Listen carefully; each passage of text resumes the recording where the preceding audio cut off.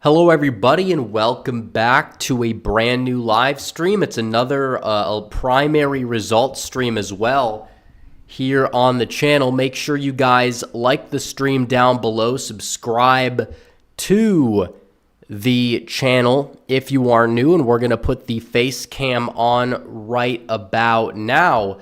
And there we have it, guys. Welcome back. I'm feeling a little bit under the weather today, so I don't know how long we're going to go for, but we're going to try to go for as long as we possibly can. Probably not going to get to the results out of Hawaii or Washington, but still, we are here. We're ready to stream. It's Super Tuesday, the sequel, even though it's not much of a Super Tuesday anymore because Donald Trump is basically going to be the Republican nominee. And on top of that, he has clinched just about the amount of delegates necessary to be the nominee. He likely gets over the hump tonight as well. He likely will clinch the nomination sometime during Washington's count. It's going to be interesting to see how many people, though, have crossed over in favor of Nikki Haley in Georgia. We saw Democrats cross over in the Republican Party primary, but across the country, and also Georgia in 2022.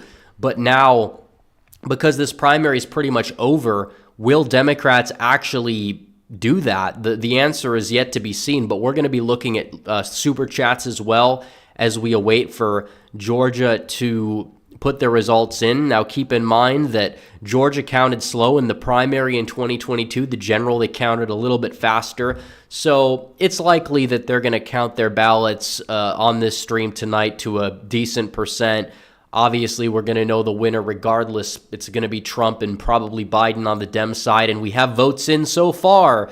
We have votes in the Dem side. Biden is running it up in these counties. But look how many votes are in. 42 votes in that county. 66 votes in this county. So he's winning all the votes. But the turnout is very piss poor on the Democrat side. Meanwhile, Republicans, Donald Trump, 2% of the vote is in Floyd County. He's at 76%. A lot of Democrats are still probably going to cross over for Haley, but will it make a difference in terms of the delegate count? Probably not as much as it would have because she already dropped out. So what's really the point in turning out to vote for a Nikki Haley who's dropped out of the presidential race? So there's that. So we'll see. I'm sure Haley is going to still get a good share of the vote because, yes, early voting is real. It does exist. But still, I don't think that she's going to get a meaningful amount. It's not going to matter. I don't think she wins a county when it's all said and done. And because that's early vote and she only got 24% in that early vote dump, that's not a good sign for her if that's entirely true. So we're waiting on more votes to be dumped in. But so far, Biden in some of these counties, you got half the vote in some of these counties. He's not really running up the margins in the primary, which is interesting. I mean, he's running up the percentages. That's true. He's getting almost 97% so far, but turnout matters. You can get 100% of the vote and you can call it an overperformance, but if you only get, less than 100,000 votes in this primary, I don't care that you don't have a contested primary. That's not a good thing, especially when you want to look back at the 2020 Georgia Democrat primary and you want to see how many votes were cast there. You saw over 1 million votes cast in that primary, and Bernie Sanders withdrew from the race at that point too. So is Biden going to get 1 million votes? That's like his benchmark total. I don't think he's going to get there. We already have 1% of the votes in. He's got half the votes are in from Douglas County. He's not even at 3,000 votes. That's abysmal, but Donald Trump is at 77%. So yeah, if you guys live in Washington or Hawaii, still get out and vote if you guys haven't yet. I know Trump's going to win regardless, but still it's important. So we have super chats. Sandwich Man says, Gen Z Washington voter here voted, a whole family voted Republican. Me, my dad, and grandma voted Trump. My mom voted Vivek out of principle because she wants him to be VP. Marilyn Degatti 83 says, will the TikTok ban pass or fail? It might pass, but I don't think it's going to help Biden out politically a whole lot, because a lot of young people that he's already in trouble with use TikTok immensely. And I don't think it's a good thing that they do, but just from a political perspective, it's not a good look. And also, Trump is now at 86% as more votes have come in from Pulaski County. More votes came in from Grady County. He's at 91%. Biden He's at 95 statewide, but his turnout levels are pretty mediocre so far across the state. We'll see when it's all said and done, though, for sure. But they're counting votes on the Democrat side a lot faster. Biden's vote total has fallen below 95. It'll be interesting to see where he ends up. But Trump is so far doing much better than Biden turnout-wise. But a lot of red counties out, except, Douglas is close to the Atlanta area, but still. Dan Patton says, what's your take on Ken Buck news? Oh, that he's retiring. He's kind of just been very schizophrenic politically wise lately. I don't really see it as a negative that he's leaving. I say don't let the door hit you on your way out. Although, being in that special election, why would you do that? Just freeing up the seat. At a certain point, I don't like the guy, but it's like you're kind of making things even more narrow. And we have a projection. Donald Trump has been projected the winner out of the Georgia primary. No surprise there. And on the Democrat side, Joe Biden has been projected the winner. Also no surprise, but still, Donald Trump. And there's been a major vote dump. Where did that vote dump come in from? Trump, he's at 83%, but he's up to 8,000 votes. Where did the votes come in from? I don't know. I can't really tell. Was it Glynn County? It might have been. But Trump is at 83%. It's an open primary. There still should be a good share of crossovers, and he's still getting in the mid to high 80s. A lot of the votes for Haley are early vote. Biden, on the other hand, 2%, and his turnout is lower, and this is a swing state. And it's true we haven't gotten to the Atlanta area yet. That's true. But still, it's going to be interesting to see how many votes are fully in when it's all said and done. But Trump is if he's the winner, and if he gets above 80, that means he gets all the delegates. So he can clinch tonight at the rate he's going, despite a lot of the Haley vote being early vote. Boa Constrictor says, I voted for Trump in Gwinnett County, Georgia today. Good for you. You did your part. M says, hoping that Wicker can somehow be primaried. Well, we're going to get to the Mississippi results. The polls close in 47 minutes there. It's going to be more of a chill stream because, like I said, my throat is pretty sore. I got kind of a cold up here. But the show goes on. This is not, there's no sick days. There's no sick days in politics, folks. There's not. So we're going to keep going regardless. Even though it's a primary that's not really all that contested so far. Hawaii caucuses end at 2 a.m. Eastern. We're not staying up for that.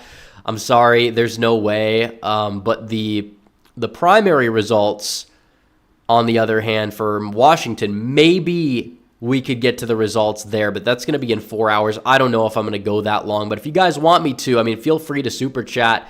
The more super chats we get, the more of an incentive there is to keep going on. But it's up to you guys. I'm not going to make anybody send in super chats if they don't want to.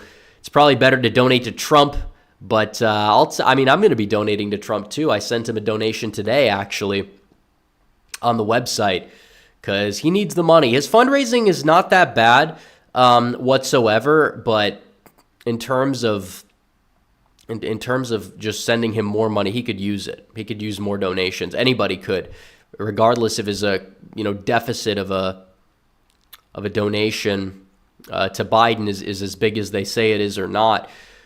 Maryland Degati 83 says, some are saying the TikTok bill is bad. I personally have heard certain things about it. I will say regarding the TikTok bill, though, if you ban TikTok, those, Meta's going to develop their own version of TikTok. It's going to be just as addictive to the younger generation as TikTok currently is. And it's like, honestly, why ban TikTok? Some people say it's like it's a spyware from China, but it's not like we don't have, Twitter back in the day and Facebook probably still colluding with the FBI to set certain political narratives and spy on Americans that way. I think that's probably more of a pressing issue. So Sussy Boy says, what state are you from or do you live in? I'm from Michigan and I live in Texas. And you can probably tell if you recognize the background behind me on the green screen. Daniel J. Lanou says, Trump 2024, FJB. Well, thank you for the 10. And that's true. So far, okay, we don't have any more votes in from the Atlanta area. Biden has cracked 7,000 votes, but he's got, that's 3% of the total vote. Trump has got more votes than him, and it's 2% of his total vote. Now, still, keep in mind that Atlanta is not in. I can't imagine the turnout super high in the Atlanta city proper in this primary. But Gordon Quaid says, if you could see anybody debate Biden, who would it be? Well, I want to see Trump debate Biden because that's really what matters. I mean, seeing him get pressed by certain other people would be entertaining, I guess you could say. Like if he was able to sit up there and have to debate Tucker Carlson, that would be something. There's no way that they would let him interview him, though. Boa Constrictor says, down with JB and chlamydia. Harris. Yeah, I mean, you look at what's going on right now, and I did a video about this a few hours ago, and it's 100% true. Biden is struggling. His lies are getting more desperate because he has zero legitimate pathway to victory, so he's going to try and lie. And that's the way things are going. Everything that came out of his mouth is a lie. All the economic statistics he spewed at the State of the Union are lies. And it's true. So Trump is at 83% so far. I mean, he's winning big. But like I said, watch the margins between Trump and Biden when it's all said and done. We could pull up the 2020 map to see which counties are blue counties and which counties are not blue counties. And that kind of could give us a little bit of a greater insight into how the map is filling out as the night goes on. But yeah, Douglas County is a very blue county. Didn't used to be that blue, but that's currently a county where Donald Trump and Joe Biden's running ahead of Trump, but not by a ridiculous amount. So then you have Cherokee County. Biden's got 2,000 votes in Cherokee County. Trump, they haven't filled in his totals, but Cherokee County voted. That's like the Trump county, one of the Trump counties in the exurbs of Atlanta. So it'll be interesting to see that. Gerald Armstrong says, ESPN is saying Aaron Rodgers is on the short list for RFK's running mate. I mean, yeah, it's just weird. I mean, it shows how unserious the campaign is, but just him being a stand-in probably takes votes away, mainly from Biden, because you'll have people that don't like Biden, won't vote for Biden, but also can't stomach Trump. Meanwhile, Trump's base is more loyal, objectively at this point. So, yeah, I mean, RFK Jr., he'd be better suited picking a running mate with more political experience. I don't know if Aaron Rodgers is the road he wants to go down. I also heard Jesse Ventura being in the mix. Now, he's from Minnesota. He won Minnesota as a third party for governor back in the day. He has been governor. That'd be different. We got Cyrus Jalali for 2, saying Creepy Joe Camelto Harris 2024. Thank you for the super chat. So we're going to keep watching the counties fill in. Cherokee County. Trump with 10,000 votes out of Cherokee County. That's a big county. Biden only got 1,800 votes. So Trump came up with 10,000 votes in that county, but Biden could only come up with 2,000. That's abysmal. That's brutal. You also have some counties surrounding Athens. Is that a red county?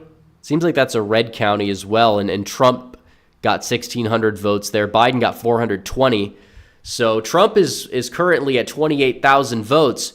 Biden's at 14,000. So Trump is doing really well for turnout. Now, keep in mind, this primary is not a contested primary because they can't use that excuse anymore for Trump outrunning Biden. Now, it is true that you're looking at this big picture, and Donald Trump is, running up the totals here. Biden's not. It is true primary turnout doesn't have a 1-to-1 correlation with the general election, but it is a real telltale sign. If you look at this, and Biden last time, he got 1 million votes in Georgia. How many votes did Trump get in Georgia? Because both primaries were uncontested. We could look at the 2020 GOP primary in Georgia. I think Trump got close to 1 million.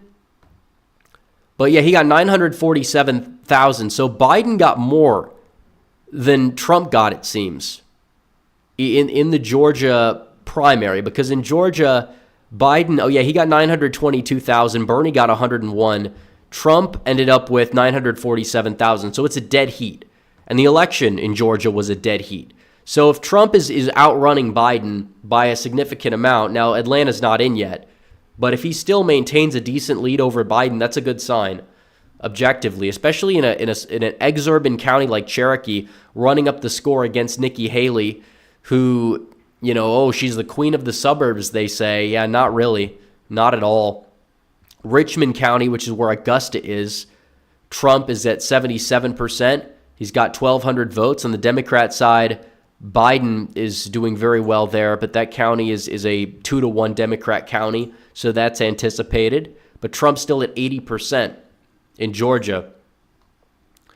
John Waffle says thoughts on Boeing.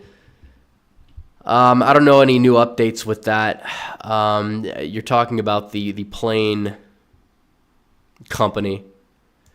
Doomsday Machine says, did you hear about the GOP RNC cleanup? I think Whatley and Lara can turn the RNC around before the election. To you?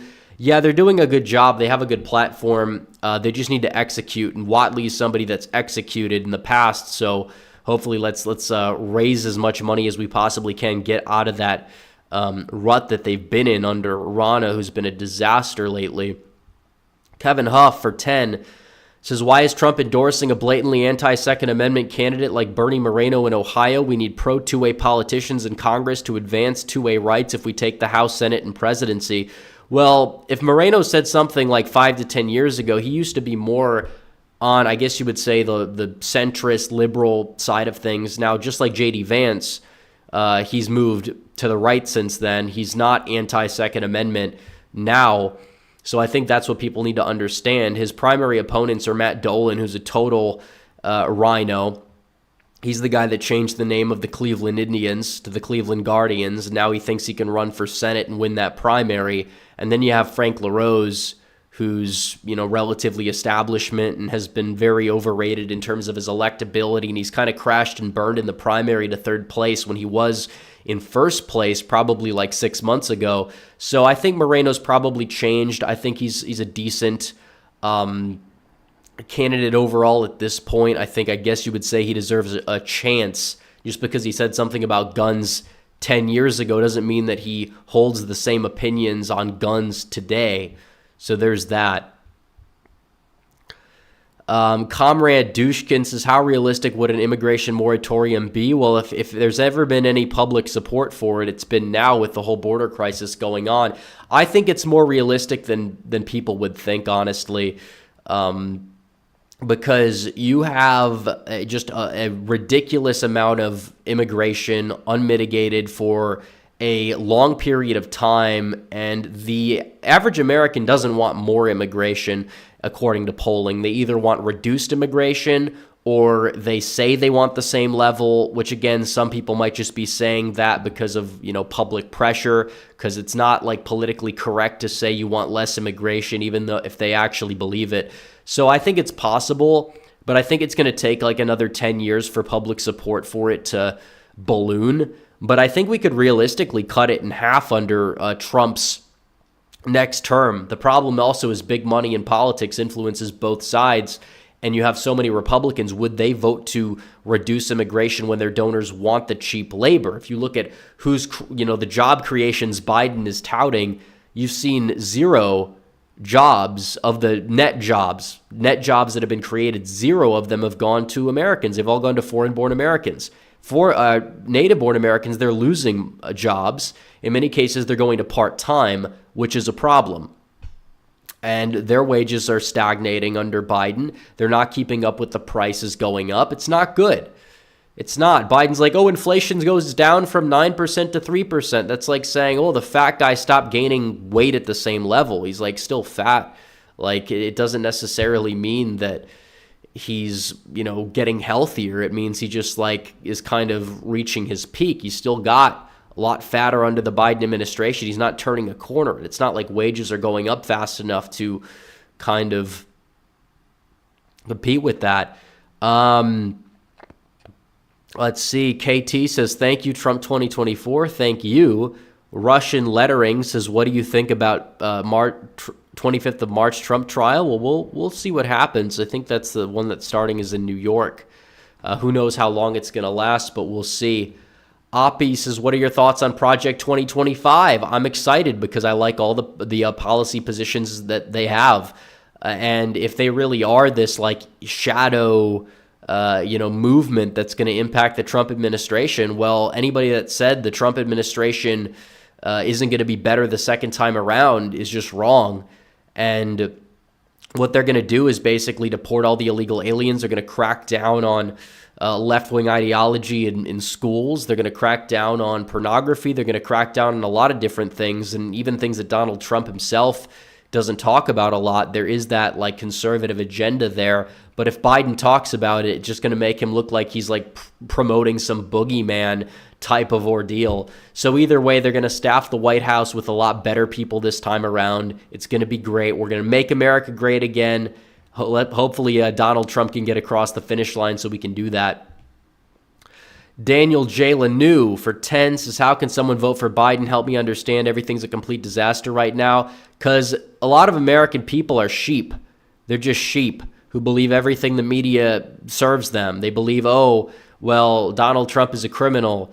They believe that Donald Trump is an insurrectionist. They're just, NPCs. Now, I don't believe a majority of Americans fall into that category. I believe that they actually tend to do their own research at higher rates than some people may think. I believe that, there is a lot of hope for this country and its future, but we'll have to see what happens this election. And also turnout. Can Republicans win the turnout game? Because you have people that just mindlessly vote Democrat, and you have people that do the opposite. But can we get our base out more so than they can get theirs out? Because it is true, a lot of people don't follow politics. They just voted Democrat their whole life. There's millions of people, hundreds of millions of people in this country, over 100 million that would vote for each side if they voted. You have to get out your base. You have to turn them out. You have to get them out to vote in a presidential year. Ronnie J says, Mike Rogers is corrupt. Amash is better. Sorry. Well, Amash is somebody who supports open borders. He voted to impeach Donald Trump for the first impeachment hoax. He supported the second one. It's like the guy doesn't have a coherent ideology altogether. You might say Amash is good for like government surveillance or whatever, and maybe that's true, but that's not going to be enough to cut it in this stage in the game, in my opinion. And I don't think he's all that electable either because he takes so many weird positions. So, no, I'm not the biggest fan of Mike Rogers. I'm not going to say he's the greatest guy in the world, but of those three, Mike Rogers is the best option for electability and also policy when it comes down to it. Buck Hunter 431 says, thoughts on the Nebraska Senate elections. I assume you mean the Senate election. I hope that the primary challenger, Weaver, could knock off, what is his name, Ricketts, the current senator who's pretty mediocre. Now, the state parties endorsed the good candidate. They've endorsed Weaver. So maybe you might see that happen. So we have a lot of votes filling in. We have Chatham County 40% of the way in, Trump with 2,400 votes. That's also close to South Carolina and the county that Haley won. She's at 35. I wonder if that's going to dip as more election day vote comes in. On the Democrat side, Biden has 4,000 votes there, so he is doing better than all the Republicans combined so far. That much is true in that county, but again, it's a Democrat county, so that's to be expected. Now, Trump is so far on pace to get what seems to be 500,000 votes. Biden is on pace to get just over 300,000 votes. So there's that. I wouldn't pay too much attention to his percentage margin either because, like I said, turnout is just low. There's no uncommitted option. Nobody knows these other people. And there's that. So we have a lot more super chats. Comrade Dushkin says, can Trump deport the majority of illegals in 4 years? Well, if he does what Eisenhower did, then yeah, it's possible. Nicholas Loves Traveling says, I live in Indiana. I'm not voting Mike Braun for governor due to him being a liberal by supporting BLM. Is there a better Republican that I should vote for in the primary, or should I vote independent? Well, I'd look at who's running in the primary, But Mike Braun, ever since he got cornered by Tucker Carlson, he has improved vastly as a senator. And I know that's what you're referring to, is that moment. So he did get pressured. He hasn't been as bad, and he's a lot better than the current governor they have. So I wouldn't recommend voting Democrat or voting for an independent in Indiana in a general. If there's a better option in the primary, feel free to vote for him. I don't know who that is. We're going to cover those primaries as we get closer in terms of the down ballot races. So let's see.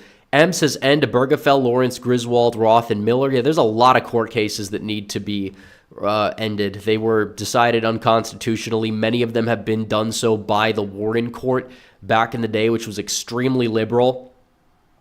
So yeah. Joe Longo says, who's the weakest Senate incumbent? In my opinion, it's Cassidy.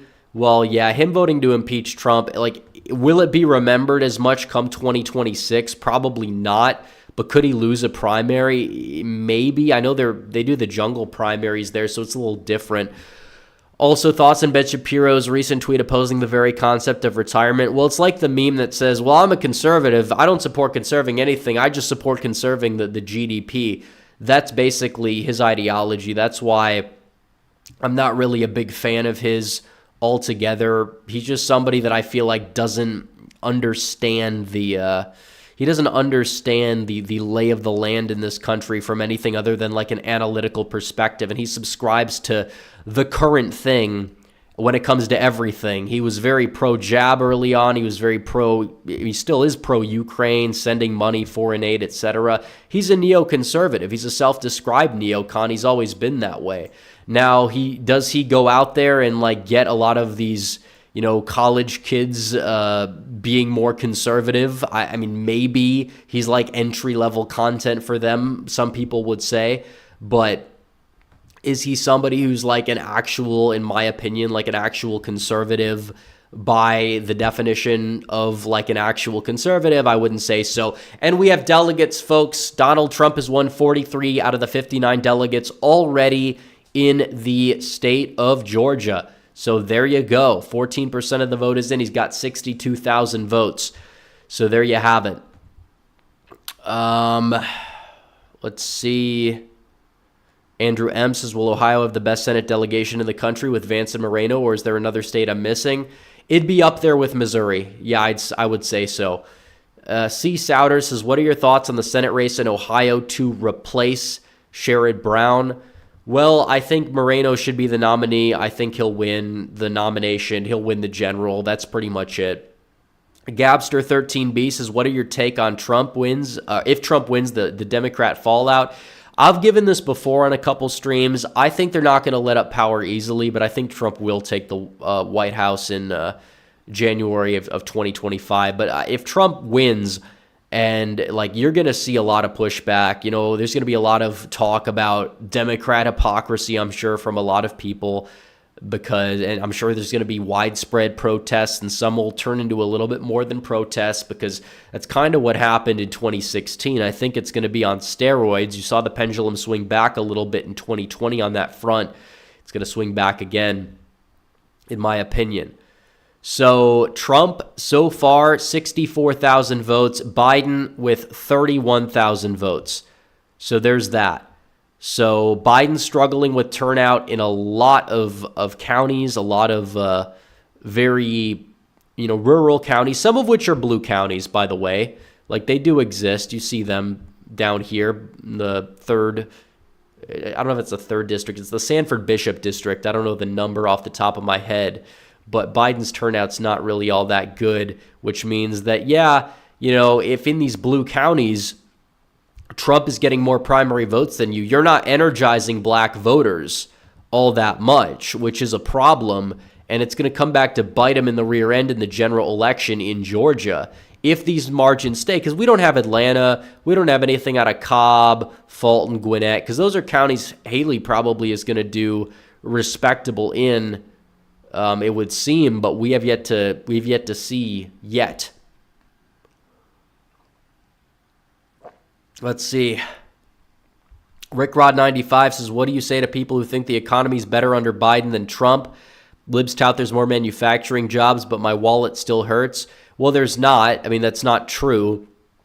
I mean, you could look at the graphs that are, taking into account the COVID share. Just compare the economy now and who's working. The workforce, full-time workforce, is smaller now than it was in December of 2019 before COVID hit. So the metric is kind of a little bit off. And there hasn't been any more new jobs added on net for native-born Americans during this presidency other than like COVID recovery, because that's what they're touting, and it's very disingenuous is what they're doing. They're just, because that's all they have are lies. Now, the American people don't believe the economy's doing well. They don't. It just comes down to the fact that you have a lot of gaslighters, the gaslighter in chief, but he's not doing a good job. Doomsday Machine says, I'm torn in the Missouri primary between Ashcroft and Eigel. I don't trust Kioe. Any recommendations? I've heard good things about both of the first two. I don't know. I probably would just say do more research because I haven't done enough research myself. So I don't want to sit here and give you a name just because I recognize it or it sounds good or because I feel pressured to give an answer. Eric Elliott says, can't wait to watch your presidential night coverage. By the way, sounds like your allergies or sinuses are acting up. Keep up the great work, bro. Well, thank you for the 10. But no, they are acting up, but I'm doing this stream anyways. I know my voice isn't the same. I apologize, but I'd rather be here and be sick than not be here at all. So that's why I'm doing it. Now we have a lot more votes are pouring in across the state. Trump, so far, he's got double the votes Biden has, but we don't have much from the Atlanta suburbs outside of Douglas County, which isn't doing too great for Biden. So there's that. Because that county voted heavily for Biden. If we could pull it up right here, it voted for Biden 62-37. That should be a county he's, getting high turnout in, but he's not. He's not doing well in the turnout game. Cherokee County, he's at 1,800 votes, and Trump is at 10,000 votes. That's insane. I know it's a primary, but still, Trump is not in a contested primary. Haley dropped out, just like Biden's not in a contested primary. Therefore, comparing Trump and Biden's margins at this point does tell you where the energy factor is. 100%. They're in dire straits if these numbers stay, which they might not when the rest of Atlanta fills in. But Trump still likely gets more votes than Biden, possibly Haley combined. There's that. Base Cat says, is Cenk on any of the ballots? I don't think so tonight. I could be wrong. I don't know where they have the they already did the Democrat caucus in Hawaii, so there's no point in looking at that. That was Biden's second worst performance in the country, which isn't surprising given his response. And I'm not counting New Hampshire because he wasn't on the ballot. He was a write-in. But Washington, there is an uncommitted option, and there's a lot of Bernie bros in Washington, so that is one to watch to see Biden's final result. But other than that, no, there's nothing worth looking at. So let's see. No Cenk is what I meant to say. Johnny Heartdog says there's no such thing as tilt red anymore, only tilt blue. If it's tilt red, Dems find enough votes. Well, in terms of that, that was true in 2020. It's seemingly true in the elections we've seen even since then. But, I mean, you did have North Carolina. You did have Nevada's governor's race there. So it's not like it always comes down to that. You got to get out and vote regardless if you live in a close state or even a blue state. We need as many raw votes nationwide as possible. I don't care where you live. Get out and vote. Stingray says, is it possible they know Trump is going to win, so they go for House and Senate races and try to impeach in the House and hold it in the Senate? Well, they can't. They're not going to have enough votes to get rid of Trump in the Senate. I mean, they just won't. And Republican senators, even if they want to impeach Trump, they're not going to because they have to face their voters, and they don't want to do that. Or they're going to end up like all the impeachment 10 in the House that got primaried out, or, they're going to end up like a lot of these senators that bowed out. Some of the senators like Toomey who voted to impeach Trump, he was retiring. Burr in North Carolina, he was retiring. So there's a reason why Trump was not convicted even though they probably could have had the votes to convict him, but they didn't do it. And that's a good thing because now we are running Trump instead of somebody else who would possibly lose to Biden. So, Miku Huntu 4X Bots is looking good for T at least till the 3 a.m. doom.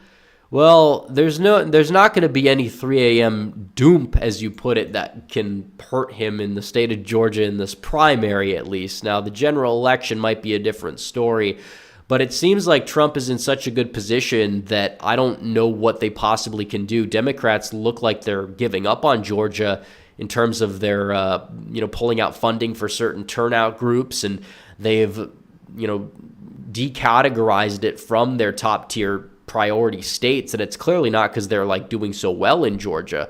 So Icy Red People said, just got here. It's 2:40 a.m. here in Kenya. What happened so far?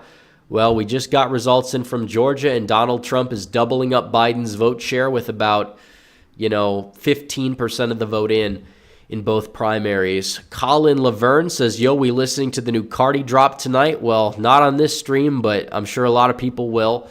Comrade Dushkin says, thoughts on Buck leaving the seat early? I think he's just doing a disservice because now you have another vacant seat that would be Republican. So Gabster13B says, I can't believe Yogurt made it this far. Well, he dropped out, but the fact he got on any ballots is surprising to me. HT2 Tina says, all 4 adults in our house in Cherokee voted Trump. Yeah, well, he's running up the score there. 10,000 votes in this primary. Biden's only at 1,700. So there's that. Let's see. Any more votes in? It seems, Rockdale County is another Biden-heavy county. Trump with 1,200 votes in Rockdale. Biden is outdoing Trump in that county. It's not surprising, but some of the Atlanta suburbs and exurbs are indeed filling in. Trump still has a sizable lead. Let's see. Johnny Heartdog says, this is my last election in Washington. I'll be in Alaska for the general, and ending ranked choice voting might be on the ballot. I believe it probably will be. So, make sure that gets overturned. And it's just corruption from Lisa Murkowski, because the only reason why that was, a thing in the first place was just to keep her, in power. Sam Madsen says, impeachment isn't popular. Just ask all the Texas State House Republicans how that turned out for them last week. Well, yeah, if you stab your own in the back, it's not a good look. It just proves that you're caving into the narratives of the left. I think it's a very, very big litmus test. And honestly, policy at that point, I'm not saying policy doesn't matter, but to a lot of people, it can be irrelevant in terms of voting record. But they just hear that and they're like, okay, this guy needs to go. He's, trying to throw out the people that are actually fighting for the base and power. Mitchell Ryan said, what do you think about Ken Buck leaving the House, shrinking the reps majority? I just answered that from somebody else, I believe. Do I think it would allow the Dems to take back the House? Well, they're not going to take back the House because of that. I mean, that seat's going red regardless in November. Make sure you guys like the stream, by the way. We got 3,800 people. Let's get to 1,000 likes. Also, hit that subscribe button as well. Hit that subscribe button. Make sure you guys subscribe to the channel. We hit 172K already. Let's get towards 173. Hit the subscribe button down below.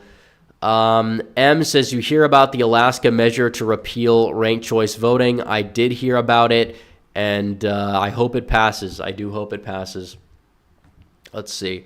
Okay, so we have more votes coming in. A lot of the rural areas are filling in pretty quickly here. Biden is at 52,000 votes. Trump is nearing 100,000 votes. You have Clayton County coming in for both parties. That's a very heavily Democrat county, a suburb of Atlanta. It netted Biden 80,000 votes in the 2020 election. Very blue area, a very high black population as well. So Biden is 7,000 votes there. Trump has 1,200. But Biden is he's running up the score there. But Haley, Haley in these counties that are in the suburbs, she's not doing too well compared to the rest of the state. I know she dropped out, but still, it's like you have votes in out of Forsyth County. She's at 8%. Like that's not all that good. Now, it is a very red county, but still, like, that's a lot of Trump votes left there for sure. So there's that. Okay, let's see. Also, we got 14 minutes before Mississippi polls close. We're going to be covering that as well. Biden is uncontested, so I don't know how many votes if he's going to get, if they even report any of the votes. But still, nobody else is on that ballot, unlike Washington. Hawaii, they already did the Democrat primary. So there's that. But still, Georgia, this is a state that Trump is going to likely pull in his column despite not getting it in 2020, at least in the final certified count. Whatever, even if you want to say asterisk, still, it's a state he needs to win. I think he will win it this time. There won't be an asterisk. It's going to be, probably a 2 to 3 point win for Trump the way things are going. I don't think he's going to win it by 7 or 8 because, Atlanta's not what it used to be, but still, Biden's struggling among black voters. Just seeing a turnout drop overall, I think Trump's going to win the state. Now, in the future, could it turn a corner? It's possible, but I don't know. We'll have to keep watch and see what happens. But let's see. We have more super chats. I'll read them from the top up. Ismail Campus says, do you believe that the Dems could possibly drop Biden due to health issues and name Michelle Obama late in June or July, like some circles are reporting? That's one of those what I like to call boomer theories. It is not grounded in any reality. I don't believe Michelle Obama is all that good of a candidate in the first place. And on top of it, they're running ads, spending tens of millions of dollars trying to make Biden not look as bad as he is. So the fact they're centering their ad game right now on Biden tells me Biden's going to be the nominee. Base Cat says LTE thinks Dems will win the Senate. Well, technically not true because he had it at 50-50, and he also had Trump winning somehow because even he can't spin the facts to placate his audience. But yeah, to think that Trump is going to not be able to carry Moreno or Sheehy is kind of a little ridiculous.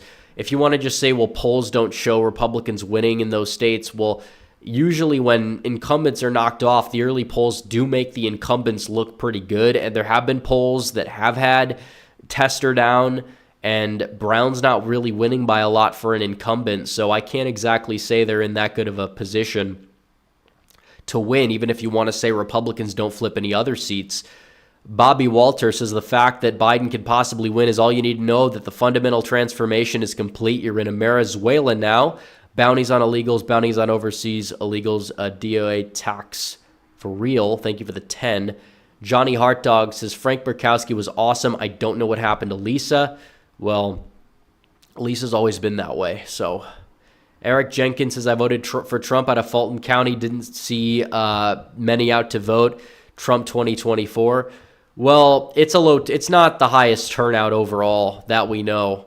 It's not. Turnout in the primaries is not as high as it was in 2020. Donations to both candidates and both candidates' war chests are not as big as they were in 2020 either, which is also something that is a little interesting to note. But there's that. So we don't have any results in out of Fulton, DeKalb,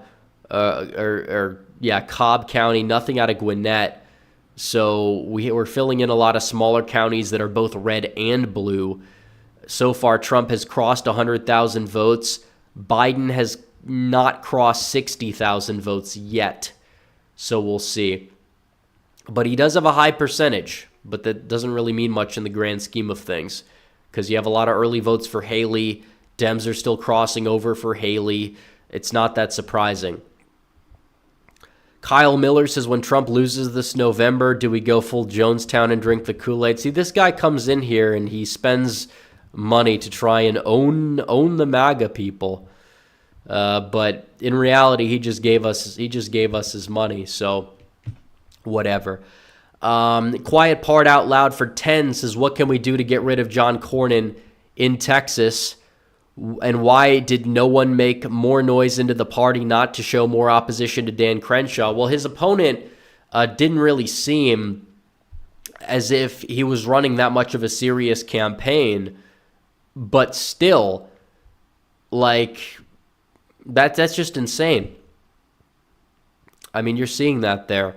The fact that he got only 58% despite outspending his opponent, despite not a lot of effort on the part of his opponent, like, yeah, he possibly could go down in 2026 if he keeps up what he's doing, if Republicans can find an America First candidate with more name recognition, or maybe even the same guy that ran, if he's able to build up an operation, maybe he could take him out next time, because now there's a lot more of an effort because people are going to be more likely to keep note of it if it's a close race.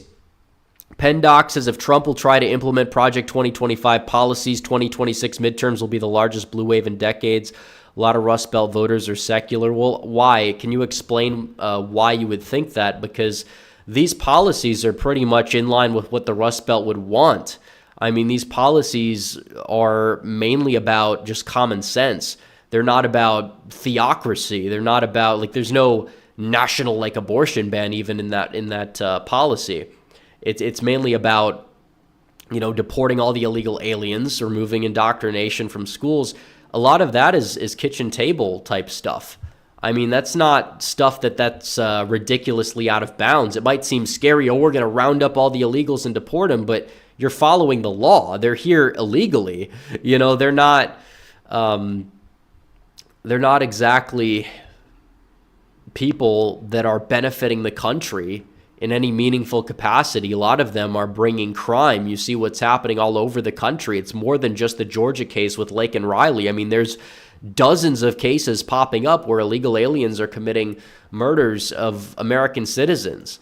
And it is true that, they'll say, well, most crimes are committed by native-born Americans or whatever. It's like, even if we take that as, at face value, any crime that's committed by an illegal alien is still a preventable crime if you actually secured the border, for one. For two, we don't even know if that's true given how many, crimes these people are able to get away with and how the reporting systems work. But still, I think deporting all the illegal aliens is a very... And I actually want to do a video about Project 2025, but I look at their policies and what they really do. It's being tough on immigration.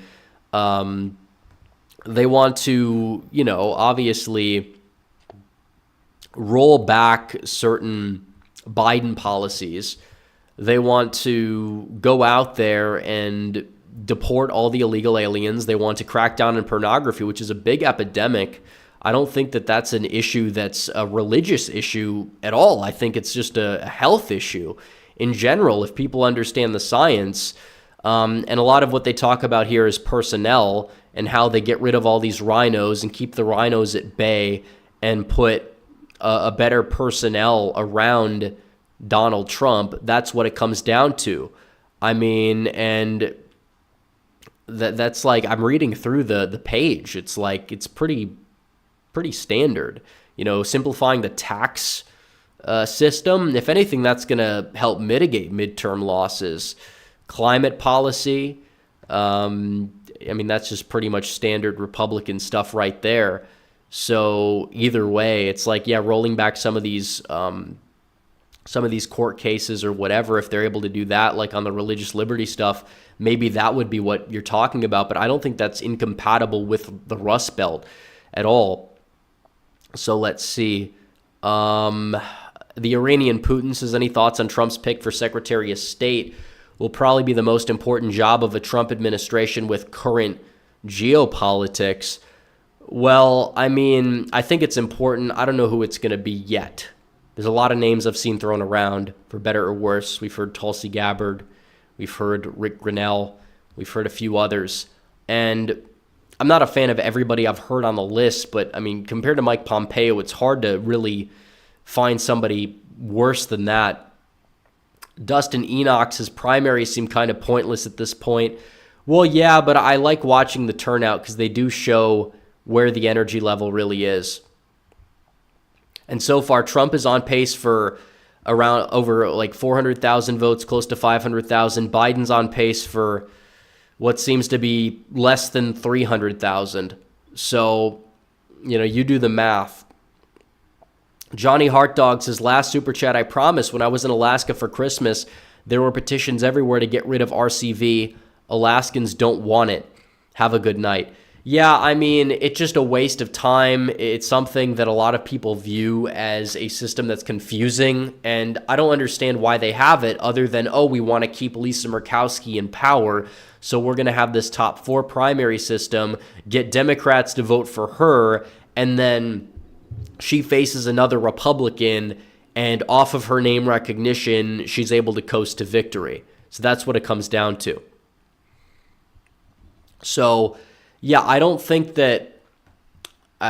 Alaska is a state that really is as blue as some people think it's going to be. Because, you hear people that talk about, they have a Democrat state representative, but it's a Democrat representative in their at-large district, which is for the whole state. But it's the problem is you have Republicans in a divided field, and it pits Republican against Republican, and they're ranking the Democrat above the other Republican because they have a petty divided, thing going on there, and that's a problem that you're seeing. I mean, if you want to look at Alaska in 2022 for that district there, in round 1, Mary Peltola got 39.6%. It was only because you had Republicans in a divided field where she was able to win. Now, you could say that if she went head-to-head with Palin, or if she went head-to-head with Nick Bajich, or however you pronounce his name, that she still would have won, but I don't think that she would have won if you had all the party uniting behind one nominee. So if they get rid of that, it's possible that they could get rid of Peltola. Peltola could lose, but Bajich is somebody who's just very power-hungry, that you have a good Republican candidate who is more popular than Sarah Palin was, obviously, and that Republican candidate's still going to have to split votes with Nick Bajich, the lieutenant governor. So it's just a complete waste of time what's going on there in Alaska. But yeah, it's true. So Georgia, 26% of the votes are in. We still don't have much of the Atlanta area in, but a lot of the rest of the state is reported. 26% of the vote is in on the Republican side, 20% is in on the Democrat side. Trump likely finishes with more votes than Biden and Haley combined in the state of Georgia. So do keep that in mind as the results do pour in. Now, things can change. We don't know what's going to happen, but if turnout was low and Fulton, as that one super chatter said, then maybe it is true.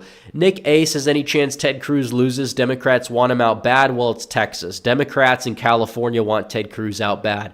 Democrats in Texas do too, but they don't really exist in high numbers enough at the way things are going to really get rid of them. So there's that. I think Ted Cruz wins by 5. I don't think it's going to be a blowout, but Colin Allred is very overrated. Boa Constrictor says Tucker Carlson or Alex Jones for press secretary. I actually think that Vivek Ramaswamy would do a really great job in that position. Possibly Carrie Lake if she's not able to take the Senate seat there in Arizona. But, I mean, Tucker Carlson, that's I'd rather have him as chief of staff. Alex Jones is the meme selection. It would never happen, but I would like to see him. I'd like to see it in a simulation. It'd be pretty funny, like a skit or something where he goes up there. So there's that. Okay. Yeah, for those asking, I am a little sick right now, but the show is going to go on. Still, I don't know how many hours I don't know how much of a machine that I can be tonight in terms of going for how many hours, because I went for 6 hours on Super Tuesday. That was insane. Here tonight, I mean, it's a little different, but I'm not going to stop anytime soon, I don't think. But we have polls closing in Mississippi. We'll see what happens there. But also we have the down ballot stuff. I don't know if Wicker's going to be held below 50. I don't know any of these candidates. Eubanks is probably the one that I've heard of before, so maybe he could make some waves. But other than that, I don't know what's really going to happen in Mississippi. But I do think Trump's going to win big in Mississippi, especially with Haley dropped out. He should crack 90 there. Make no mistake about it. So Newton County is in, 39% is in. Haley's at 12% in Newton County. And that's a blue county. That is a county that voted for Biden by 11 points. Gave him only 6,000 votes, though, net. But still, let's see.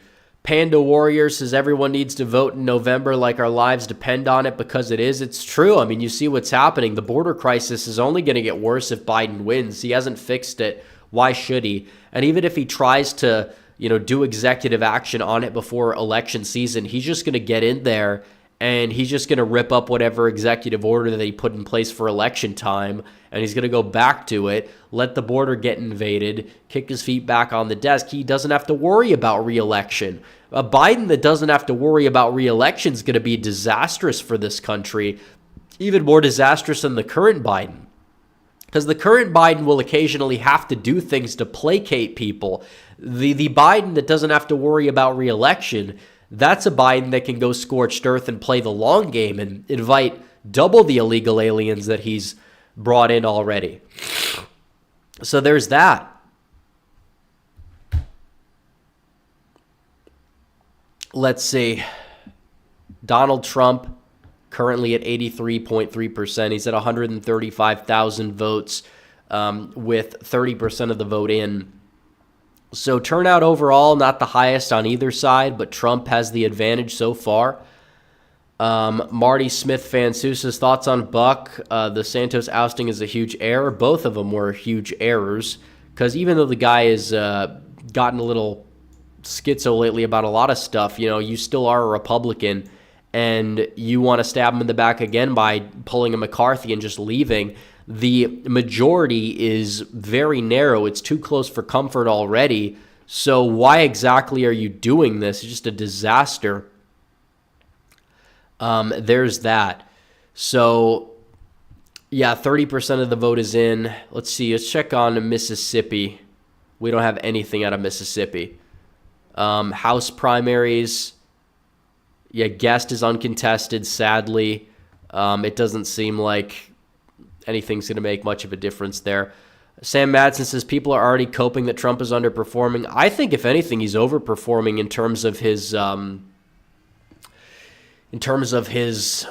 percentage margin, because you had a lot of early votes for Haley. This is a state where you have typically a lot of crossover votes, and she's not even at 15%. So I don't know how he's underperforming. But I'm not surprised, because you have a lot of idiots on Twitter.com that, if Trump doesn't get 99.9% of the primary vote, he's endangered of Republicans, even if it's an open primary state. So there's that. I mean, yeah, you're probably going to see lower turnout overall, but his turnout's still better than Biden's. I don't care what Biden's percentage is. I mean, 23% of the vote is in. He's at 67%. Or 67,000 votes. You times that up by 4. He's below 300,000. Trump is probably going to get over 400,000. He's going to get more than Biden and Haley combined at the way things are going, unless you have ridiculous turnout in the Atlanta suburbs, which we'll wait and see. But still, I mean, the fact that turnout overall is lower and Trump's doing better, well, that's, I guess, an indicator in a positive way for Trump in November. Bobby Walters says AJ at the leftist. I don't know what that is. But thank you, Bobby Walter, for the 5. So let's see. Yeah, a lot of these counties Trump is cracking 90 in. But even in like the Atlanta exurbs and blue counties that have like moved left in recent years, Haley's not doing that well. Like Newton County, she's at 12%. Like she's doing the best in Chatham County in the early vote in Savannah, but that's right next to South Carolina. It's right next to Hilton Head, where she did very well in the primary in South Carolina. She won those counties, so it's not surprising. Okay, more counties are filling out. So a third of the vote is in. Trump's at 150,000 votes. He's at 84%. So, yeah, it's, let's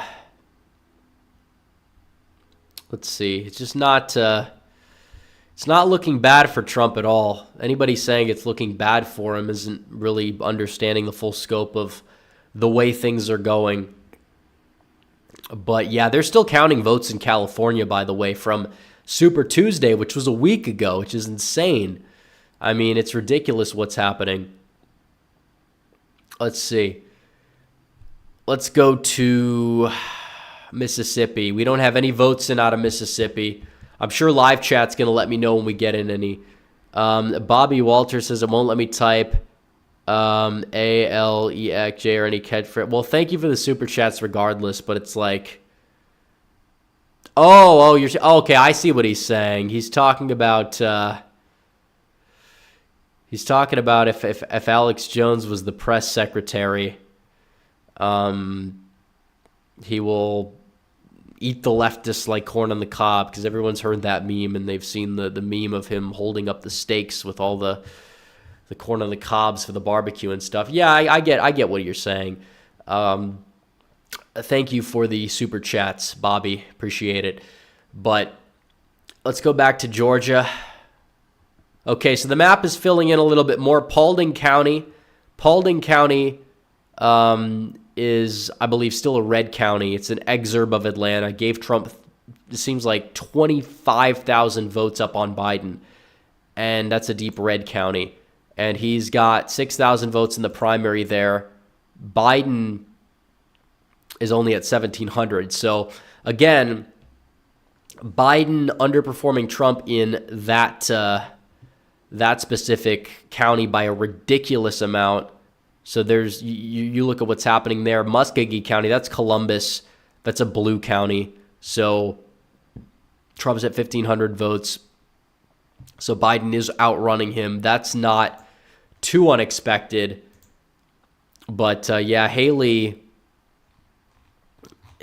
best counties. Okay, so there are votes in out of Gwinnett, but she's not really doing the best there. But you have votes out of Gwinnett now. And you also have votes out of Gwinnett on the Democrat side. So 41% of the vote is in. Biden is 8,000 votes. Trump is actually doing better than Biden in Gwinnett County so far, with about 44% of the votes counted. So there's that. I mean, that's pretty big. Let's see. Thomas O'Neill says, I'm from Mississippi. Win Dixie. My Dixie is wrecked. Well, Trump has votes in there. Jasper County, 100% of the vote for Trump so far. I don't know if that's going to hold, but hey, good for him so far. Seems like he's going to go out there, win it. I don't think that Democrats, I don't even know if Biden's on the ballot just because he's uncontested. They might just give him all the delegates. We have more super chats. Marilyn Degatti says, could Congress ban Twitter? I mean, maybe they could, but I think there'd be lawsuits about it. It's an American company, and I don't think they would, and I don't think they should. Miku Huntu 4X Bot says, here comes the Fulton DeKalb Doomp.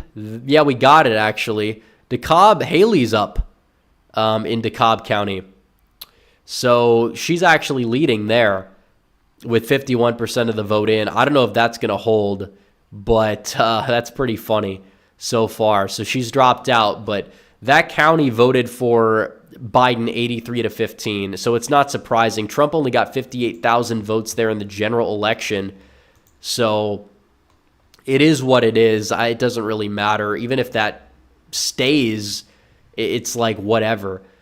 A lot of those votes were early votes anyways. So there's that. The commander says, out of curiosity, can you explain ranked choice voting? I'm a Trump supporter, but not a Republican. Why would someone like me help oppose a system that could help third parties win? Well, has it ever helped a third party win? Just look at it. It hasn't helped third parties win ever. In the history of ranked choice voting in Alaska, has a third party ever won? It just pits Republicans against Republicans is what it does. It doesn't actually do anything of note that would, help, like, let's say a libertarian who's not like a pushover libertarian but happens to be a part of the Libertarian Party. It's not going to help them win, realistically speaking. because who's going to be promoting the candidates is mainly going to be the big money, and that usually is consolidated between Republicans and Democrats for better or worse. When you like the person, it's a good thing. When you don't, it's a not so good thing. Mitchell Ryan says, did you hear of the Dems plot to not certify Trump while getting a prosecution in Washington to use that as precedent? Well, either way, I mean, that would literally lead to severe problems. I don't think it would stand. I think there'd be a Supreme Court case that would say Trump is the winner of 2020, and they'd have to at that point. But you talk about election denialism and cope, that's exactly what they've been doing preemptively while accusing Republicans of doing it. It's kind of backfired. That's why Biden's barely winning on the whole democracy issue. So there's that. But we'll see if Haley's county win stands. I mean, those are obviously just all crossovers for the most part. That's why Chris Christie is 70 votes there. He's in third place. I mean, he's not in third place in like any other county. It's all DeSantis or Ryan Binkley, it seems. Let's see. Mitchell Ryan, we did that one. Let's see. Branch Covidian 19 says, I thought I remembered you saying Illinois will shift to the right this year. Where do you think the shift will come from? Chicago, possibly moving right a little bit by like 2% could do some damage. I think that Dems are close to maxed out in a lot of the suburbs there. I think that downstate and like even in like the driftless area in northwest Illinois, you're going to see some movement as well. I mean, you saw that in the midterms. I'm not saying that's the reason why I believe it's going to happen, but I could see it happen at the presidential level too. So John Waffle H2P says, what if Liz Cheney runs third party? I mean, she's going to take votes from Biden if she does that, so by all means have at it. So, yeah, Trump with 83% of the vote, 43% of the vote is in. He's at almost 200,000 votes. Biden, on the other hand, he's at 111,000. Not doing so well, ultimately speaking. So, yeah, turnout is lower. I mean, it's true. But he's still beating Biden. And turnout's pretty low on the Biden side. I mean, how many, if you have 37% of the vote in, if that stands, he's not cracking 300,000 votes. Fulton County's not in at all. Cobb's not in at all, but it's accounting for that, and he's still struggling quite a bit. Now, I don't know if the DeKalb margins are going to stand, but I assume the Haley vote comes from deep blue precincts, and there's probably more votes for Haley in some of them than there were votes for Trump in the 2020 election, just like there were in South Carolina precincts, which basically proves that Haley's margin has been severely inflated by a lot of these crossovers, and I assume a lot of that just is from early vote. Even in Gwinnett County, Trump is at 72%, so he's doing very well there.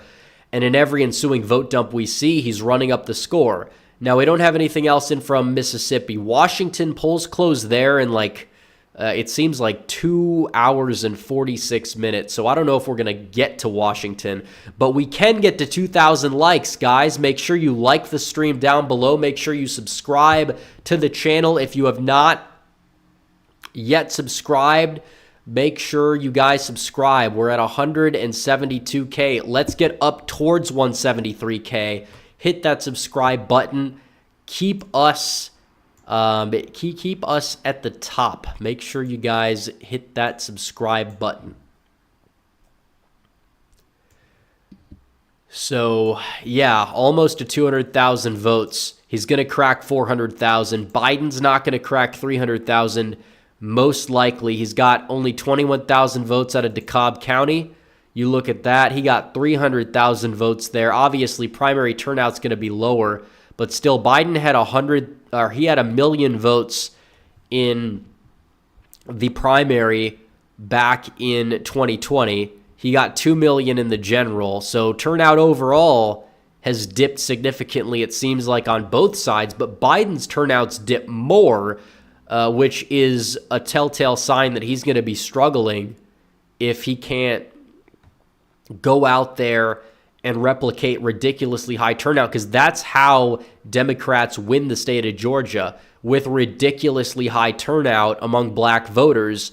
And I don't think you're going to see that again, given the fact that Biden's approval rating among black voters is like in the 60s. It doesn't mean he's going to lose them to Trump. It doesn't mean that the people that disapprove are all going to be voting for Trump, but it means that turnout's going to drop, which is very telling.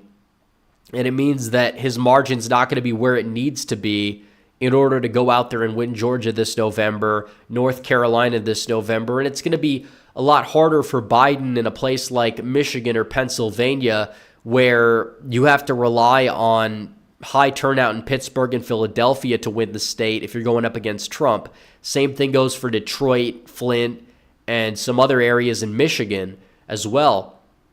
Trump probably does better in Oakland County because there is, a good portion of Oakland County that's got a high black population.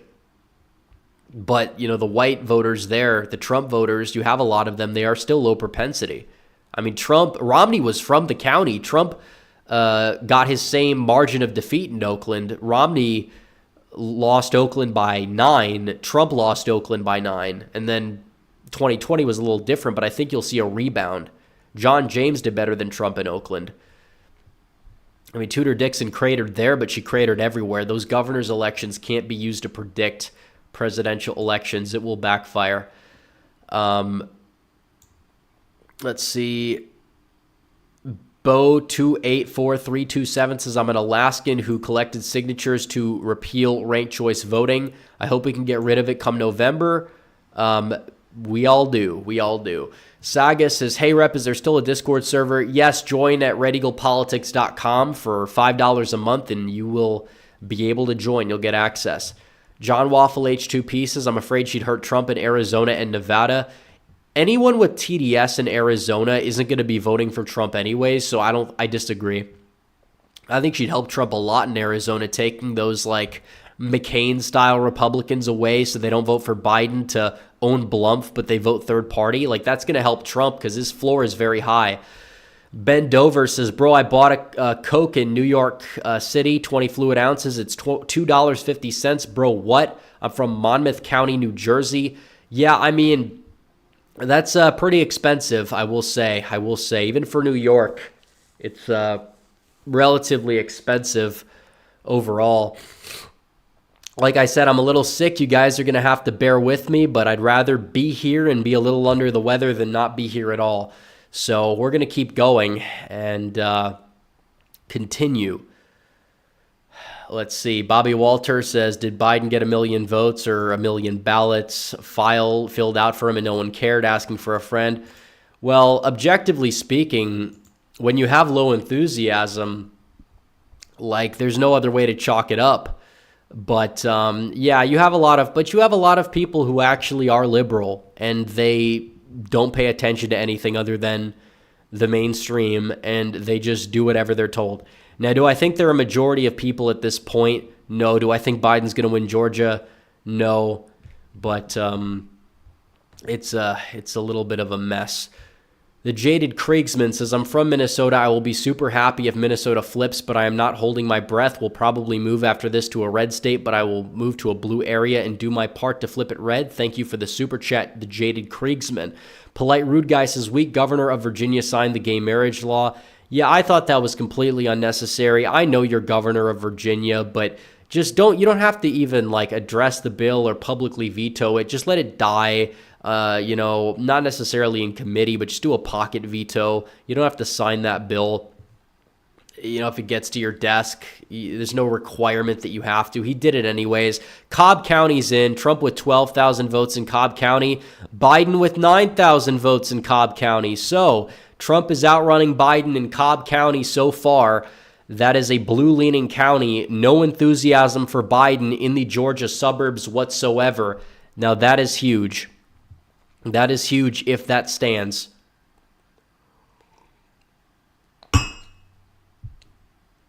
Okay. Yeah, guys. Let's see. 219,000 votes. He's going to crack 400,000. Biden, on the other hand, he's not doing too well. So I'll be back in about 30 seconds. I'm going to go take care of my nose because it's been running, and I'm a little sick, as you guys know. But I'll leave the results on the screen, so don't go anywhere. I will be right back. Stay tuned.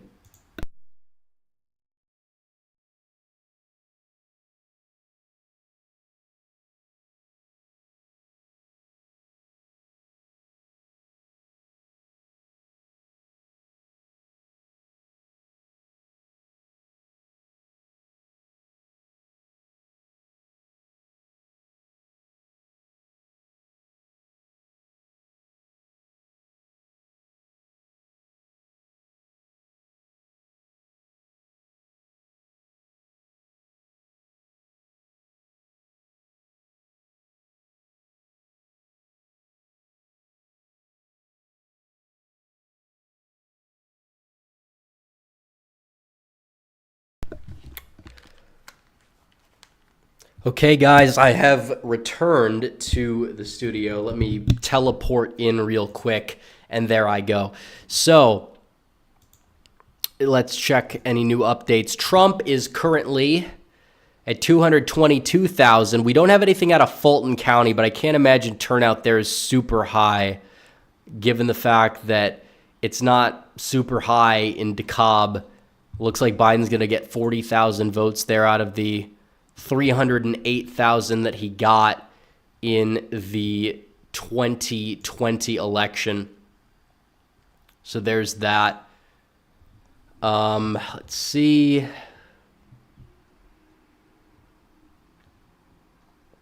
M says, how would the map look if Trump won the black vote? Well, we could actually figure that out just based off of the 2020 map on the swingometer. So I could pull this up here. So if you go to the black vote, let's say Trump got 51%, which is not going to happen, by the way. I'm just doing this for reference. He'd win Delaware. He'd win. It'd be enough to take like the Rust Belt and all the swing states. But you know how hard it is to do that? It's ridiculously hard. If you give Trump just 5% more of the white working class vote, he would win by the same margin.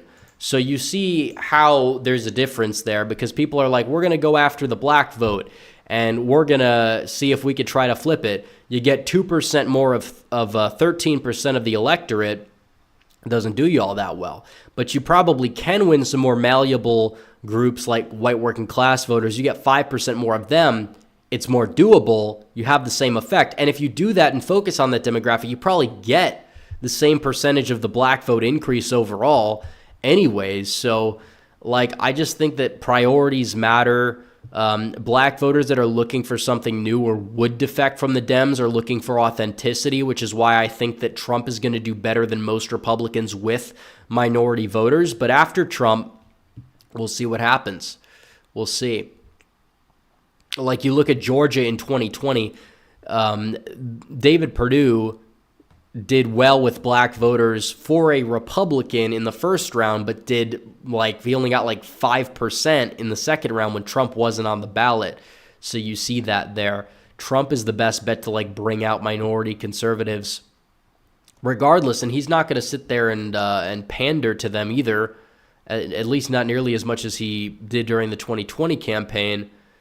He hasn't been talking about the Platinum Plan or any more, a Second Step Act or anything. If anything, his platform includes rolling back some of the negative aspects of the First Step Act that released some criminals out there, and that benefited nobody. Okay, so we have Fulton County, and Trump actually is beating Haley in Fulton County.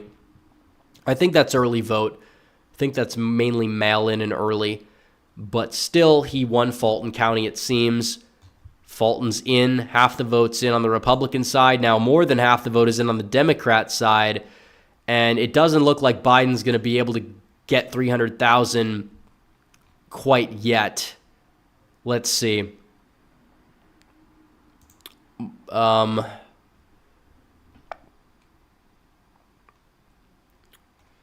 see. Okay, what other super chats do we have here? Mithus says, which states could flip for either side? Well, I think that the main five or six that need to be focused on are Wisconsin, Pennsylvania, Michigan, Arizona, Georgia, and Nevada. I think the rest of the states are just, icing on the cake, house money, like Minnesota, New Hampshire, Maine at large, Virginia. Like, I don't think those states are all that flippable, but it depends on the third-party chair. Minnesota might be. Who knows? The Commander says Cali has 39 days to get results. They always get to around 40% and slow walk the rest. They make it look like they care, but they post the results long after people stop paying attention. Yeah, and they wonder why people aren't going to be very trusting of the results if they can't count them in a timely manner. And it doesn't matter if the results are 100% accurate or not. You obviously can see why people are going to get agitated about that if you're unable to do it. I'm not saying they have to be counted in like the way Florida does, just at least count them in like the way Texas does, for example. Texas is almost as big as California, but they still count most of their ballots in like the first 12 hours, like 90-some%.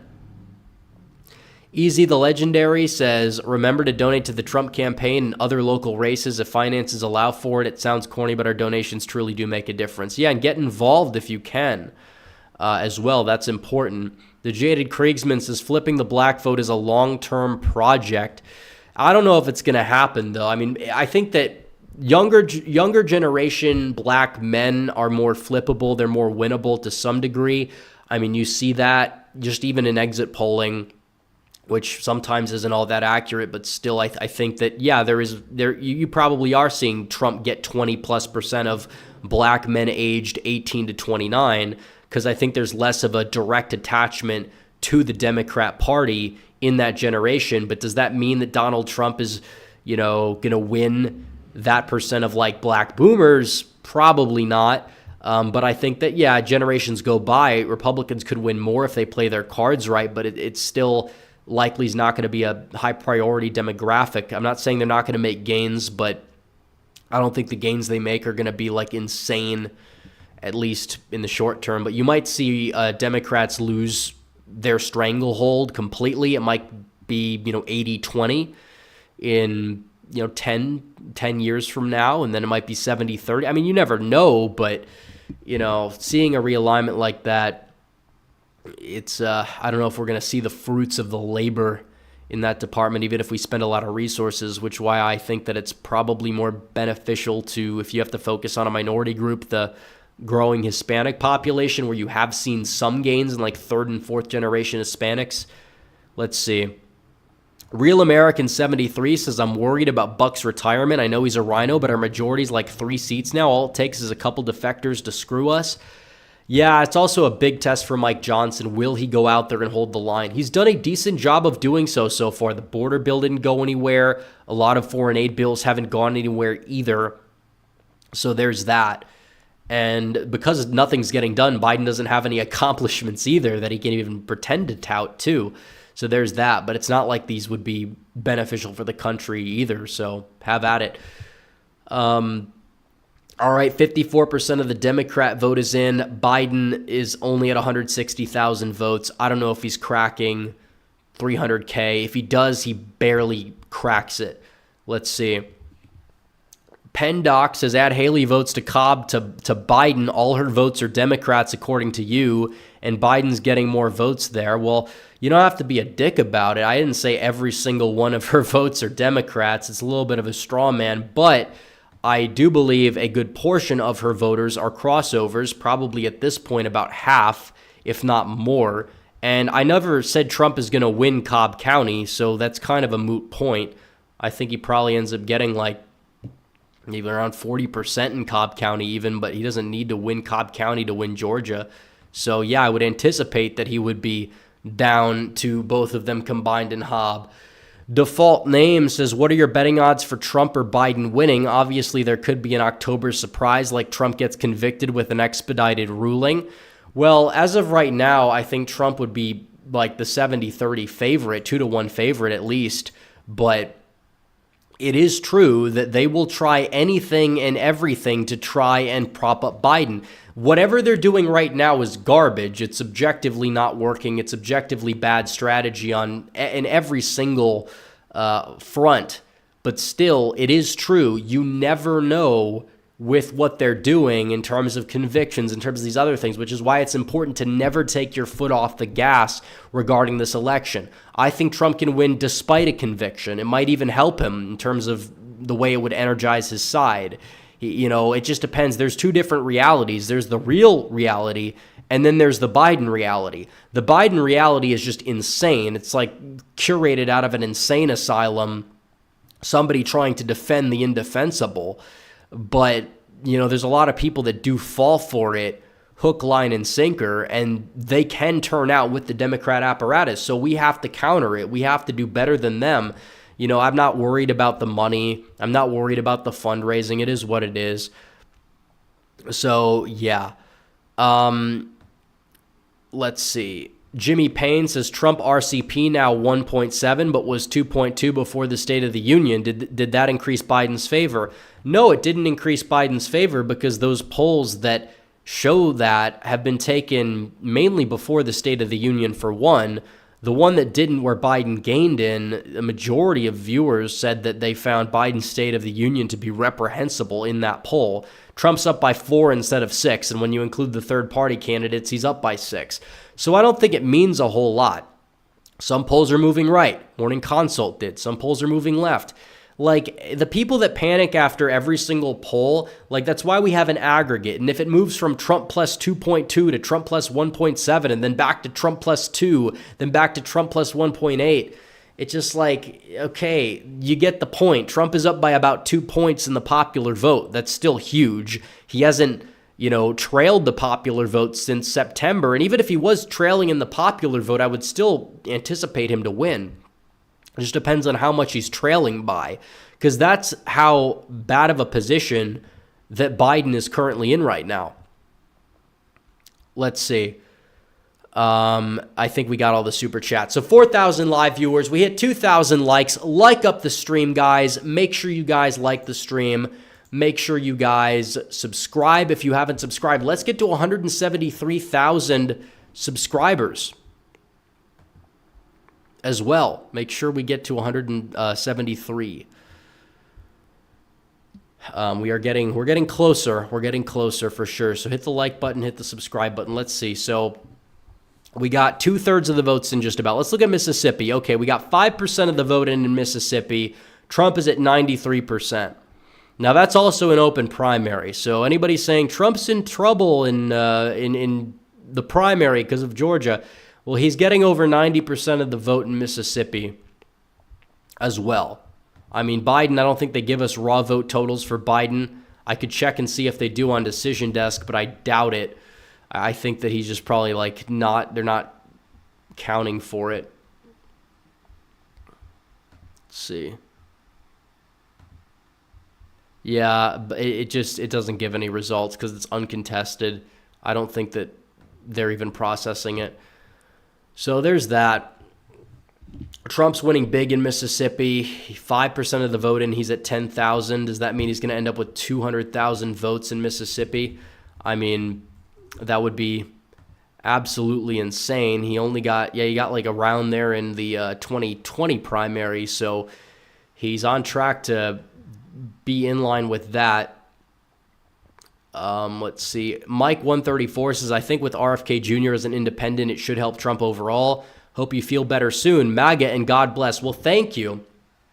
Real American 73 says, did you see Alan Lichtman claiming Biden is currently favored over Trump? Not official prediction yet, but still weird because he got Trump right in 2016.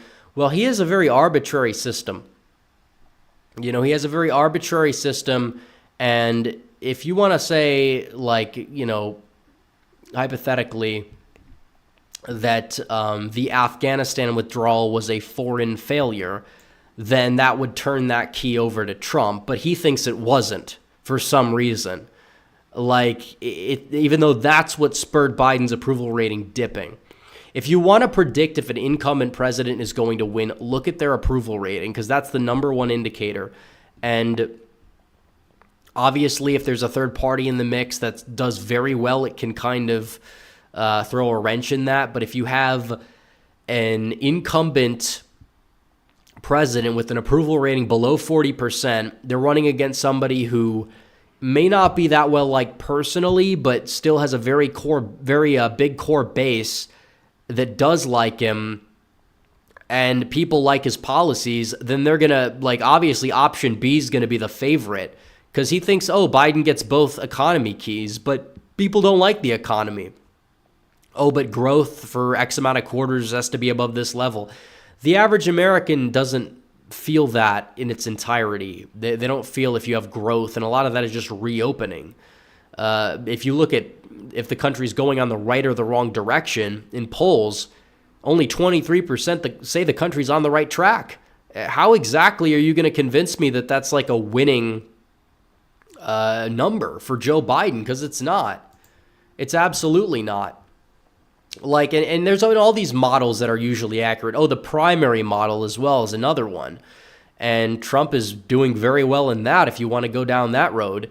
So, yeah, Alan Lichtman, he's just a general guide with his 13 keys. They have been accurate. They've also been wrong. 2000, he had to change the rules.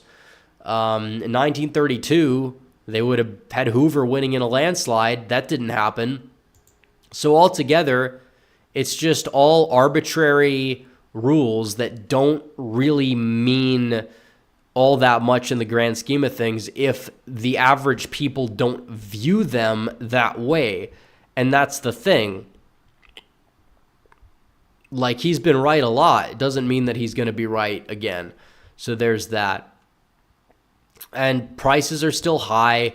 It's not like wages are starting to rise and inflation slowing down. Wages aren't rising by enough to keep up with even the current levels, and prices are still way out of whack. Yeah, if you're in the top 1%, you're probably doing well, but even maybe top 5%. But if you're a majority, you're in the majority of Americans who aren't at that level, yeah, they're going to be struggling vastly. It's going to be a problem. It is. So there's that. Let's see. Fact Fixer says thoughts on Reichert leading polls in Washington against the Democrat AG in the governor's race there. Well, in the head-to-head polls, I've never seen him up, so I don't know what to say because it does go to a runoff when it's all done. Lover of Green for 10 says, I pray for the day the MSM finally shuts their yap concerning the COOF. Who the hell is still reading those articles in 2024? The Reddit degenerates and r/COOF. That subreddit is a legit cesspool. Yeah, I don't know who cares about COVID in 2024, and that kind of goes for both sides.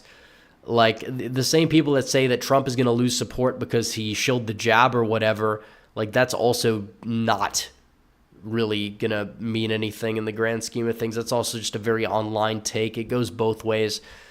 McMoose7 says, Hi Rep Alaskan fan here. We're trying to get ranked choice voting overturned via proposition and act restoring political party primaries and single choice general elections to be voted on November 5th. Well, I've heard about that. And, it's a very beautiful state, and it needs to stay a red state. And the way that it does that is by going out there and making sure that you have normal elections, not these weird-ass elections. PennDoc says, in a lot of black counties, I don't see this big realignment. Margins about the same as in 2020, despite lower turnout on the Dem side. Well, I think you cracked your code. It's not going to be a major realignment. But you're not going to see in primaries Republicans start to gain black voters in these tiny little counties. You're not. But come November, are Democrats going to lose a couple percentage points in a lot of those majority black counties? Yeah, that's kind of what it boils down to. Sam Madsen says, what caused Trump to first go up in the polls back in September, in your opinion? Well, probably because they were, you're talking about this past September, what put him up in the polls against Biden.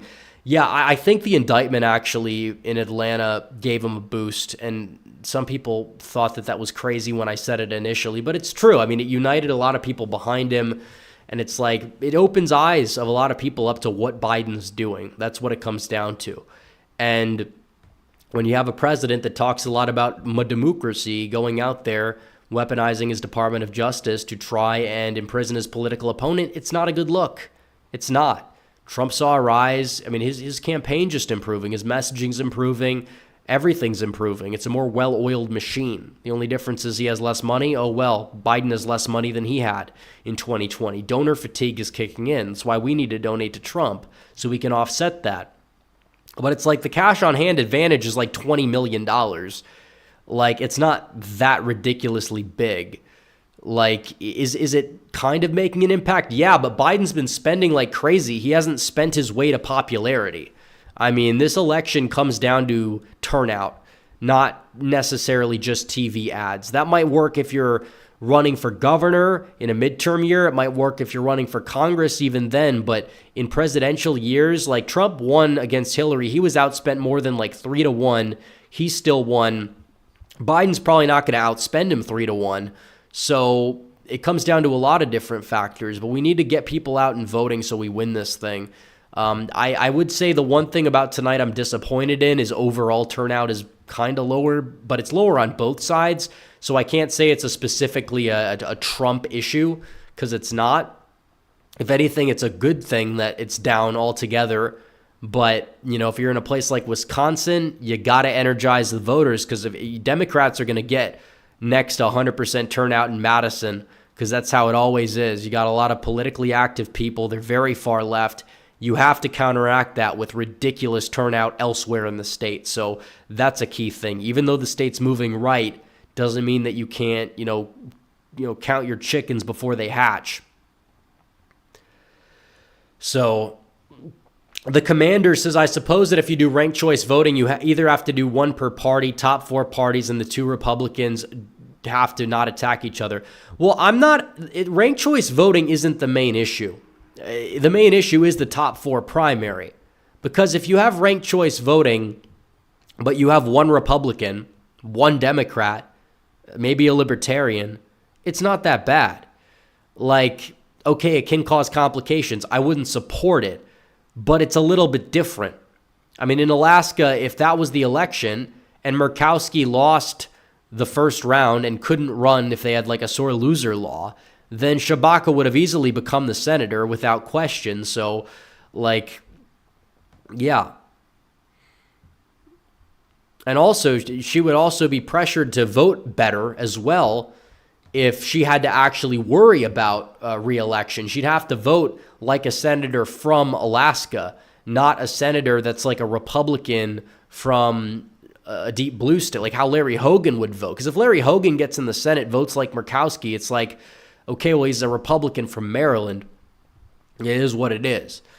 But when it comes down to somebody like Lisa Murkowski, she's a Republican from Alaska. She's worse than Susan Collins, who's a Republican from Maine, which is like a Biden plus 9 state. So, yeah, more votes are coming in. 64% of the vote is in. Trump's almost at 300,000 votes. So there's that. Biden isn't even to 200,000 yet. So we'll see. So Trump is besting Biden and Haley combined so far. And that's with 57% of DeKalb, 64% of Fulton. We don't know if those are all early votes or if those are election day votes. I would anticipate them to be early votes because, yeah, Haley was up by more in DeKalb. That's dipped since more votes have come in. And more votes come in and Trump expands his lead to 66%. There you go. But yeah, 4,000 viewers in chat. Guys, like the stream down below. Hit that subscribe button. Let's get to 173,000 subscribers. Let's do it. Like and subscribe. Let's get to 2,500 likes. We're almost there. Hit that like button. If you're not subscribed, you should subscribe. Hit the subscribe button as well. So Donald Trump in Mississippi, 93% of the vote, 5% of the vote is in. I said he cracked 90 in Mississippi. He did. He's at 93. That's huge, especially because, yeah, there is some early vote that went for Haley. It is an open primary, I believe. So there's that.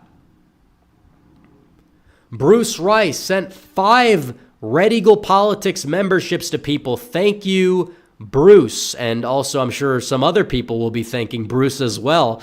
Thank you, Bruce, for gifting the memberships. Now, 5 people have badges next to their names. That's epic. Thank you, Bruce, for gifting 5 memberships.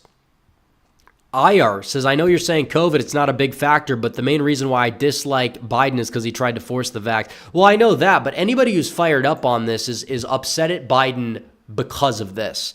They're not upset, oh, Trump responded to Trump's virus response is not a main issue. But Biden's tenure as a whole is, and the fact that you still had planes requiring masks into mid-2022, I'm not saying it's a big issue that Trump's going to talk about, but it is something that will get people on the ground upset at Biden and his joke of an administration. Andrew Mortensen saying, for 5, Nikki, voters in Georgia are the equivalent of going to the gym, sniffing the weights for gains, pointless and stupid. Well, it is true. A lot of them voted early. A lot of them voted before Super Tuesday, or maybe didn't know she dropped out, and or they still wanted to cross over to own Blumph. I'm not saying they're all Democrat voters. A good portion of that 15.7% will vote for Trump. But her margins in some of these counties, like Gwinnett being 26, Cobb and the first vote dump being 31, because those would be counties you would expect her to win if she was in the race. So not all that high. I don't think she wins DeKalb at the end of the day. I don't think she wins Fulton. That's that. But yeah, Georgia I always thought would have been one of her stronger states if she stayed in. But it doesn't seem, even if she did stay in, I wouldn't anticipate her to get close to winning. I think it'd be like Virginia, where she was winning counties in Northern Virginia, but Trump was still winning some of the suburban counties. Like he won Loudoun, he won Prince William and Stafford by a lot, so it wasn't like he was completely bombing either. But let's see, Trump at 93% in Mississippi, 6% of the vote is in. He keeps increasing his vote share, but it doesn't matter. I mean, he's going to win all those delegates. He's won all 40, so we can now project Trump the winner of 40 delegates. What's the delegate count at? Oh, he is getting close. That magic number is down to, let me count. Let me get the calculator out, guys. Let me see. It's 1215 minus 1178. That magic number is 37 delegates. 37. So his magic number is down to 37. If he wins, let's see what's left tonight. Okay, if he wins the rest of the delegates tonight, he clinches tonight. I don't think Haley's getting there in Georgia. I don't know if she's getting a delegate there. Now, she might get a delegate in Washington. There's one of the states where a threshold is so low for a delegate. But if it's just one delegate, it doesn't matter. It literally is just a drop in the bucket. Have at it. But yeah, it is true. People voting in general, that's why the turnout's down as a whole. I mean, Trump has already got the nomination. But even like 2016, like you look at like Nebraska in 2016, their primary was after Cruz dropped out. He still got 19%. Kasich still pulled 11%. Some counties were extremely close. Like, it is true that the later contests, while Trump was winning them by more, he wasn't getting 100% of the vote. Like, that is 100% accurate. Like, Washington, he only got 75%. I think the last primaries were like, New Jersey. He was actually getting 80%. That's when Chris Christie wasn't fully unpopular yet, and he was still supporting Trump. So there's that. Let's see. We have another super chat. Thank you, Republican Liberal, from becoming a member. The commander says primary type. All these are open. Washington is top 2. Well, that's for down ballot. Election type. Georgia standard, Hawaii largely mail-in, Mississippi standard, Washington largely mail-in. Well, that is 100% true. Thank you, the commander, for sending that information. But we don't have any new. Okay, Trump hit 70% of the vote being in. On the Democrat side, they're at 60, so they're being slower. but it doesn't really matter. Turnout's not very good across the state for the Dems. That does prove that black voters are disillusioned with Biden. And it also proves that he's in trouble. I will say that, because Trump's going to get close to 500,000. Biden might not even get 300,000. I mean, some of the Haley voters are crossovers. I'd say maybe even in this point in the game, it'd be close to 2/3. But even then, still. And you know it's true, because you look at the rural counties without any Democrats in them, and Trump is cracking in the 90s. Then you look at the most Democrat counties in the state, like Fulton, and that's where she's doing well. DeKalb, that's where she's doing well. But even in like the left trending areas like Cobb, Gwinnett, where there's less Dems, but there's still Democrat counties, Haley is not really doing well. She's not cracking a third of the vote. And then the exurbs, like Cherokee County, she's at 18%. Trump is at 15,000 votes there. Biden is at 2,000. You add Biden's 2,000 with Haley's 3,000. Trump is beating both of them combined 15,000 to 5,000. That's embarrassing. And the margins might change when it's all said and done. But still, we talk about that threshold. We talk about clinching the nomination early, doing it mid-March. There's not going to be a reason for crossovers in the later primaries. Haley might get some votes in Ohio, but she's not going to get a lot, because Ohio's Ohio, for one. And for two, Ohio is a state that, I mean, a lot of voters will vote on Election Day, but still, it's like a week from now. So I don't believe that there's going to be enough time. Even people that are voting early, a lot of the early vote came after Haley went out there and dropped out. Republican Liberal says, what's going on in Mississippi's Senate race? That's a good one. Wicker's actually below 60. This is interesting. Now, he probably is going to get a majority, but Eubanks and Burton, they're combining for 42%. This is going to be one to watch. Wicker probably does end up winning, but Eubanks, could he force a runoff? I mean, it's possible. Let's see. Noah Bowdy says, I didn't realize how many states have open primaries. Is it feasible to change it, or is it just a tradition that never changes? It's mainly both. It is a tradition that likely is very difficult to change, but it is possible. But states have to adopt party registration, and a lot of states don't have it. And even some that do have it, they have semi-open primaries like New Hampshire, North Carolina. Honestly, the best thing to do is just have the down ballot races the same day like they do in Texas. If you do have an open primary, that should be required. Especially in a place like Arizona, where they have a late primary. There should not be a primary in August for any race. It should be, the latest should be maybe late June. Maybe late June. September in like Delaware, Rhode Island, New Hampshire, it's way too late. I mean, not for the president level, but for the down ballot level, there's still no reason for that at all. Maybe if you're in a deep, deep blue state or deep, deep red state where the winner of the primary is going to win the general, maybe then you could make a case why that could be beneficial if there's like close primaries and things like that. But there's no reason for it to be that late in a swing state. Like Arizona should be doing theirs in like April. Just give Carrie Lake the nomination. You know, she's the best chance at this point to take on Gallego. Lamb is not going to win that nomination. He's arguably got some skeletons in his closet as well that could come back to bite him. Let's see. Tom Sapp says, did you see Mississippi? Trump won. I saw it. But yeah, Wicker keeps increasing his vote share. So again, another missed opportunity. You don't see a lot of these. But at a minimum, Wicker's going to have a lot of pressure put on him to vote the right way. Milky Way Gaming says Wicker's popular in the Jackson suburbs. Yeah, I think we could see that given his vote share being high. But like the northeastern part or some of these deep red counties, he's not doing too well.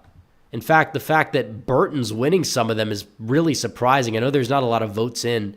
Burton's actually in third place, but Yeah, some of these places he's below 50. And there are runoffs too, just like in Texas and North Carolina now. So, but yeah, Wicker will likely win, for better or worse. But still, the fact that he has pressure on him is a big step in the right direction, because unless he plans on retiring, which is also a possibility. Boa Constrictor says, looks like Trump won Gwinnett. Yeah, he did win Gwinnett. He got 9,000 votes in Gwinnett. And let's see how many Biden got. Okay, so Biden and Haley did top Trump in Gwinnett, but not by a ridiculous amount.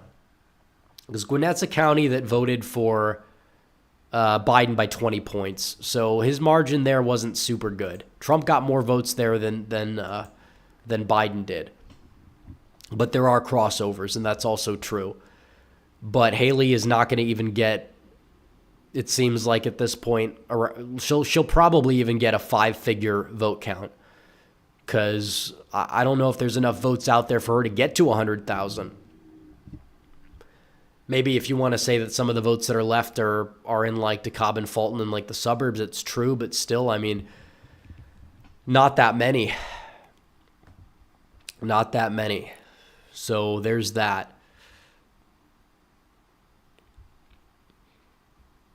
But yeah, I'm under the weather. It is what it is, but we got to still keep going. Now, next stream, I'm not going to be under the weather.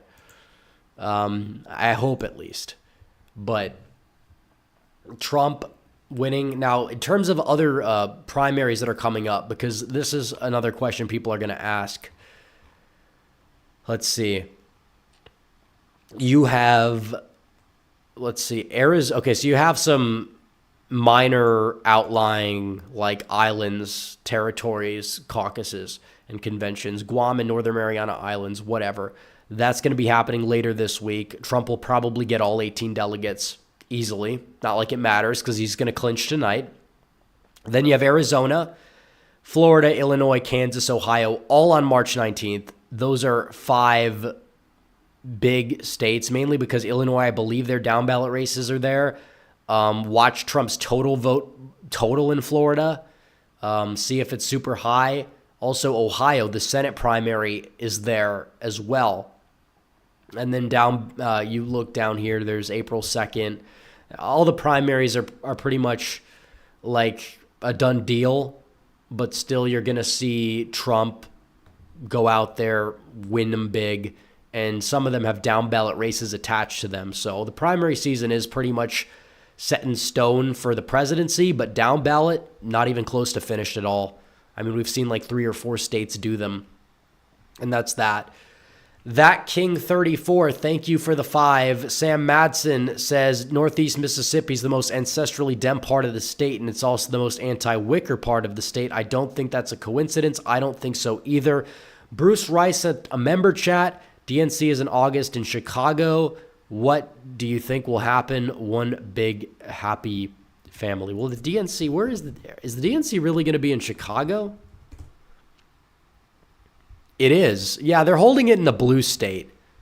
Like Republicans are holding it in a red or a swing state, as you should. I mean, even in like 2016, they held it in Ohio, which was at the time, perceived to be a swing state. Democrats did it in Pennsylvania, which is still relatively competitive. Now, Republicans won both states.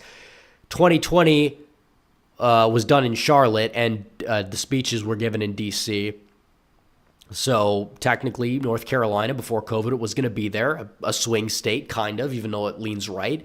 Democrats were going to do theirs in Wisconsin, and they did, even though it was all virtual and nonsensical, because they were COVID hysterics.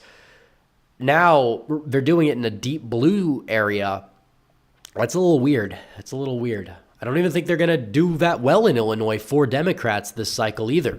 I mean, they're going to win it, but they're not going to win it by the margin that they won it by in 2016, 2020. But there's that. Yeah, I mean, that's crazy. Yeah, Haley with 15%. Trump will likely win every county when it's all said and done. I mean, those votes in DeKalb, those are mostly Democrats at DeKalb. I mean, that's Democrat central. obviously. There's not even a lot of independent voters in Fulton and DeKalb either, for the record.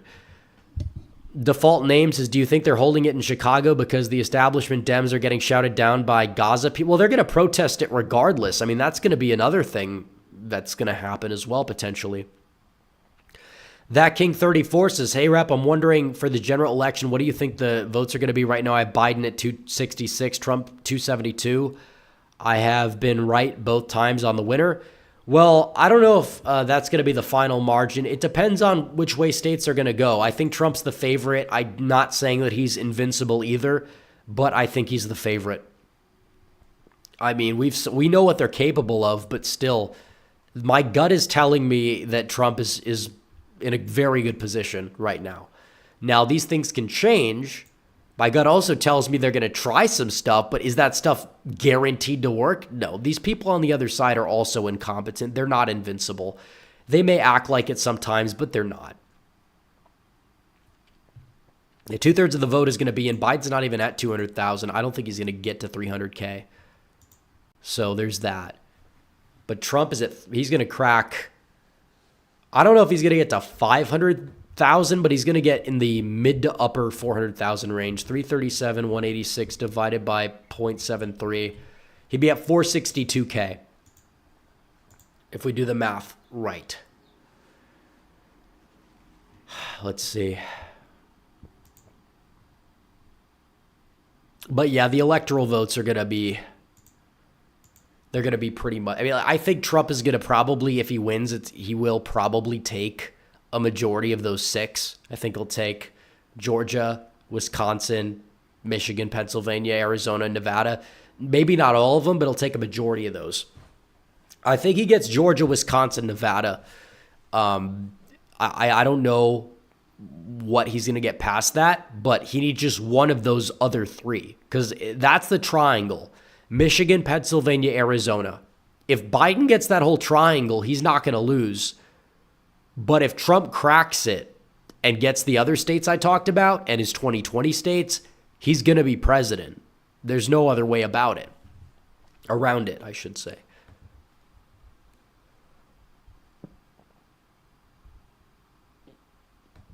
Let's see. It's pronounced DeKalb County. Did I not say that? Oh, it flipped. It flipped. Fulton now is Trump by 5. DeKalb is Trump by 4. What did I say? What did I say? Every county. Every single county. More votes come in, the redder they get. The redder they get. Boa Constrictor says Trump took the lead in DeKalb County. We saw it. The commander says if Trump breaks 50 in Hawaii and Washington, that's the nomination. Yep, well, I mean, we've got 2 hours. We got 2 hours to go. They gave him 52 out of 59. Haley's vote share is probably going to fall below 15. That is big right there, and we see that. Yep, bye-bye.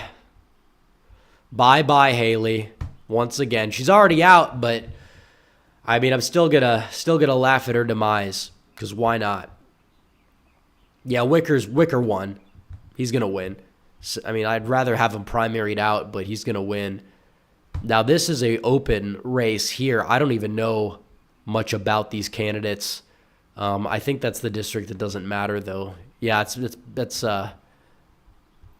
Benny Thompson's seat. It doesn't matter who wins that primary. They're not going to win the general. Let's see. Yeah, Trump at 30,000 votes, 31,000 votes. He might get close to beating his 2020 record in Mississippi. There's no votes reported on the Dem side. That King 34 says, interesting. I do think Trump can win. I think it'll be a close election. Exciting because there's the first election I'm voting in, really. Greetings from Jackson, Michigan. Well, I know exactly where that is. Thank you for the super chat, That King 34. And there's a lot of first-time voters here. We did a poll last stream, or maybe the stream before. I can't remember. I think it was the State of the Union stream, actually. 20% of you guys in the audience did not vote in 2022, which, you could say it's disappointing, but if that demographic turns out in 2024, that's big. And it proves once again that my midterm theory may be right for why Republicans underperformed the expectations by the level that they did. Explorer Bear for 550 says Haley's preferred pronouns are she lost. That is correct. She did lose. But yeah, a lot of first-time voters that are voting for Trump. Usually it's not that way, but it seems to be like it might be here.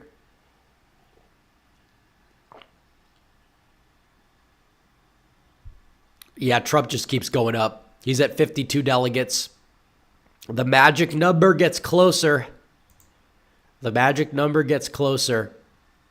He is 34 away from clinching the nomination. Now, he could get 7 of that out of Georgia. There's still some from Super Tuesday. Like, I think Texas. There's 11 out of Texas that haven't been allocated just yet. I don't know why it stopped counting. I don't know if there are more votes out of Texas. It says that there are, but some other places say it's at 99.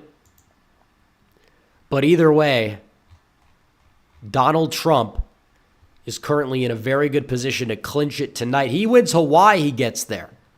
He wins Washington, he gets there. So by the end of the night, he's going to get there. That King 34, thank you for the 5. But he is about to get there. Let's see. That was a joke and rep and a stoic reaction. I have a stoic reaction to most jokes that people super chat. I mean, that's just the way it goes. It depends on the joke. If it's really funny, it's not going to be a stoic reaction. But I know it's said in jest.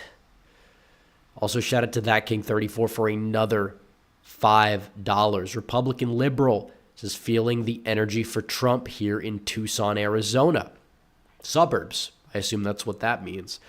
Yeah, I've heard very good things about Donald Trump and how well he's doing in Tucson as well. But I don't know if he's going to really... I mean, he could make some gains in that area. We just have yet to see.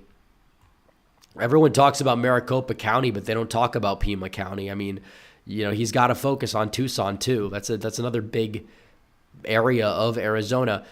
For $47, Hermelindo Lopez Jr., thank you for the biggest super chat of the night, I believe. And it's a very, very fitting number at 47. Looking forward to voting for President Trump for the 5th total time, primary and general election combined next Tuesday early morning before I go to work. Thanks, Red Eagle, and keep up the good work. Well, thank you, Hermelindo Lopez, for the $47 super chat. I appreciate it. Zachary Stewart says if Trump clinches with Georgia, he should celebrate with Chick-fil-A. I don't think he's going to clinch with Georgia, but we'll see. I don't know what food chain they have out of Washington State, but Boa Constrictor says, did you like my Chlamydia Harris joke? I mean, it is kind of fitting. I wouldn't say I would be like laugh out loud. It's like there's different levels, there's different tiers to the jokes that I get in super chat. Like if I put them on a tier list, which is something that I've been prone to do on the channel regarding senators, certain states, etc. Probably be up there in the B to C range. Doesn't mean it's bad. But it's just how we get. I mean, like we've heard it a lot. It's true, but doesn't make it not true. But yeah, That King 34 says, sadly, I think Biden will take my home state, and I did predict him to win in 2020. I believe I'm set in voting for Trump, but this state could be blue. Well, what state are we talking about again? I've completely I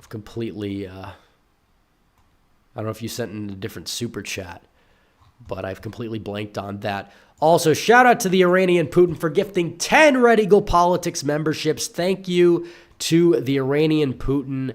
We really appreciate it. Helps out the channel big time. And also, he has become a full member. Thank you. Jack Green from Canada Says, have any thoughts on Canadian politics? Big conservative landslide coming. Canada isn't as lost as people think. Lots of support for Trump up here. Well, somebody super chatted. I don't know if it was you or somebody else. I think it was somebody else, that there was a poll that came out that showed Trump had a 30% favorable or something in Canada, and it was higher than Trudeau's rating, because Trudeau is that unpopular. Now, part of that is also people think he's not far left enough. But I do think they could go out there and elect a conservative in the next election. It's entirely possible.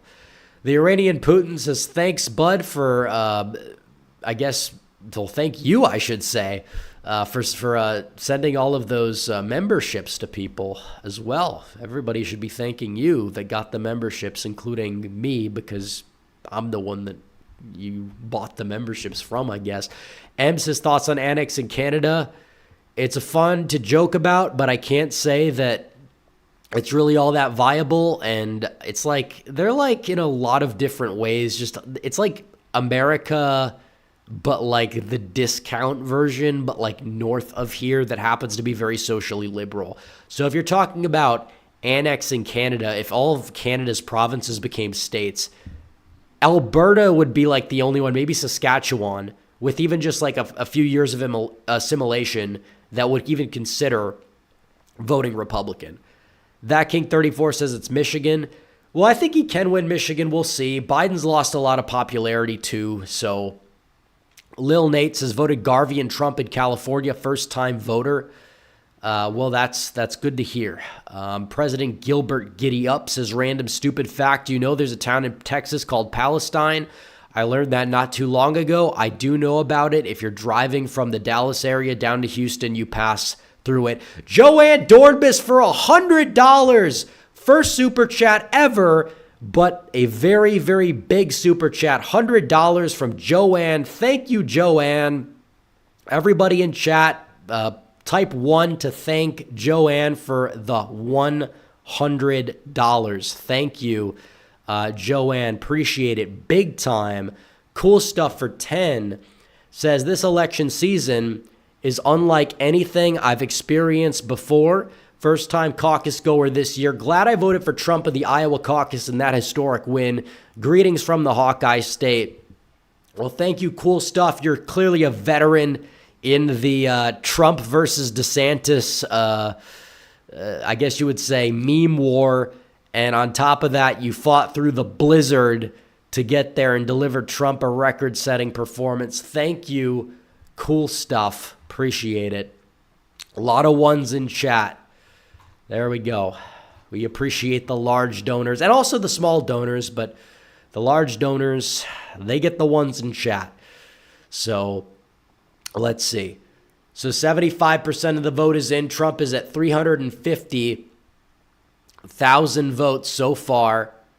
Mississippi, Trump is at 48,000. We got 22% of the vote in. He's at 92%.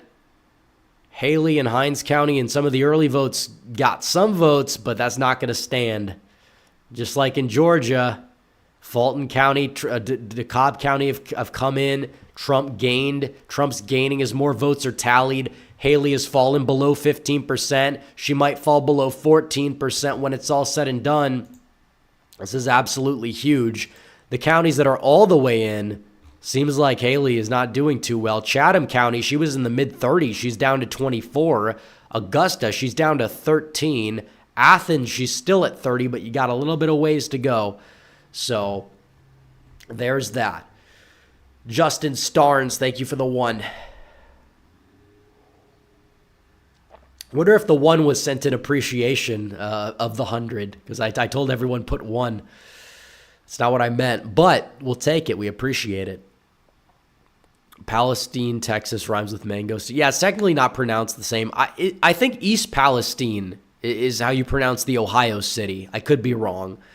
But as you know, if you followed this channel for any time at all, you understand that I tend to mispronounce a lot of different names, because when you're working with thousands of counties across the country, all these little cities and everything, it's very hard to get them all down pat. But I do appreciate you guys when you correct me on this stuff, because the more I know the more or the less uneducated on the topic I sound, I guess I would say. Gene Sweeney for 2 says, how could Texas or any state hold backing delegates? Well, I don't think they've counted all the votes yet, so that might be why they have to procedurally. But more votes have come in. I don't know out of where, but Trump is gaining. That King 34 says, question, what do you think of Romney? My family voted for him in 2012. I didn't want them to, but what can a 10-year-old boy do? Well, yeah, Romney was just a disaster back then. He could have probably won that election, but he did every possible thing wrong. He was not likable. He was too robotic, and he couldn't shed this image that he had, that he was like an out-of-touch, corporate guy who just didn't care about people and couldn't express empathy because he was a robot. We called DeSantis robotic. Romney, to a large degree, was very similar in that regard. Which is why he wasn't that good of a candidate on the national stage either, despite being liked as a governor.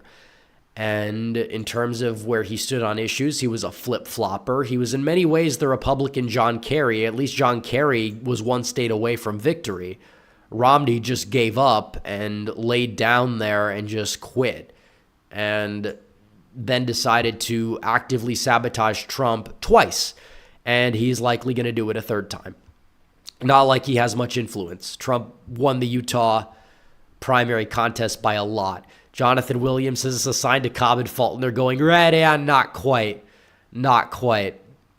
But still. Palestine, Texas is home of Adrian Peterson. I did not know that. I did know I probably have seen that before. I knew he was from Texas. So there's that. Let's see. I'm gonna have to blow my nose again, guys. This is not. I'm not doing too well here, but the show goes on. That I can tell you. I'm not leaving. I'll be back in like 5 seconds.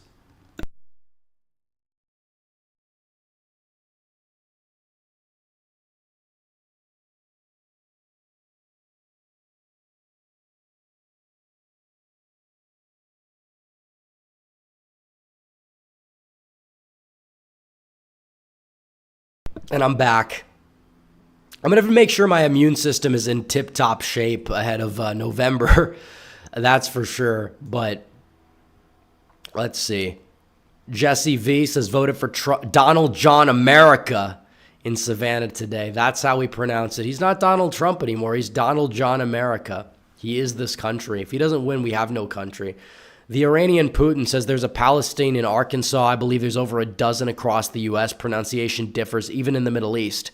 Well, that's interesting. Thank you for clarifying. That King 34 says, I think you're thinking of Gore, who was one state away.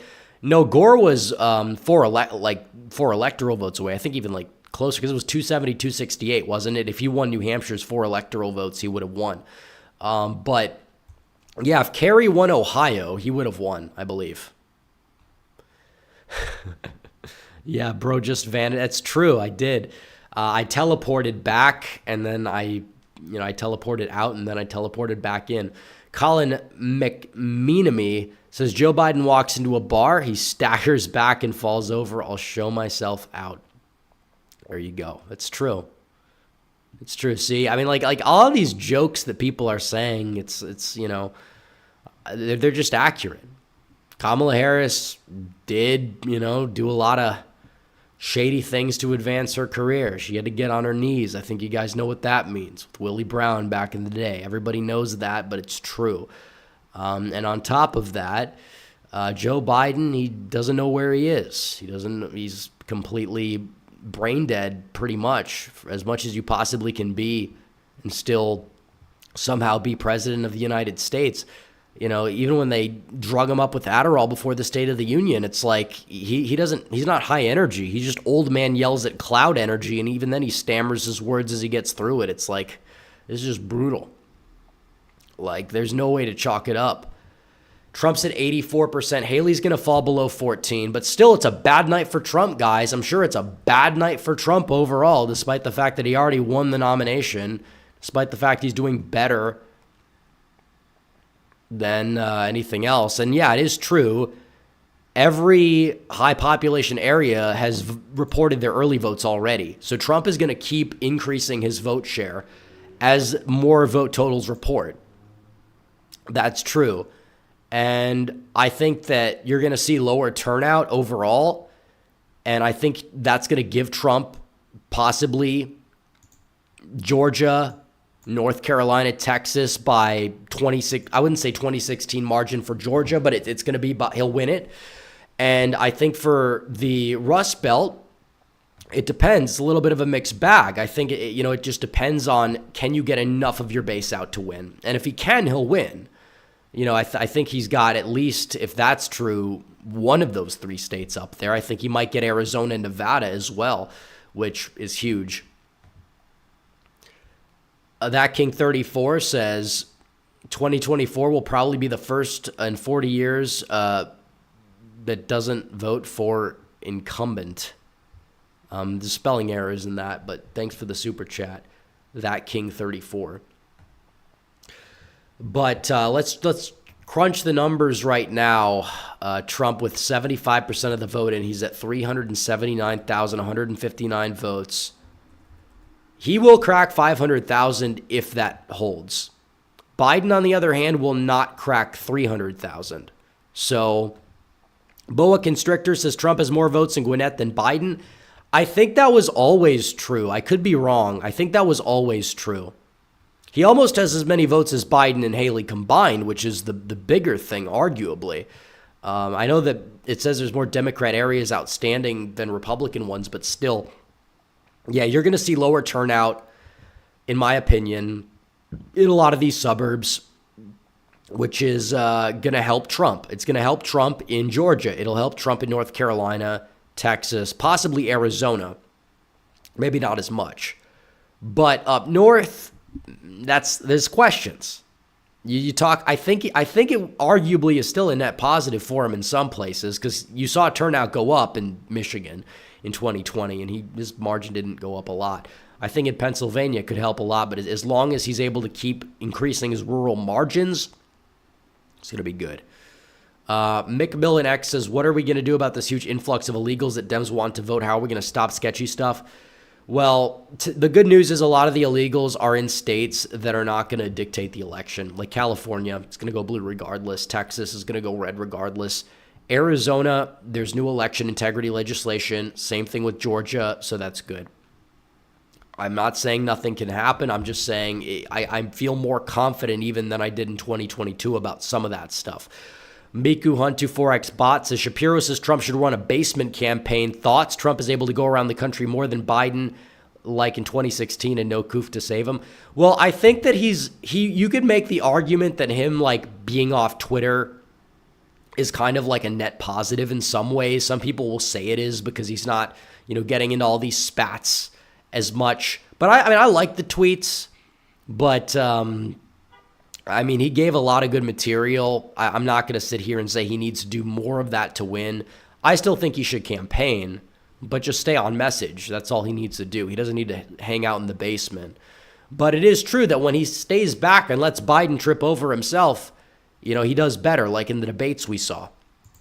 The second debate, he did it more than the first debate, and Biden had to come out and do damage control afterwards.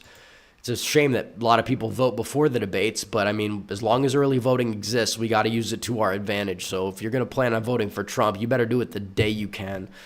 The day you can go to the polling. And I'd prefer people to vote in person early. You don't have to do it by mail. If you if you get a mail-in ballot, you drop it off. You could drop it off in most states, I think, if not all of them. Maybe some like Colorado, Washington, Utah, it's different, but that's a whole nother mess. Those aren't swing states, though. That King 34 says, my fault, I meant Florida's will be the first in 40. Yeah, honestly, it could be. It will be, I think. The Commander says 270 to win, and New York Times say all the delegates are allocated from Texas. Colorado has one unallocated. North Carolina has one. Vermont is 8. Add the 8 to Trump at minimum. Yeah, I guess. Well, if it's in Vermont, then no. Because let me check. Because if Haley got 50% plus 1, which she did, assuming there's no votes left to count, then she wins Vermont. There's nothing else you can do. So M says, tell your neighbor to stop honking in the car horn. I literally can't. I mean, it's deeper than that. It's a street. It's usually not loud this part of night. I didn't even hear the horn, but maybe I'm just like too numb to it to notice. I don't know. Trump, yeah, Haley's going to fall below 14. Trump is going to crack 400,000. He's probably going to get towards 500,000, honestly. That's huge. Are these counties in? A lot of counties aren't even in yet either. So we have Mississippi. Trump is at 79,000. There's that. Yeah, this is an interesting election night, I guess you would say. There's not a lot going on, but it is worth covering. We're not gonna get the clincher for a while, because it's not gonna be until Washington reports their votes, which it says that, first results did report soon after. So maybe we get them, unless they want to play games and just say, oh, we're not going to say it until we have to say it because it's Donald Trump winning the nomination, and we don't want him to have the victory. We don't want to look at that for sure. We don't want to remember that. Actually, we do, because we don't need to win D.C. Okay. I should have said we don't want to win D.C. Why would we want to win the swamp? Like, that's kind of an L. That King 34 says, do you think Biden genuinely won 2020? Personally, I do. Well, I think a lot of people in chat are going to disagree with that statement. And I know that this platform, even though they have changed certain guidelines surrounding that, I kind of want to tread carefully here because, it's this platform. I think that there were a lot of things that went on. I will say that. And we're not going to know the full, a lot of people will never know the full results out of every single possible state in the ballot department. But in terms of the collusion that we saw, there's three types of redacted, as I like to put it here.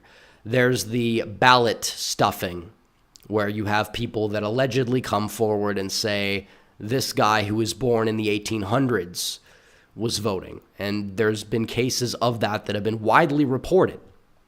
Nobody knows at what extent, but I know people that have been banned for even talking about that, in terms of talking about it in depth on certain social media platforms, not just this one where they did change the rules. And then you had big tech collusion. You had FBI talking to Twitter, getting them to remove certain stories that made Biden look bad, promoted certain stories that made Trump look bad as well. And this is all on record, and all this dark money that poured in as well. There's a lot of stuff going on, and they were changing election laws without the consent of state legislatures in many cases as well, which what that does is it boosted turnout, mainly Democrat turnout, mail-in ballots in many states, which benefited the Democrats. So you're looking at that, and it's like, yeah, you look at the big picture. There's a lot of stuff that went on that was extremely shady. As somebody put it, some people did something, and that's true. Now, do I think that it was a landslide that was Republican? No, I don't. I think it was a very close election. The people that think Trump won California and that every single vote for Biden was fabricated, those people are wrong, because there are a lot of stupid people in this country, and I think that ignoring that is very detrimental. But there's a lot of stuff in a lot of different places, even blue states. They mail everybody a ballot in California. I know some people that get 4, 5, up to 10 ballots from past people that live at those addresses. And you're going to sit up here and tell me that there's 0 instances of people sending those in without the knowledge of anybody. And I'm sure both sides do it, but it mainly is going to benefit the Democrats. I think it'd be more organized if it happens on that side. This stuff does have the easy potential to happen, but still they come forward and say it's the most secure It's gaslighting. Nobody even buys it. I mean, a majority of people, according to polling, believe that Biden won in 2020, but they don't believe that our elections are 100% secure and free of any possible wrongdoing, because we obviously know that they clearly are. And Haley's fallen below 14%. Charles B says Gore lost his home state of Tennessee. John Waffle H2P says, is there any way we can flip Oregon in the future? Probably not. Polite Rude Guy says Biden lost, dude. Cinemage says, how many Democrats does it take to change a light bulb? None. Joe Biden tells them the light has been changed, and everybody else applauds in the dark. Well, that's actually kind of funny given how the State of the Union went. They were even applauding at certain times because they were, in my opinion, trying to cover up for some of the wacky stuff that he was going off on tangents about and trying to get him back on script. That's what it comes down to.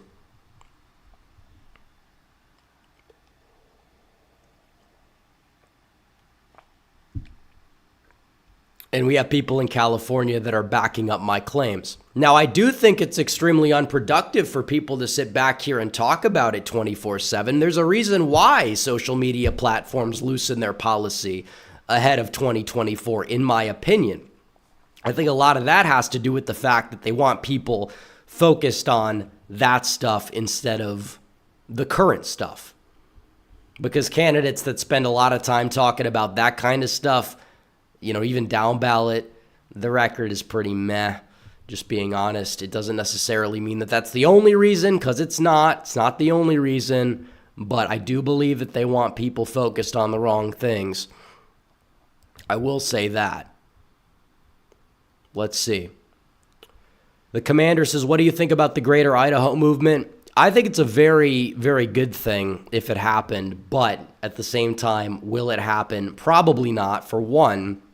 And for two, what that would do is you'd probably have Democrats trying to break off certain parts of red states, and it would just lead to a big mess.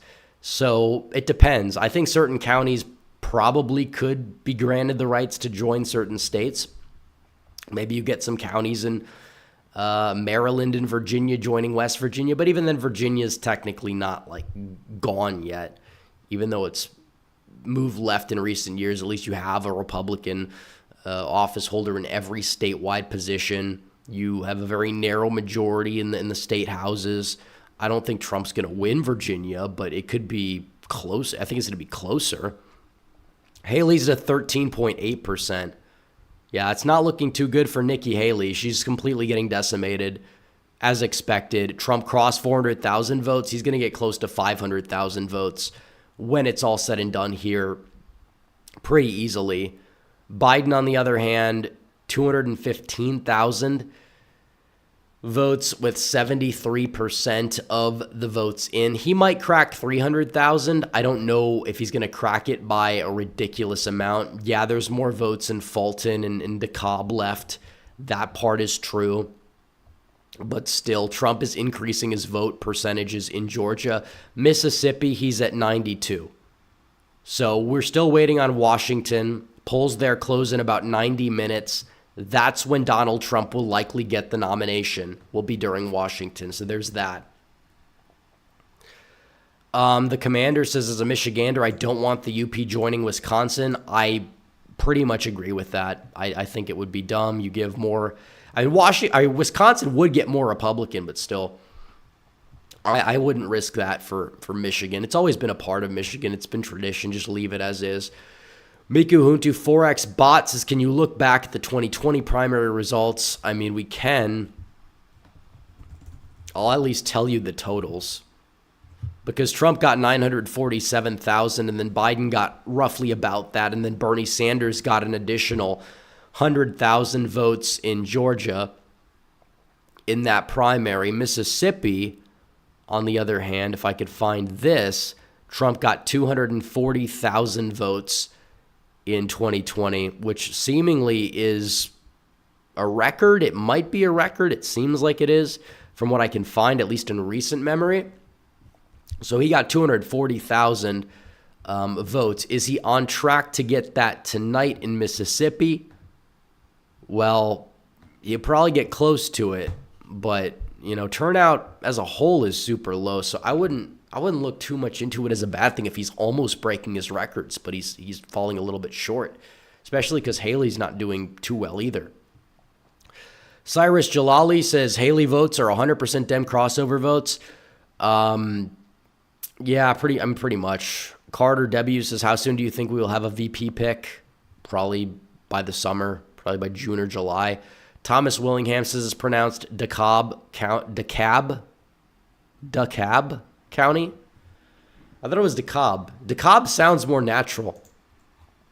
DeKalb, I've never heard DeKalb before. Maybe it is. I don't know. That King 34 says, how many of y'all are from Michigan? I think a lot of people. I know I am, even though I don't live there anymore. It's still a very, very good state.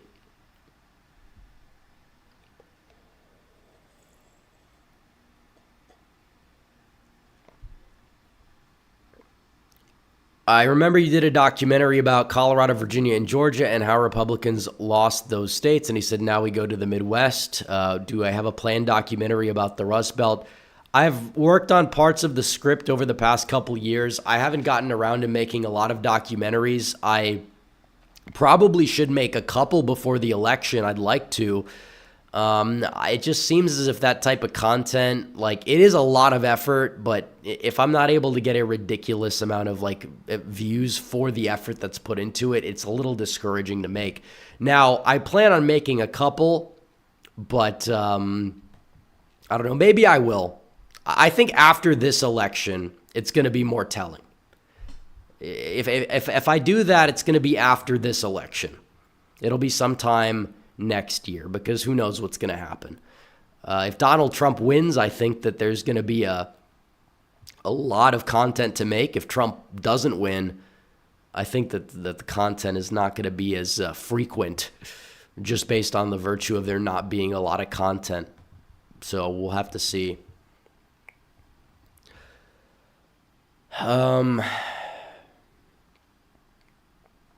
Let's see. 84.1%. Okay, and nothing new out of these the two light Trump counties yet. But all the counties that are like 100% in, seems as if, is Haley in 20% in any of them? The answer is no, she's not. She's in 20% in a couple counties, but they're not all the way in yet. I mean, she will be when, these two are done counted, but still, they're going to get redder probably. Mega Kevin 1228 says, from Michigan, also hope I got out because of Whitmer. Hope you feel better. Well, thank you. I appreciate it. Carter W says, should Alito and Thomas retire when Trump is back? I think so, because their age is getting up there, especially, I believe, Thomas. I think Thomas is older than Alito is, for sure. Let's see. Mississippi. Yeah, 51% of the vote is in.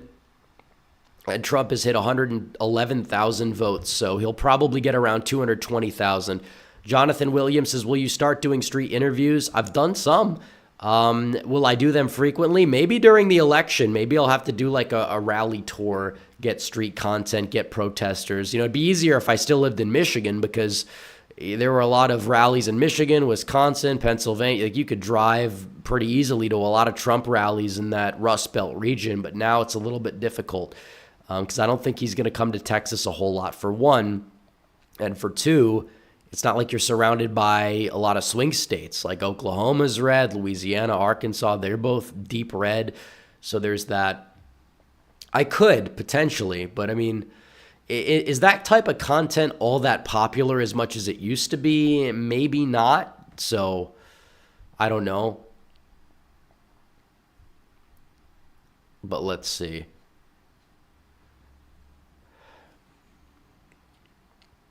Yeah, I do. It should be DeKalb. You have Cobb and then you have DeKalb. I mean, that's just it's the way it looks like it, how it should be sounded out. If it's DeKalb. I guess the cab sounds more like the cab, and the L is silent. It just I don't know. Has to be better than, well, you're probably right, because this is sick content. You're not getting a lot of great, well, I think it's still pretty good content. We have about 4,300 people in chat, and we've had that all night, so I got to be doing something right. That King 34 says, I could have voted in 2020. I was 17, but 18 in 2 days. Okay. Chat must correct. Yeah, chat does need to correct me when I make mistakes. It's true. I'm not right about every pronunciation in the country. I mean, I don't think that there's a lot of people that are, to be completely honest. But yeah. Everyone's saying DeKalb. It's DeKalb. It shouldn't be DeKalb, but it is DeKalb. And Trump's lead in Fulton is 15. His lead in DeKalb is now 6. So there you go. Trump is expanding his lead in these 2 counties as more votes report. Haley won't even get 40 in Fulton. It's epic. PennDoc says Biden is basically the second Jimmy Carter. The fact Trump is only up 1.7% shows how bad of a candidate he as any other Republican would be. That's bullshit.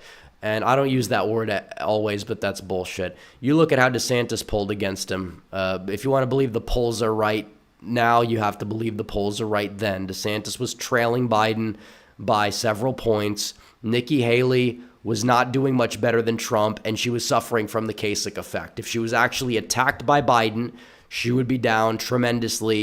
In the polls that included RFK Jr., she was almost in 3rd place. I wouldn't vote for Haley if that was the 3 options, and I don't even like RFK Jr. So, I mean, your mythical, generic, perfect Republican candidate who wins every state might exist in your mind, and it might exist in everybody's mind, but it's not going to exist now here generally. I mean, Trump is the best option. He won the nomination. He has a good record. Biden has an awful record. So take what you will. If Jimmy Carter was going up against Reagan today, you want to talk about changes in demographics and political party polarization. Yeah, I don't think that you would see a Reagan-esque landslide. It's not possible. Even like an Obama 2008 landslide we may never see that again at the rate things are going, honestly. So unless you nominate Nikki Haley, that is. Polite Rude Guy says, are you hardcore America first? What if we lost 2024? Would you cave and switch back to the rhinos, or would you power through it? For your information, Trump will win in 2024. Well, I'm very much so hardcore America first. Now, I personally think that when it comes to a lot of these primaries, do I think we need to be pragmatic? Yes. I think we need the most America First candidate that can win, that holds true for the presidential level. Because if you nominate somebody that can't win, then they're not going to win. Arguably hurts the brand. I think Trump can win, which is why I went with Trump partially. I mean, obviously I just support him in general, but yeah, I believe that it's a very important election for the future of the GOP, because the GOP is going to continually shy away from Trumpism and the America First ideology if Donald Trump does not win, which I think is a major problem. That's why you even had a primary in the first place, whatever. So, Orange Chicken Girl says, would you go to the RNC this summer? Maybe. I'd be open to it. I don't know. I probably could get in. I probably could get a media pass, but I don't know. We'll see. I'll let you guys know if I get closer to the RNC. But I'd like to. I really would. So, yep, Trump is at 84%. He's completely destroyed Haley in the open primary state of Georgia. Mississippi, well, he's going to get a great deal of votes there, too. Let me check on 2022 in Georgia. What was the turnout for their primary? I'm kind of curious about that. Actually was 1.2 million. So turnout's down from that. On the Democrat side, it was significantly lower, though, and that did prove to be vital in the general election, though. I will say that. So you can't compare the two directly, but still the fact that Republicans are doing pretty well down ballot in terms of the down ballot primary turnout in some of these states as well compared to Democrats, it's just all in all a good sign. Trump's at 70 in Cobb County. He's at 75 in Gwinnett. I mean, book it. It's done. He's going to get all the delegates in the state of Georgia. That is 59 delegates. He is so close. He's knocking on the door of the nomination. You can add 7 to his delegate count. Did they already do it? They might have. I don't know. Did they give all of them? Yeah, they didn't even give them all yet. Okay, so he's 7 away. Okay, so he's at 99 tonight. So he's at 1,188. So his magic number is like in the 20s. When Washington's polls close, that's going to be huge. 34 delegates. He's 34 away.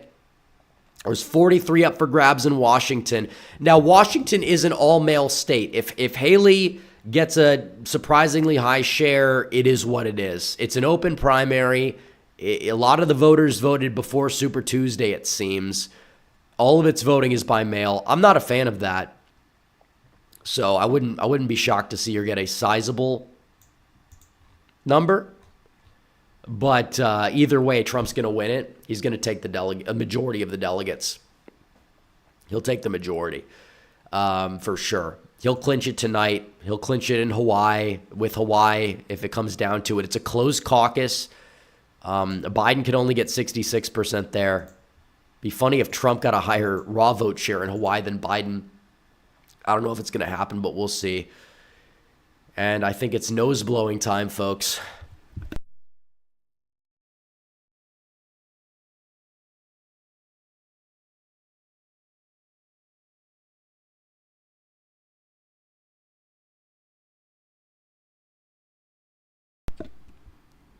And I've teleported back. All right, so, it's difficult to do these streams for 3-4 hours when you're not feeling well. But for the sake of the nomination, it must be done. We must power through, and we're going to keep going. So we got 4,600 people in chat. That may be the record for the night so far. Like the stream down below, subscribe. Let's get to 173,000. We are pretty much halfway in between 172 and 173. Make sure you guys like the stream down below. Make sure you guys subscribe to the channel. We're going to get there eventually. If not on this stream, we're going to get there soon. But we already hit our monthly goal, which was pretty epic. So we got to keep going. Polite Rude Guy says, I'm going to the state convention here in San Antonio. Well, that's good. Hopefully Trump could turn a corner there. It's not talked about a lot, San Antonio, but it's Trump gets like, 40% in Bexar County? He could get up there. I'm not saying he's going to win the county, but I think it could turn a corner. It isn't moving left ridiculously, and Republicans moved it right in the midterms. Also, like the stream. Let's get to 3,500 likes. Everybody like the stream. We're almost there. That King 34 says you should do a collab with LTE or Mr. Beat, not Mr. Beast. Well, no, they're both anti-rep. I mean, they're both liberals. This is not going to happen. It's not even that I wouldn't debate him. I've tried over the years with LTE. He never wanted to. So, whatever. Mr. Beat also, apparently, I don't think he likes me. And I also don't like him because he tries to pass himself off like he's some libertarian centrist, and then he's extremely far left, especially on social media, by the way. But, yeah, I'm not talking about Mr. Beast. Mr. Beast, the big name YouTuber, that guy's different. Mr. Beat is the small one, the history YouTuber. It's funny because he used to have more subscribers than Mr. Beast, which is crazy. Now, Mr. Beast, I think, I don't know if he's number one in the world. Did he pass T-Series? I don't know. I don't think he has yet, but he might eventually because he's somehow a big name. And yeah, I've kind of been done with trying to, a long time ago, with trying to have a lot of reasonable discussions with a lot of these people. on the other side, and they'll say, well, you're afraid of debate or whatever. And it's like, no, first of all, it's pointless. I'm not saying I wouldn't do it. I've done it over the years, and I would do it again. I would debate. I've actually been the one challenging the debates. But when it comes down to it, it's just like, what's the point? You know, their side's going to say no matter what that they won, I could perform like abysmally, and you guys would probably still say I won just because his points would be so bad. But that wouldn't happen. But still, it's like nothing gets done, and a lot of these people operate in bad faith as well, and that's just how they operate. So I've debated before. I would do it again, but it's not likely with some of these people, namely the YouTuber that does election content with less subscribers than this channel. But still, that's beside the point. Anyways, let's check up on Georgia. So Mississippi is doing a really good job. Georgia, Haley's at 13.5%. Oh, look at Fulton. Fulton now, she's below 40 in Fulton. We don't know about DeKalb, as I should say now. That is good to know for election night, though, because we will be looking a lot at Georgia on election night. But 86% of the vote is in. Trump is at 84.3%. He's up by 71 points, which, again, is anticipated. Haley dropped out, but still there are a lot of early votes, and he's still in the lead. You look at Mississippi, he's going to crack 200,000. He's going to get close to his all-time record, despite it being a lower turnout overall. That's really something. The Democrat turnout overall was pretty abysmal, I will say. 10,000 in that congressional district, which, I mean, it is a red district, but still. That means statewide they're probably getting, what, 40,000, 50,000 when it's all said and done? Yeah, Trump is running up the score. That's huge.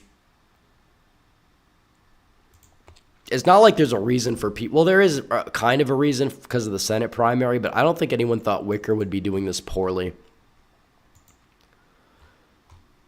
But yep, Trump he's almost there. He is knocking on the door. He is knocking on the door.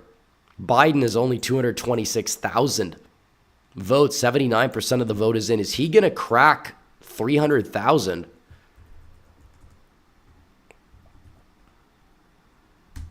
No, not at the rate he's going, which it could change. Don't get me wrong, it could change.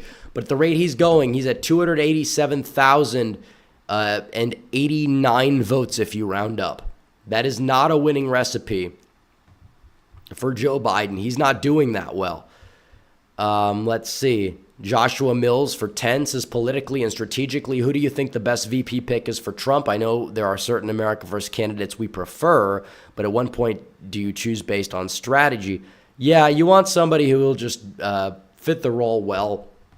I don't think you're looking for, the second best guy or the successor even, because I don't think that any one that's even remotely near the shortlist is a successor. The only person that some people are talking about is Vivek, but I don't think he's going to be the pick. I think he'll be in the cabinet, but I don't think he'll be the pick. And you want somebody that like adds something to the ticket regarding the coalition. It's mainly the role of the VP. The VP's role has never been be similar to Trump. It should be, don't get in Trump's way, don't be a total sellout, help advance Trump's agenda through Congress, and serve in a backup role.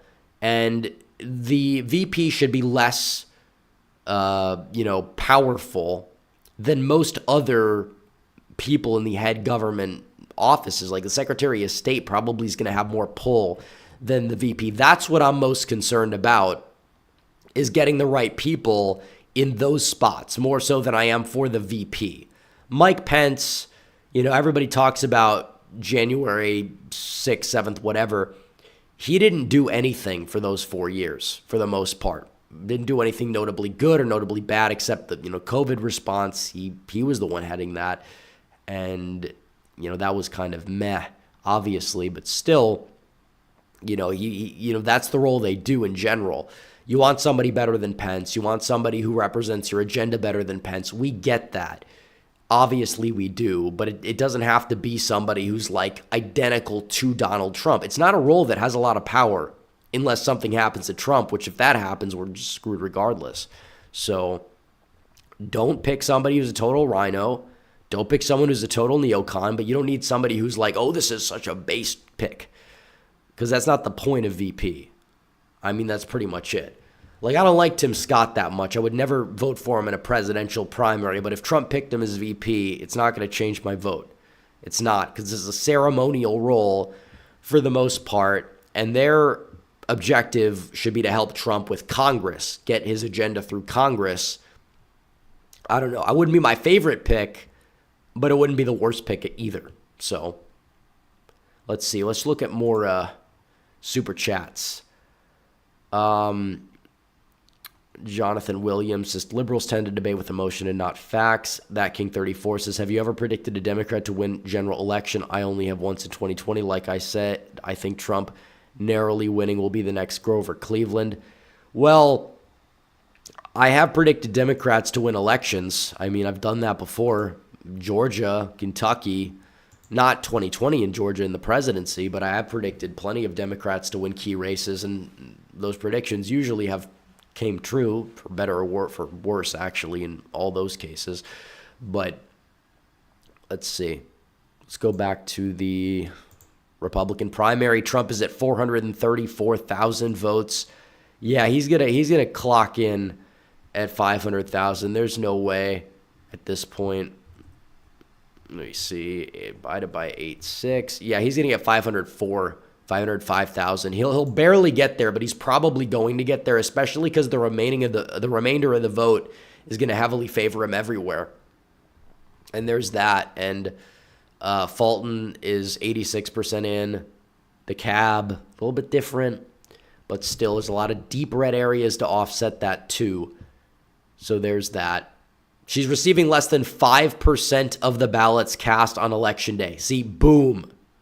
Boom. There you go. That's the kicker. So in the next round of states, she's going to be doing even worse. Trump's going to be performing like he's performing in Mississippi. I mean, in Hawaii and the caucuses, Trump's probably going to get above 90%. I mean, even in Alaska, which was closed, he got like 88%. He was doing better there than he's actually doing in Georgia. So, yeah, Trump got 95 or close to that percent of the ballots cast today. So that is huge. That's also huge. IXI Banshee says, who do you figure will be the next Republican nominee in the next election if Trump wins? I have no idea. I wish I could tell you. You have a lot of people. Vivek, I'm sure, will run. Maybe Tucker Carlson, maybe Hawley, maybe Vance will throw their hats in the ring. DeSantis is probably going to go for it again, but I don't think he's going to do that well. Let's see. But thank you for the 20, IXI Banshee. I'm proud of you for two. Says, if Washington State ever goes red, what will be the reason? I don't know. I don't see a reason there. Does Seattle just like float in the ocean or something? I really don't know. Take a massive realignment or massive social shift for that to happen. Herschel Ball, thank you for becoming a member. Hakeem Alamin says, I'm so glad you know how fake Mr. Beat is. Thank you for the 2. Stephen Kanizik says, Trump, Big Mike 24, make America hope again, JK. Thank you for the 2. Richard Myers for $100. $100. Everybody put a 1 in chat for Richard Myers saying, keep up the good work, brother. Thank you, Richard. I appreciate it. It's donations like yours that help keep the channel and the stream going. Yeah, this is why we stream. We love to get everybody together. You know, even when we're not feeling so well, we watch the results, we analyze the results. We love all the ones in chat, and then you got the occasional people that are putting a 2 or a 0 or a 69 trying to be contrarian. That's okay too. Help the engagement. Thank you guys. Appreciate it, Richard, for the 100. Thank you. Dylan Allen Says Tulsi for VP. She can bring over independents, but I feel like Trump will pick Vivek. He's popular with the young crowd and an obvious successor. I don't think Trump is going to go out there and pick Vivek. I don't think he wants somebody that's going to take the spotlight away. And if he wants somebody charismatic, I think it'll be more likely to be a female than a male. Now, Tulsi, there's question marks. I don't mind Tulsi. I would vote for that ticket. But then you also have some hardcore conservatives that are like, wait a minute, look at her voting record in Congress. You know, she's voting Democrat. Does this help add a lot of independence? I don't know. I think she'd be great as Secretary of State. Probably better because of her foreign policy to be in that role anyways. But, you know, VP is what it is. I think it's an overrated role by a lot of people. But, you know, it is what it is.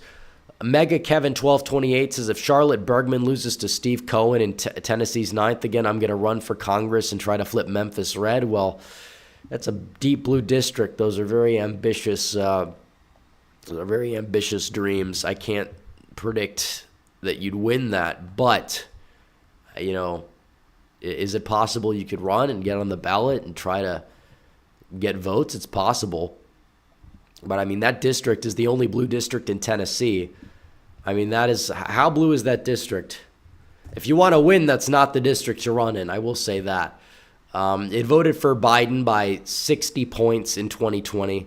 It voted for Hillary by 61, or no, actually 68, or 58 in 2016. It voted for Obama by 57, 55 before that. Voted for Kerry by 40. Those were old district lines too, I'm pretty sure. Yeah, I don't think that that's going to flip. But thank you for the super chat, Mega Kevin. Not trying to crush your hopes and dreams, just trying to let you know that if you want to win a seat, you're not going to win that one. So, Trump with 170,000 votes in Mississippi. In Georgia, he's got 440,000 votes, 441,000, almost 87% of the vote is in. Cherokee County, he got 18,000. Biden couldn't even get 3,000. Biden's turnout is abysmal. I mean, he's almost going to get double Biden's turnout. Now, you could say add the Haley voters to Biden. I think you have, like, not all of them are going to vote for Biden, but even if you add half of them or all of them or even double them and give all of those voters to Biden, it's still not going to make a difference. Ronnie C. says, new follower, what is Rockdale County's count? VP should carry the MAGA torch after Trump leaves. Well, who on the short list would you trust to carry the torch is another question. Rockdale County has Trump at 84%. He's at 2,580 total votes. Rockdale County has Biden with 5,000 votes. Now, it is true, though, Biden won that county by 40 points, so he should have a lead, realistically speaking, in that county. I mean, turnout as a whole has kind of dipped. Floyd County is where Trump rallied. He got close to 90% of the vote. He got 7,000 votes. Biden there got 1,300. And that county gave Trump a 40-point lead. So, you know, Trump is running up the score in certain places in the inverse by even more, which is why he's running up the score against Biden, period. And I encourage people to get out and vote regardless, because we have to just run up the score. Yeah, more votes have been tallied. Trump he's now at 445,000. Also, thank you, Ronnie, for the super chat, by the way. We have 4,500 live viewers, but we only have 3,600 likes. Everybody, like the stream down below. Hit that like button. Also, if you're new, make sure you guys subscribe to the channel. Subscribe so you can use the live chat. Make sure you guys subscribe in general just because, you know, you don't want to miss any future videos. So make sure you also hit the bell for notifications so you never miss another future video. But we are getting up there in terms of subscribers. Tassaman Out says Trump plus Tulsi is a winner. She gets the woman in mixed race vote, which again, A, is not very big, and 2, like, that's not how it works. That's not how it works. If you're going to do stuff based on identity, That's just going to, like, the only people that can get away with that is Democrats. If Biden puts a black guy on his ticket, for example, maybe turnout could be energized there. But Republicans aren't going to win women because they're putting a woman as their VP. Maybe they could do better with certain independents if Tulsi is the VP, but I don't think that's how most people see it. That only works if you're a Democrat. You're not going to try to outwoke the left on identity politics and have it work, because it never has worked. So, yeah, Trump is going to make the decision. I think he's weighing everything. He's going to probably make a pick that he thinks the base likes, but also will help him win the election, because I care more about the latter at this point. But obviously, he still needs to pick somebody who's sufficient. I'm not going to say just pick somebody because they might help you with this group. I want to win, but I also want to, not put somebody up there who is going to get in Trump's way, is going to hurt Trump in the election, you name it. So you got to balance both out, and I think he's got some people that can fill that void and fit that role pretty well. So the Iranian Putin, thank you for the Trump emoji super chat for 2. Thank you, Iranian Putin. Ronnie C says Byron Donalds for VP. Well, again, I got to give my take again on the Florida thing. You can't have 2 people on the same ticket from the same state. So Trump would have to change his residency, or he'd have to forfeit every electoral vote in Florida under the amendment, I guess you would say. I don't think unless there's a way, he might be able to find a way around it where you can run a different VP in Florida, or run some guy with the same name as the VP in Florida that lives in a different state, and from there have the VP election go to the Senate, where the Republicans likely do retake the Senate. So he could try that, but that's kind of a long shot. I don't know how that would work out legally, but we'll see.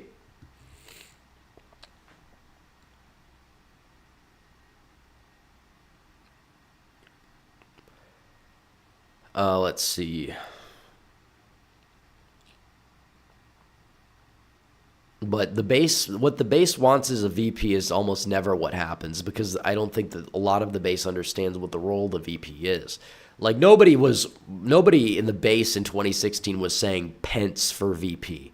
You got Pence, and maybe it's not a good example because Pence isn't liked anymore by literally anybody except full-on neocons.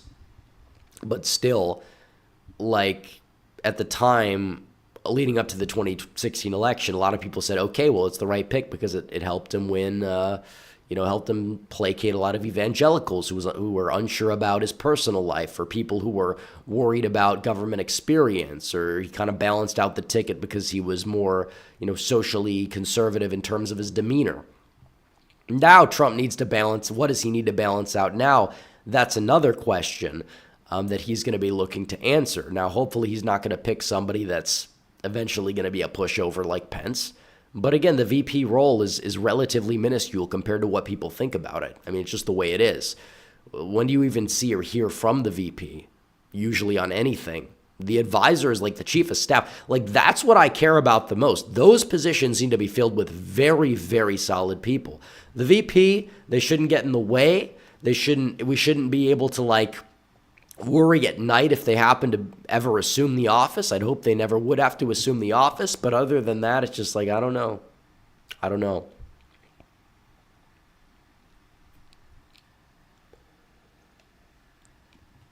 Will he crack 500,000? That's the real question. Mississippi, he's let's check. What is he on track for in Mississippi? Around 230,000 votes. So that's close to his record. Close to it. Georgia, he's not hitting the record there. But Biden is not doing nearly as well as he did with his record either. I mean, you're kidding me?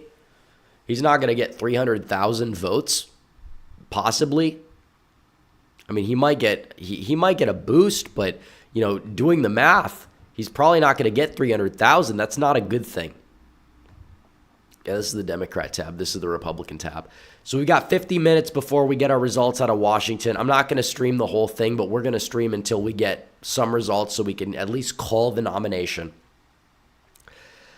Vamsi Saija says Lee Zeldin is the best VP. He would be sufficient.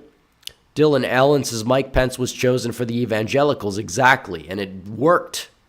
Now he doesn't need that, so what does he need is the real question. Some people will say suburban women, but they're probably going to be moving away regardless because that's just a demographic that's moving away. Christian Rushing says, do you think the 2020 election was redacted? Well, there's certain things you can't say on certain platforms, even if they've reworked the terms. It's a topic that I don't talk about for a reason. But I think there were a lot of sussy. It was a sussy election, very sussy election. Bill Fry says, thanks for another great stream. For those that have subscribed, go back and check to make sure you still are. I just checked and I was unsubscribed. Well, thank you, Bill, and make sure if you guys are watching that you are subscribed to the channel and like the stream. We're almost to 4,000 likes. Let's get more likes than viewers, possibly. Hit that like button. Let's get to 4,000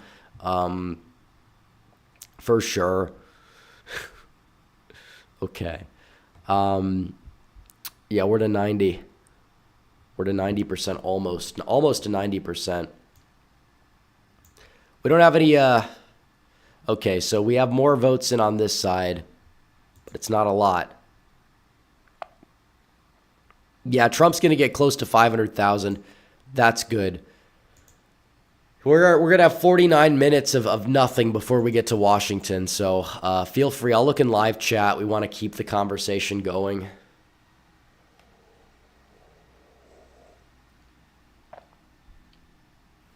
Some people said Carrie Lake for VP. She's running for Senate. She's not running for VP. I don't think that Trump is going to offer the VP to somebody that's running for Senate. So that's not going to happen. Dustin Enoch says Tulsi might be a solid choice to court independence.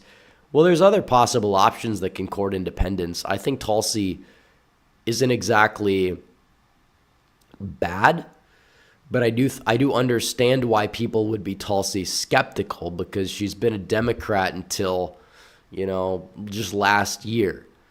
And people will say, well, Trump was a Democrat in the 90s, but at the end of the day, that was like the 90s. He's like 2009 to 2016 is a long time. And second of all, he wasn't really that much of a dedicated Democrat. He's, been kind of more of a pragmatist his entire career.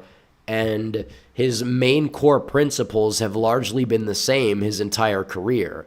I mean, he may have, changed his position on like abortion a little bit, maybe guns a tiny bit, but his main like core nationalistic, message, strong on the border, strong on crime, you name it, that's been pretty much constant his entire career, which is why he was able to, go out there and win a Republican primary. Tulsi, on the other hand, I think that she's not a full-on grifter like some people think, but do I understand why people are skeptical of somebody who was a Democrat until last week, basically? Yeah. I mean, I think her foreign policy's been pretty consistent. I support her on that. She's not somebody who's a, full-on, Democrat that doesn't, like, have any sort of, she was never like a party line hardliner. Like, she's always been a little, I guess you would say, at odds with her party, which is why she was forced to move to the right on things, in my opinion. But yeah, let's see. On Point Politics has just finished streaming. 50,000 viewers tuned in. Wow. Only 3 away from 5.5K subs will be tuning in for the rest of the night. Well, thank you, On Point Politics, for the 5. Alex says, love your rep, just got off work. Thank you. Nick H says, thoughts about Rufus becoming MAGA. Well, I said that all the DeSantis people would eventually come aboard. The ones that aren't are like in the bargaining stage, or their accounts that were intentionally psyops that never supported Trump and never would support Trump, and they're just trying to cause division. They don't exist in real life. Like, everybody that voted for DeSantis in these primaries, they're all voting for Trump. Like 90-some% of them, even over Haley, they were voting for Trump. So real life is not the internet. That's the number one takeaway. Cole of Centauri says, happy clinch day. I didn't know that it'd be true for both parties. Well, I mean, Biden's basically got the nomination. He doesn't have anybody that was really challenging him to begin with. I mean, if RFK Jr. stayed in the primaries, I think he'd be getting more votes. He'd get double digits, but he wouldn't be like getting a ridiculous vote share either. I think Biden would still be winning the primary decisively, but it would be more interesting. You probably'd have less crossovers because then they'd be instructing Democrats to vote for Biden instead of telling them to cross over and vote for Haley. So Trump, I think, would have clinched sooner. Bruce Rice says, great chat stream, well informed. Thank you for the 10. Thank you for the 10. So, yeah, we're still, okay, more counties have filled in Georgia. We're at 90%. Trump's at 455,000 votes. We're waiting on Washington's polls to close, and Trump is going to clinch. So I'm sick. I know I'm sick. A lot of people have been saying I'm sick. I know. I'm aware. It's not a very ordinary stream, but the show must go on. I don't stop making content. You know, you got to get back out there and do what you got to do to post. And that's exactly what I've done. So we could talk about a lot of different stuff. We could talk about the election. We could talk about Trump's paths to 270. We could talk about Biden being a complete and total disgrace. I mean, if you guys got to keep the conversation going. That's what it comes down to. Yeah. So Donald Trump on election day got close, 92% of the vote. Biden on election day got 94.6% of the vote, according to data we have coming in. So a lot of her votes are from Democrats. Not all of them, but a lot of them are Democrats. A lot of them are early votes as well. So Trump did very, very, very well tonight. You could look at that, and it's true. But you guys have been doing great on donations as well. We're gonna keep going, but yeah, it's true. Like some people in this situation, they probably wouldn't stream, but I thought I needed to, just because we got to watch Trump clinch. It's why I'm also going on. We know what the results are going to be out of Washington. I'm not staying up till Hawaii. I mean, sorry, I'm sure somebody out there is probably covering the results, whatever. New York Times, you name it. But it doesn't matter. Patrick Taylor says, what are your thoughts on Noam for VP? I think she is very power hungry, in my opinion. I would not support her for VP personally.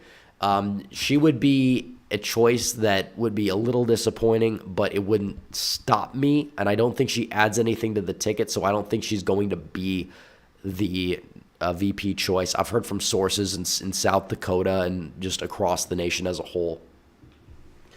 So pouring more water, because why not? Definitely got to keep talking for sure. We got another hour or so to go. Yeah, a lot of people like talking about, I'm not going to cover Hawaii. I'll talk about Hawaii tomorrow briefly. We'll do a recap video because Trump will clinch the nomination. We have to make a video about that, and then we'll go from there. But the narrative is like, oh, well, Biden got 90-some% of the vote in his primary. But at the same time, Biden got a piss poor vote count. Like, it's embarrassing. Like, there's no way to sit here and say it's a good night for Biden because he got 90% of his primary vote. Trump is going to end up with nearly 200,000 more votes than Biden. In 2020, it was a virtual tie. So you look at that. Democrats are disillusioned in Georgia. I think Georgia's going to flip. I really do.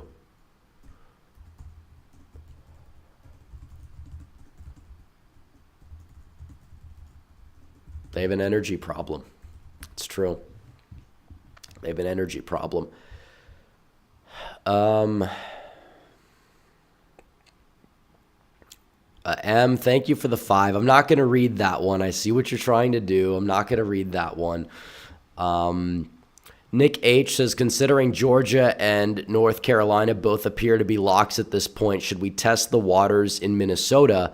Maybe. Depends on the third party share. I've talked about this. If RFK Jr. is on the ballot there, that's a big benefit to Trump. And you have a lot of disillusioned like Bernie bro types that are upset with the whole Palestine thing. They might vote third party.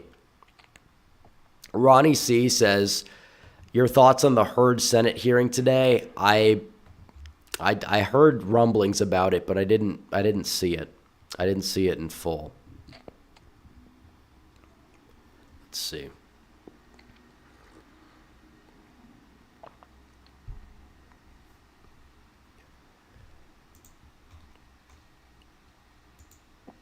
But anyways, guys, we did it. We have more likes than viewers. We hit 4,000 likes. We still have 4,000 viewers, but we have 4,200 likes. Make sure you guys like the stream and subscribe to the channel as well.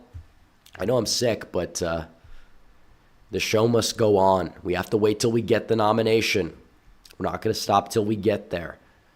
So it is technically clinch day for Donald Trump. He will get it. 99% chance he does today. He's going to get all the delegates in Georgia. He's going to get, they gave him 56 out of 59. He's going to end up with 59, I believe. Yeah, Haley is.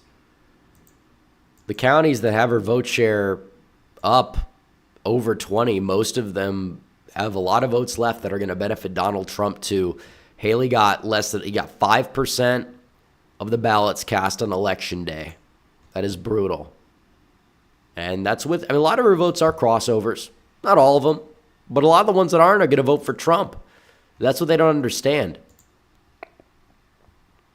I mean, yeah, Haley is a weak candidate too. Like if she's even the early vote that when she was in the race in these suburban counties, she wasn't even winning that.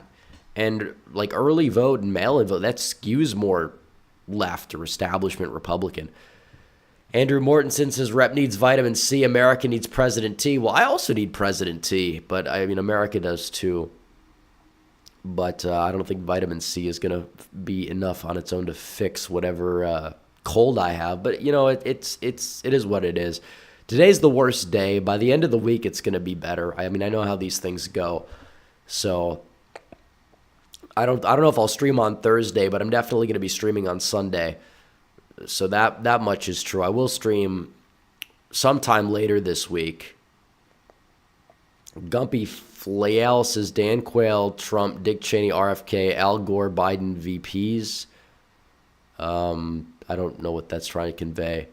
RT says, keep up the good work, my Armenian brother. Well, thank you for the super chat. American Hill Politics says, RFK, Rogers, Ventura, Yang take for Trump or Biden.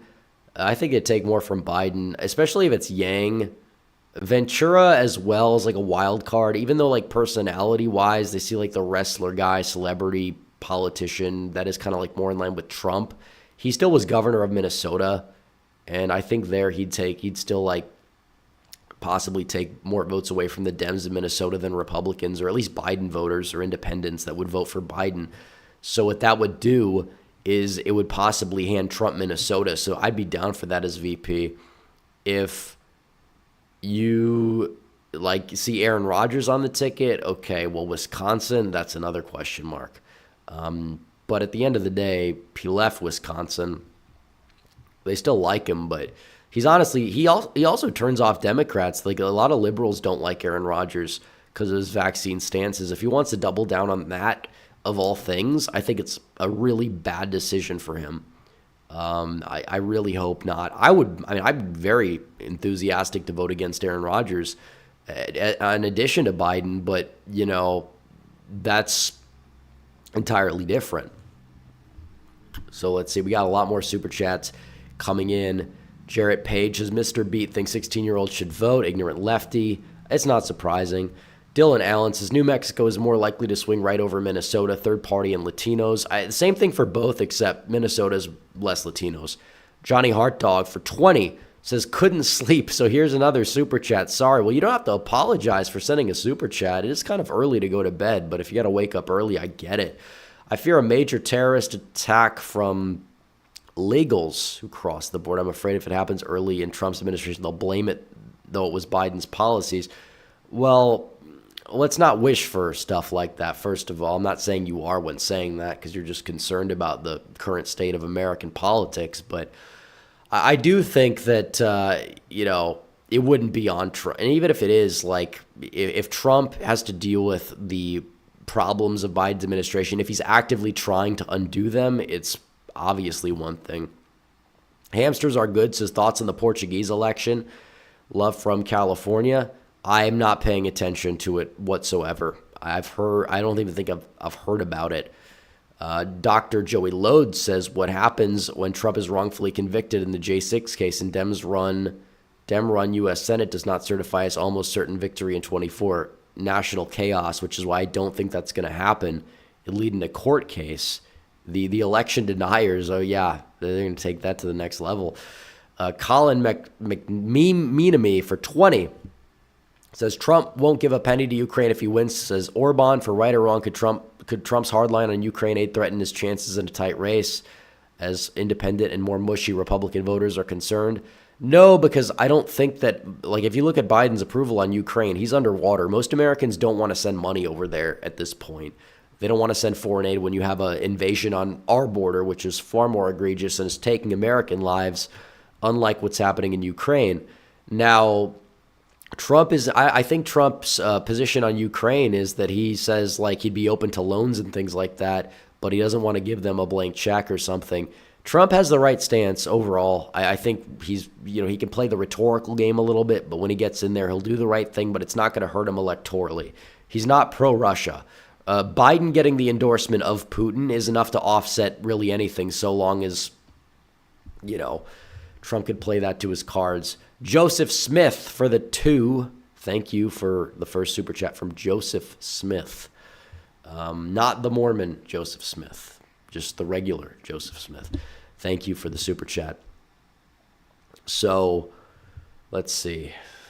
We're 30 minutes away from poll closings in Washington State. Hawaii, yeah, we're not going to stay up for another 3 hours. That's absolutely ridiculous just to get Hawaii results. But, yeah, they start at midnight Eastern, so that's 11 o'clock here. So they start an hour after. They don't close.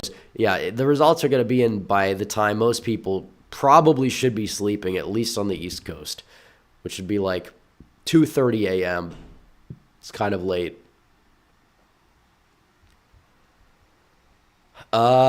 Okay. Now Trump is at 466,000 votes. Biden is at 244,000. Percentages lag behind, but not by too much. Let's see. Augmat13 says, would Romney on no labels ticket hurt Trump? I personally don't think so. I think Romney is more favorably viewed among Democrats at this point, despite him, his voting record is more right-leaning. It's not ridiculously right-leaning, especially for Utah. He is a rhino. Vonnie Maymar says, one allergy pill with vitamin C. A lot of people with your symptoms in Cali. We were surprised many by getting Steve Garvey ahead. Expect more in November. Well, usually what works for me is just Tylenol, Mucinex, etc. I do actually have vitamin C. I could take it, but I don't know. It's more than allergies is what it is. It's a lot more than allergies because I don't usually get allergies. I get cold sometimes. I just get the regular common cold.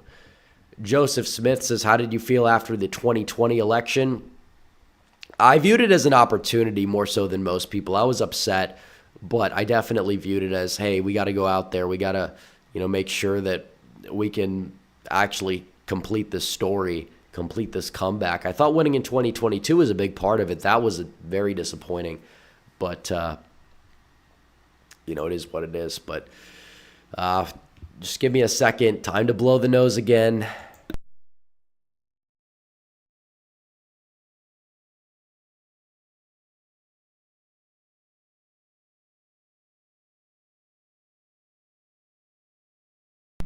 Okay, I think we're good. I think we're good.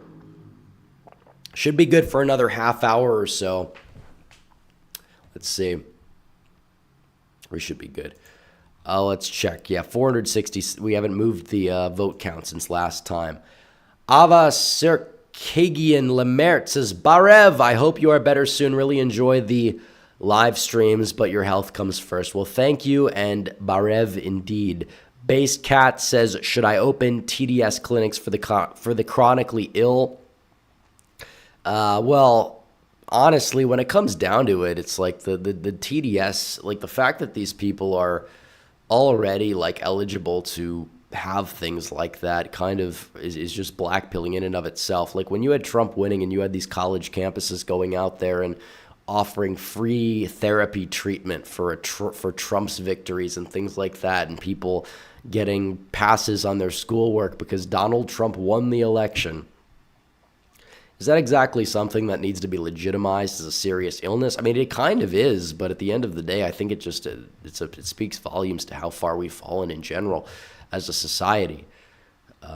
Omar says, did you hear Newsom possibly getting recalled again? What are the chances of this being successful and the mayor of Oakland facing a recall?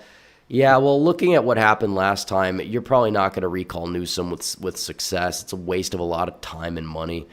If he's really going to lose an election, you're going to have to win the governor's seat in 2026, which is a pretty tough task. But I think we'll see another Republican statewide officer in California in the next 10 years, just the way the state's moving. I just don't know who it's going to be. Let's see. M says midterms were a blessing in disguise. They could be. I think that what it could do is lead to Democrat complacency and having them keep running on that message, thinking it would help them in a presidential environment, and it would backfire. So I've thought of that. So that's why I'm excited. Dylan Allen says, will RFK run on the Libertarian ticket? No, he's already running on the... He's already running on the, I guess, his own ticket as an independent. I think he's just trying to get on the ballot the way Kanye tried to get on the ballot, except, Kanye tried to get on the ballot in, like, July. He got in, like, 6 or 7 states. Yeah. Cole of Centauri says, nose blow hype, your stream is sick too, man. Well, thank you. It is in more ways than one, it is, I would say. Just the fact we're going and doing it for 3.5 hours during a cold is it's kind of a little impressive, I would have to say. I don't know, maybe not. But what's impressive is Trump's margin compared to Biden's. 200,000 votes more. 200,000, by the way. Like if you okay, let's do the math here. 244,431 divide it by 0.86. Yeah, he doesn't crack 300K. That's insane. Invalent says, given the recent rightward swing among Gen Z and Gen Alpha men, lowering the voting age could ironically benefit the Republicans over the next few years. There's problems with what you're saying. One, Gen Alpha men are too busy. They're not men.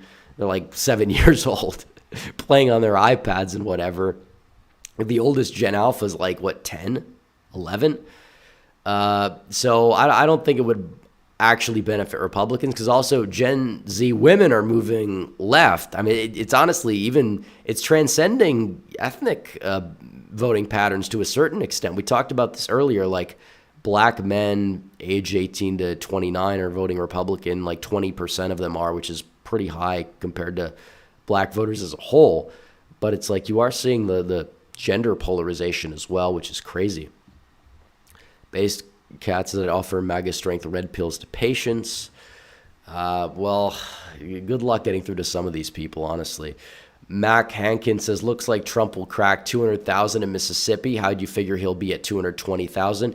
Because I'm looking at the percent reported on screen, which in Mississippi, I could pull this up, is 86%. And he's at 200,000. So you divide this number by this number, 0.86, and you get, well, let's actually just do this right now. Okay, his vote share went up 198, very fitting.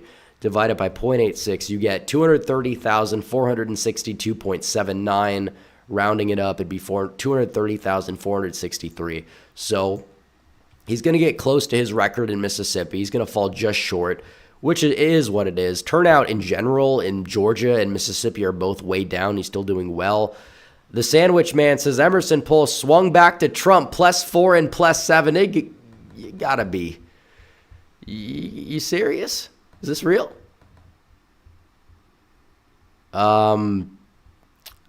Let's see. I don't see it on Twitter. Oh, it's that's Georgia. That's not nationwide. This is cap. This is fake. This is fake. This is completely fake. But it's a good poll. I mean, popular vote doesn't even matter as much as swing states, even though you'd like to have it. But hey, we'll take it. It's not a national poll. It could. The next poll probably will swing to Trump. I think that was an outlier. Emerson is weird. Carrier Plumbing says watched a Wolves in Finance video that claimed Vivek is an anchor baby, I believe you meant to say, and by constitution he could not be VP. What are your thoughts? I don't think that's true. Because if you are born and you have parents that are immigrants, you could still run for president. Like, I know people talked about that with Nikki Haley and even like the Obama stuff to an extent, but like it wouldn't hold up. Actually, even if Obama was born overseas, I don't believe it would work because his parents were both natural born citizens or citizens. So I don't know how that would work particularly, but I don't think that Vivek would be ineligible. He's not like Cenk. Cenk Uygur is ineligible, completely ineligible. So let's see. Trump crossed 200,000 in Mississippi. Did he? Yeah, he did. Not surprising. More votes are coming in. They're actually doing a good job tonight of counting. Georgia, if it's 10:36 Eastern and we're 92% done in the general election, and these are the percentages.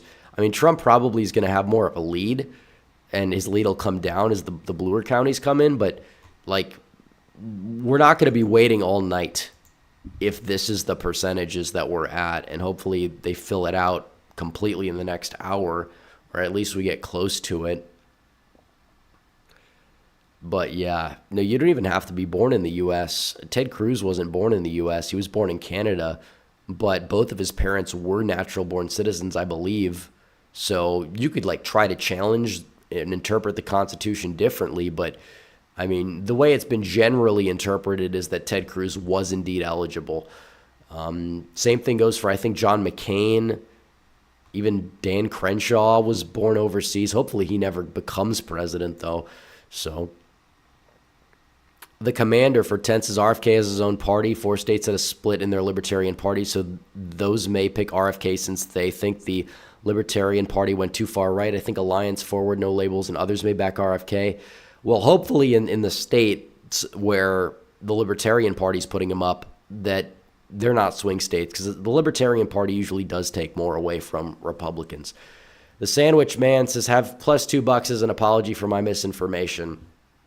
Well, I appreciate it. I mean, you didn't have to apologize. I didn't think you were trying to deceive me. It's pretty much an easy mistake to make, I guess. We see polls all the time that look better than they actually are, and vice versa.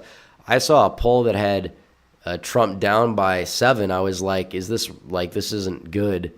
But then I looked at it again, and it's like, oh, he's down 7 in New York. Why exactly is this a bad thing?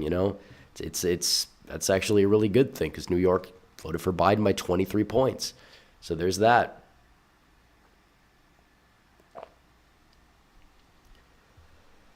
So yeah, okay, Haley's vote share actually went up, so they're filling out probably Fulton or one of these counties is almost all the way in. Yeah, Biden's at 80. They're at 86% counted on the Dem side. So Democrat counties will likely come in last in the general election, which is not surprising because it's been that way in Georgia for as long as I can remember. But it can lead to a little bit of a mirage, and sometimes bad things can happen at 4 a.m. too. So, watch for that. But I don't think it's going to make a difference with these turnout numbers we're seeing tonight. I don't think there's any way. I mean, Trump, If you add Trump and the other Democrats together, you're at you're at close to 480,000. If you add Haley and Biden's totals, it's like 310,000. That's abysmal. It shows that Biden doesn't have energy behind him. It's a problem. It's a big problem. And obviously, a good portion of these voters will vote for Trump.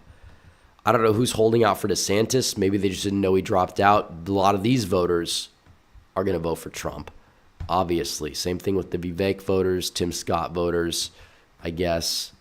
Maybe not these voters or these voters being Asa Hutchinson and Chris Christie. Perry Johnson's on the ballot for some reason. He got 120 votes. Interesting. I'd like to talk to some of those people. I don't know who the hell they are. But still, we are waiting. We are waiting on Washington. We're 20 minutes away. We're still going. Surprisingly, we're going. This is insanity. But we're still here. So there you go. We're going to clinch this nomination tonight. We're going to clinch it. We're so close. Delegate count, they got him at 96. So he's 30 away. Invalent says, your counter argument ignores one, the oldest Gen Alphas are already 14, and two, we don't know whether it's men or women who will vote in higher numbers. Well, number two, usually historically it's been women. I don't wish it was that way because men vote more Republican, but in general, men do need to turn out more. That is an issue. And obviously there are more women than men, but not by a whole lot. And some places, in the younger generations, is actually not that way from what I've seen in terms of data. Also, to the first point, it depends. I've seen that the Zoomer generation goes from 97 to 13. If some people want to say that it's 10, okay, but I don't know if a generation is 13 years. Usually it'd be like in the upper teens of how long it would be, but I don't know. So, yep, we're waiting on the Washington primary to close its polls. That's going to be happening very shortly. 18 minutes. Hold your horses. Like the stream. Subscribe if you haven't yet. We're about to get more delegates. We want Donald Trump to clinch the nomination. I'd like for them to fill it out on stream and give it to him, but it is what it is.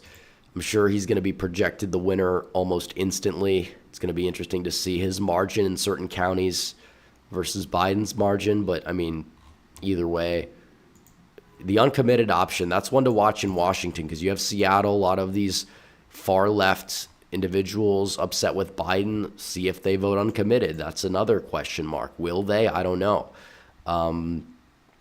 But Georgia's the only swing state. So we filled out. So we've dealt with 4 major swing states already. Or actually technically 5 if you count Nevada. But there's just so much going on there that I wouldn't read into it. Michigan, Trump and uncommitted, I believe, got more votes than Biden and Haley, which is a good sign. You had North Carolina where Trump devoured Biden. You had Texas where the same thing happened. Biden had an abysmal showing in Texas that was complete trash all around. Now you have Georgia where Trump, turnout's down on all sides, but Trump got a higher share of his 2020 share than Biden did. This was not a contested primary for the most part either. Haley was on the ballot. That's true. But still, Trump got close to 200,000 election day votes. Biden isn't even at 300,000 votes, period. Come on.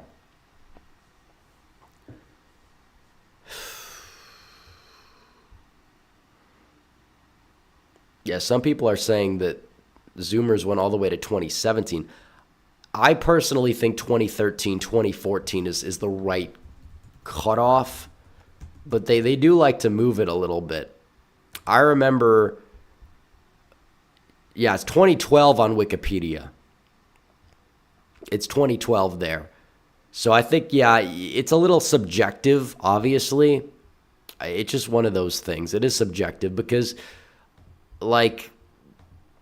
typically when we think of Zoomers, we think of people who are at least like teenagers or older, up to the point where they're like maybe mid-20s at this point, mid to late 20s, like late 20s and people in their 30s. Those people are millennials.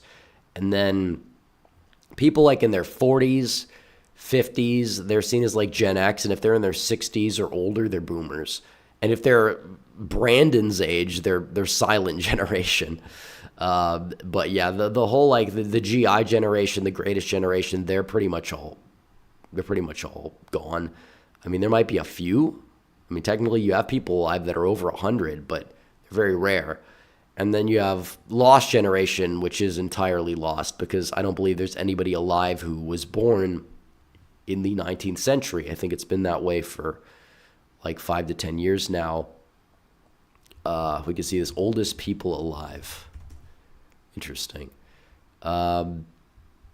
Seems like the oldest person alive is a woman in Spain, Maria Brianas, and she is 117.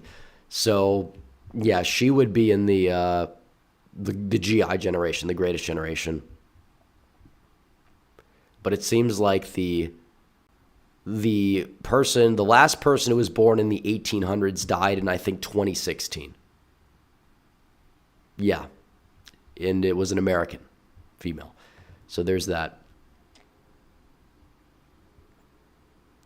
Let's see.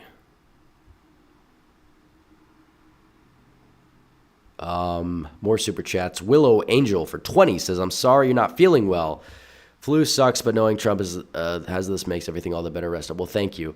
Appreciate it. For the 20, Aiden Tinnance is from King County, Washington. Just voted Trump yesterday. That's epic. Base Cat says, for your April Fool's video, upload why you think that Hank Hill would vote for Donald John America over Joe Biden discussion. I mean, that's kind of like, I don't know. That's like an esoteric thing. An April Fool's video would be best suited for like a joke video. Like when I did the prediction where I just went state by state in 2020 and I filled it out like where North Dakota was blue, South Dakota was red. It didn't make any sense. Like that was what I was getting at. And a lot of people didn't understand it. Some people, like I think 15% of the viewers disliked the video despite not getting the point. So I don't know. I think that the best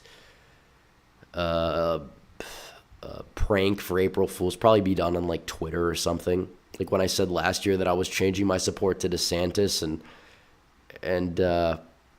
it actually kind of blew up a little bit.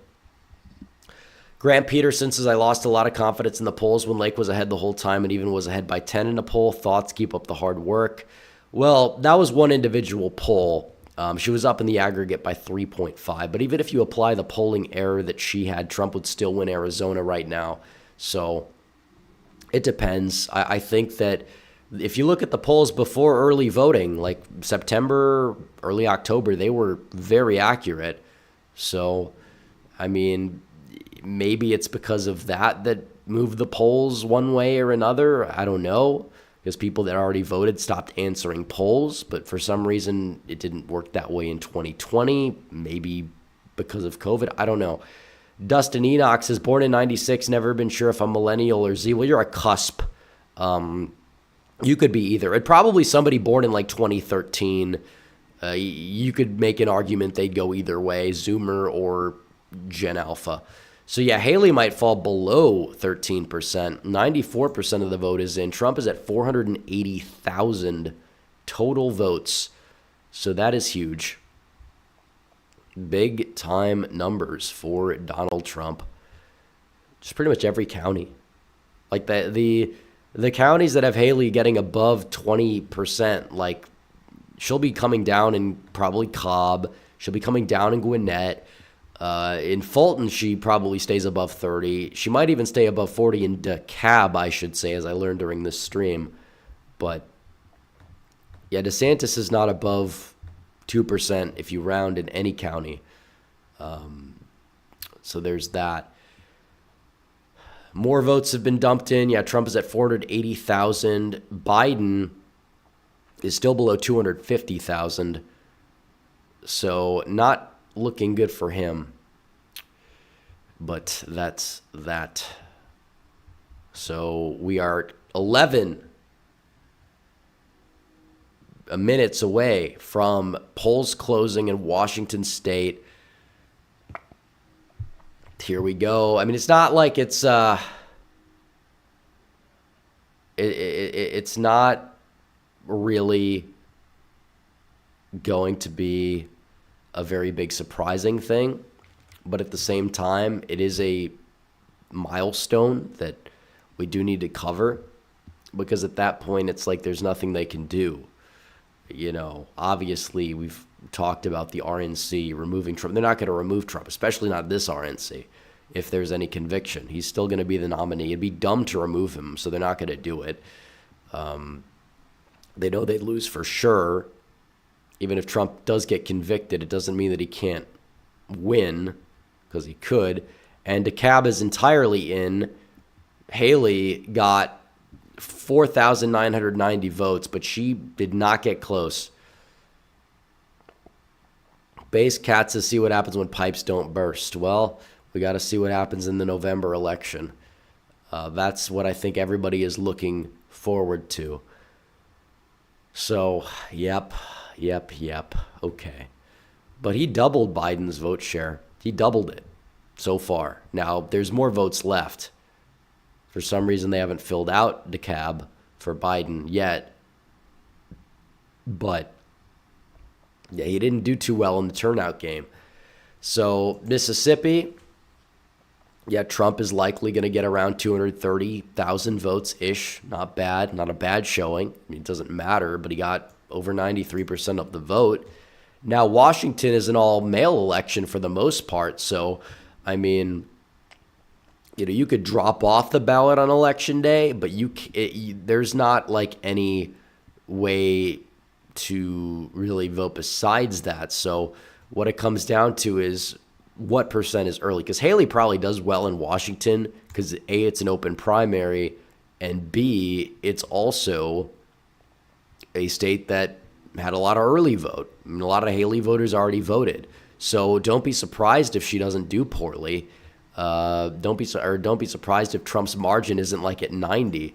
It might be in the 70s, or I don't know if it's going to be below that, but still. Let's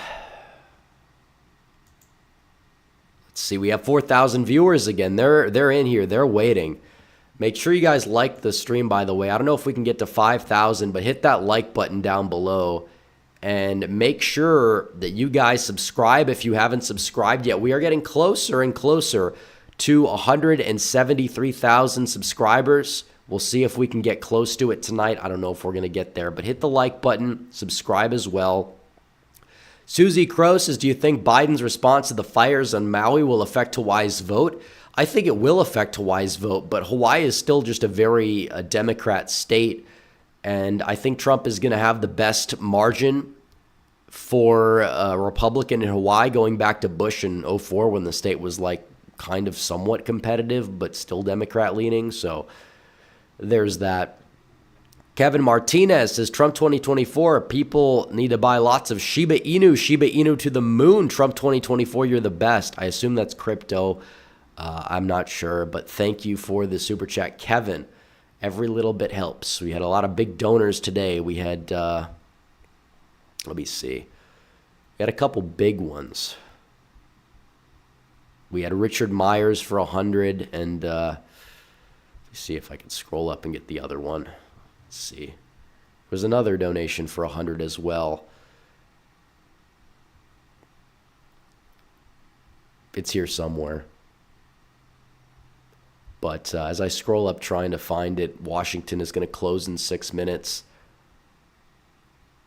That's going to be huge because that's going to put Trump over the top when the ballots are somewhat counted. Hopefully they count them quickly, at least, you know, a good portion of them. They're not going to get all of them. There's a lot of mail, but there's that. So, yeah, Joanne Dornbus, that was the other one that sent 100. I hope I'm not butchering that. I probably am. But thank you to those two donors for the $100 super chats. That was huge. So, And thanks to everybody else as well. That's how we keep the lights on. Everybody pitches in, and they ask questions, and I answer them. Tiny Rick for 5 says, what do you think Team Haley will do come November? Stay home, vote Biden, or third party? Well, the people that work for Haley are probably not going to be big Trump supporters, but I think that most of her voters that were actually Republicans are going to vote for Trump. Her voters that were like independents, a lot of them already voted for Biden. But if you're talking about Trump voters who voted for Haley, a lot of them come home. Any independents who voted for Haley in the primary that don't like either candidate, they might stay home. I mean, I don't know. It comes down to various different factors. There's also RFK Jr. There's all these third-party options too. So a lot of her voters are Democrats, though. A lot of them, not all of them, but she had in the exit poll in Virginia. You look at that; she was approved of by, I think, or Biden had among her voters. I meant to say, Biden's approval rating was 48%. But nationwide, Biden's approval is 39%. So her voters in some of these states were more pro-Biden than the nation as a whole. So think about that for a second. Like, I think that in general, she will endorse Trump. I mean, she kind of has to, or she'll just go full on Liz Cheney. There's no in between. I mean, Biden, I think, reached out to her. It doesn't mean much, but who knows what they're trying to coordinate there. So, yeah, 92% of the Democrat votes in. Yeah, Biden's not cracking 300,000. They might not even get they're not even going to get 300,000 total Democrats to show up. And Haley's not even going to get like 77,000 votes either. Like, that'd be like her ceiling at this point. Fulton County's all the way in. Trump won it by 21. I mean, you still have some in Cobb and Gwinnett that have yet to come in, but in every other county, you got Cobb, you got Gwinnett, and then you got some tiny little counties that are going to be heavily for Trump. Like, that's huge. And I'm glad they reported all the votes within 3 hours, within 4 hours, I should say. But still, that's pretty good. I mean, if that happens on election night, we're going to know who wins. But again, who knows what's going to happen this November. So maybe they are getting better at counting. I don't know. Nothing out of Quitman. But the county surrounding Quitman, Haley's getting low single digits. So, yeah, Trump is going to get what's left. Trump is going to get 500K. Probably, just doing the math, it's let me just check this real quick. 481,809 divided by 0.95. Yeah, he gets 507,000 if that number's true. Biden, on the other hand, would end up with 286,000. So that's not that good. That's not that good. Now, primary turnout's not everything. I'm not going to say that it is, but it still is an indicator. It's not the best indicator. You know, it was razor thin in 2020 on both sides, and that's what the election was.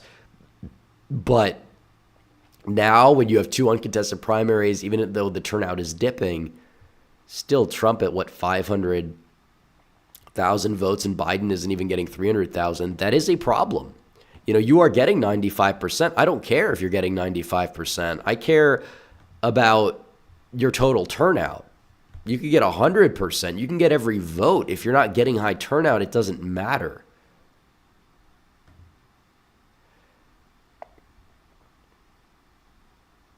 Yeah, it's Biden in Georgia's in trouble. He's in like the Sun Belt, like Georgia. I think Georgia's going to be a Trump state by a few points. I think that you could talk about the Rust Belt. I think that's where the election's decided. It's going to be close. But Georgia, I think that Trump's got Georgia. I think Arizona's going to be interesting as well, but like I don't know if that's going to tell us everything. There are more registered Republicans in Arizona than there are registered Democrats, but the unaffiliated voters tend to lean to the left now, and maybe that wasn't entirely always the case, but that's the way things are going. But Republicans have expanded their voting registration edge in Arizona by 100,000 votes since the 2020 2020 election. So, they had 130,000 registration lead. That's up to like 230,000 plus. So there's that. Okay. Now, it is true that counting ballots in November could be different because there's more of them. But counting ballots in primaries in 2022 was about at the same pace as they were in the general. So I don't know how much I'd read into that. But here we go. The polls have closed in Washington. We are waiting on Washington. We can sunset Georgia for now. But Washington, we're waiting on results. It's officially over if Donald Trump wins Washington. That's how it works. He needs how many delegates? 30 delegates. He needs 30 delegates to win the nomination. And looking at it right here, there are approximately in Washington 43 up for grabs. He likely takes them all. And we will see what happens. It might take him a while to allocate them all. But still, we are watching Washington as the results pour in. And also, we'll see how Biden does on the Democrat side. But we are getting close. We just need some results. Decision Desk has called Washington, but again, Decision Desk, how many votes do they have in Washington? Probably none. But Washington, yeah, they called it for Trump and Biden, but there's no votes. So it's clear Trump and Biden are going to win, but we don't know the margin. That's kind of a problem. So, all right, we'll see. We'll wait. We've got a ways to go. We've got time. But hopefully we get some ballots counted within the next few minutes or so. You'd like for that to happen. But yeah, Washington. That'll be the state that tips Trump over. Technically, it wouldn't be if all the other states counted all their delegates, whatever. But still, it doesn't matter. Right now, Washington, here we go. This is not the down ballot primary for Washington, just for the record. This is not the combined primary that's going to be taking place in a few months. We'll be streaming that too. So make sure you guys like and subscribe to the channel. Let's see. I don't think, does Decision Desk have anything out of Washington? I don't believe they do. Let's see.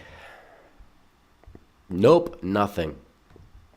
Washington is currently just stalling. They have all these mail-ins. You think they could at least be counted, like count them quickly. Colorado counts quickly. We don't like the results usually, but at least they count quickly in most cases. But here, apparently not. We will get some ballots, though. Gabster13B says, just got back in here. What's an update for the last hour? Nothing's new. I mean, Trump won both Georgia and Mississippi by a lot. He won every county. In fact, he got 90+% of the election day vote. The only reason why Haley did good in some counties was because of the early vote and Democrats. But even then, we have results. We have results. Finally, Lincoln County, 85% of the way in. It's all mail. A lot of it's early. But Donald Trump with 83% of the vote. That is a big margin for Donald Trump out of the state of Washington so far. That is huge. Lincoln County, he is winning Lincoln County 83-14. And for that being basically all early vote, I mean, that's pretty good. That's really good. Because, Haley, it's an open primary, and she stayed in until last week. And a lot of these ballots were likely cast before then. Not all of them, but a lot of them. So, yeah, the fact that she's at 14% in this county, maybe it'd be different up here, but that's still a good margin for Trump, for sure. How are the delegates allocated in Washington? That's another question. I don't believe it's winner take all. Let's see. Yeah, 13 statewide delegates, 30 per congressional district. Or they're divided by the congressional districts, I believe. So there's 3 per district. and there's 13 statewide. So if Trump takes every congressional district, he'll get there. Even if he takes a majority, he'll get there. So it's just like South Carolina, except there's less of an emphasis on the statewide winner. But we probably will get close to projecting Trump the winner of Washington. He'll get 13. And because we have more votes. Grant County, Trump winning that big, 84-13. Another huge vote dump for Donald John America. And then we have another county, Cowlitz County, or however you pronounce it. It's the same margin throughout, 83-14. These rural counties heavily carrying their weight for Donald Trump so far. Can we get another county drop? We'll see. But those are good numbers for Trump. Bellingham, Whatcom County. You got Northern Washington up by Canada. Donald Trump with 76% of the primary vote. Yeah, you got to call Washington pretty soon. I mean, I'd wait until you get Seattle in, but Trump's obviously going to win it. The margin is another question. Because if he wins King County, he probably takes every congressional district. You can already give him all the delegates at that point. But yeah, if Haley was still in the race, I think Haley probably would get some delegates because I think she could win in this area. Now let's check the Democrat side. Biden's at 87%. So that's meh. That's average for a primary so far for him. But whatever. They put actually some Democrat areas in his primary. There's a 16% of the vote is in for him because you have Seattle suburbs they put in. He's not cracking 90 in them. He's getting close in some counties. But here we go. They've called it. They called it on Decision Desk.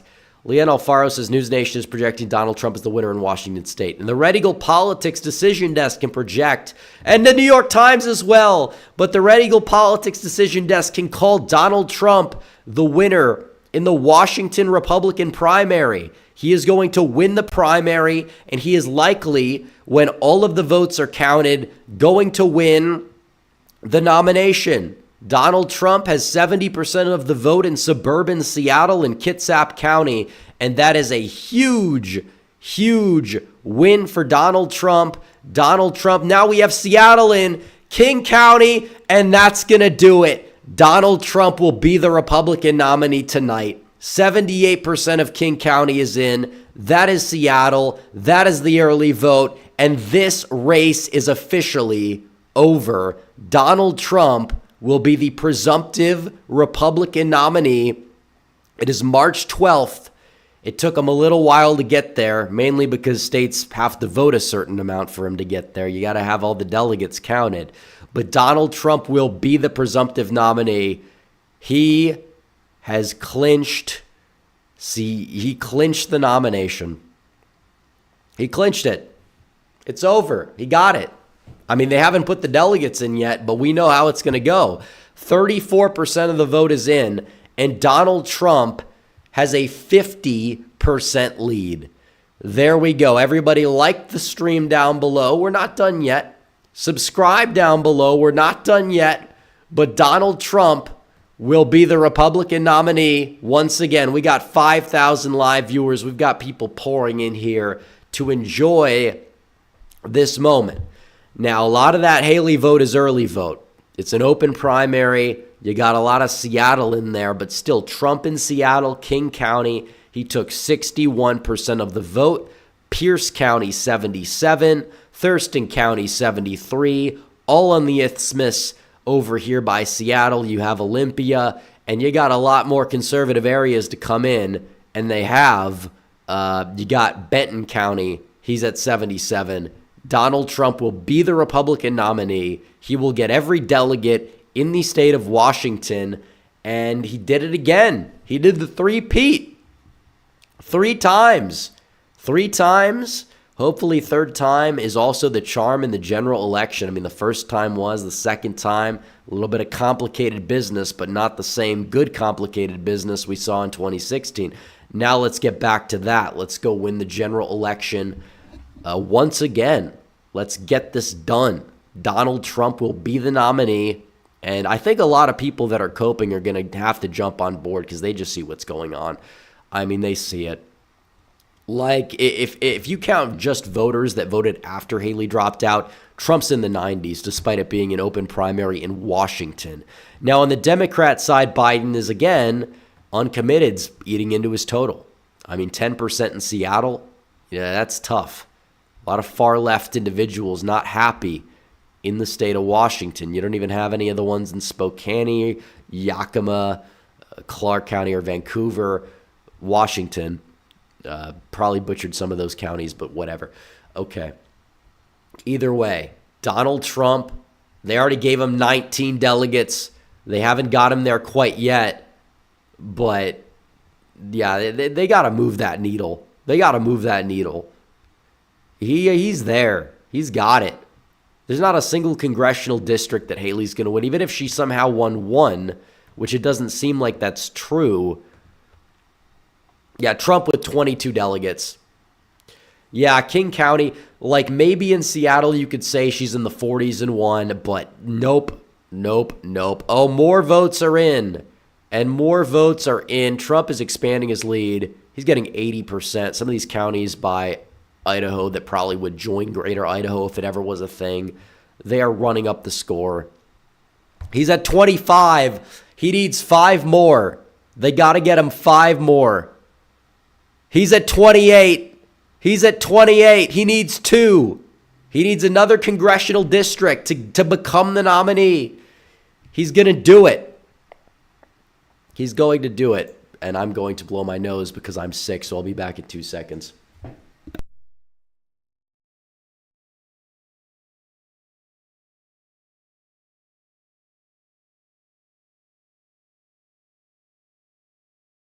And I'm back. Once again, we have to celebrate this moment. He's 2 delegates away, 1 congressional district. Everybody, 1 congressional district. He needs 2 more delegates. Give me the 2 delegates. And more votes. Spokane, say what you want. Doesn't matter right now. He got 75% of the early vote there. Yep. That's a key county too. I mean, that's a competitive county. And Biden in that county, let me check that. Yeah, he's at 36,000 votes. So, okay. Yeah, more votes are in. More counties are filling in. The entire Seattle Isthmus is in. San Juan County's not, but I don't think that's very populated. Yeah, Trump with 348,000 votes. Biden, yeah, so Biden's going to end up with around 700,000 votes. Trump is going to get less than that, but it's Washington State. It's a deep blue state. The uncommitted option definitely caused some more Biden bros to vote for Biden. So it's pretty clear why turnout was higher there. Jacob Carter says the fact that it's a mega liberal state that sends Trump over is making me laugh pretty hard. Well, it's just the way these things go. He has won every state except for Vermont, which Haley can have because it's basically Canada. He didn't lose, or he didn't win D.C. He didn't need to win D.C. It's the swamp. You honestly don't want to win D.C. And already, he's got it. They've given him the full nomination. 12-15. He has completed his 3rd consecutive nomination, Donald Trump. But we got to make it worth it. That's why we're not celebrating too much, because that's going to happen in November if we win. That's why we got to get out there and win. When we win, we got to have a good mindset about it, but, got to be on watch. So Wyatt says, I turned you on when I got back from the rifle range and immediately fell asleep. I'm extremely exhausted because I've been waking up at 3 a.m. every day, but I woke up just in time to hear Trump won. Donald Trump will be the Republican nominee, given the fact that he has enough delegates. He's the presumptive nominee. He will be the nominee in the convention. I think it's in July in Milwaukee this summer. That's going to be something huge. Red Politics 1776 says, game on, Trump 2024.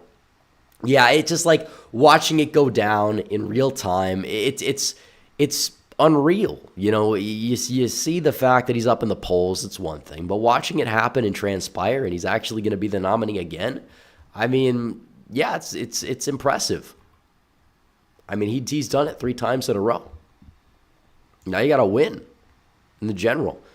I mean, yeah, more votes have yet to come in. I'm sure that they're going to be coming in more for Trump. Haley will probably drop below 20% when it's all said and done. And some of these counties, there's more votes. The in-person votes, the ones that are just dropped off recently, those are going to heavily favor Donald Trump easily. So, yeah. Anyways, guys, make sure you guys like the stream.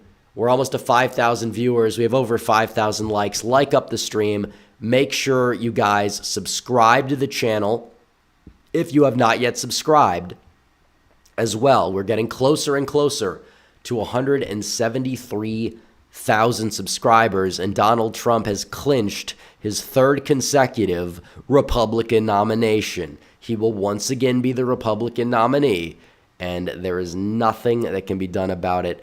I think San Juan's actually Haley's strong. It's basically Canada. I mean, it's just the way it is. It's not surprising. I mean, so are these. Well, yeah, but that's like basically more like rural. It's like Alberta, even though it's right next to British Columbia. But still, what it is, what it is. But Trump, once again, taking victories. Georgia, he's going to probably get, I don't know if not all the votes are in, but when all the votes do get put in, he will likely get above 500,000 total votes in Georgia. Mississippi, he's going to get close to 230, which is near his record. Washington, I don't know if this is a record. I don't know what his total was in 2020. When it's all said and done, he probably gets close, I'd say just under 600,000, which isn't bad. If you look at the Washington 2020 primary that we saw there, Donald Trump got 684,000 votes. He might break that record. Well, maybe not. He'll get close to it, though.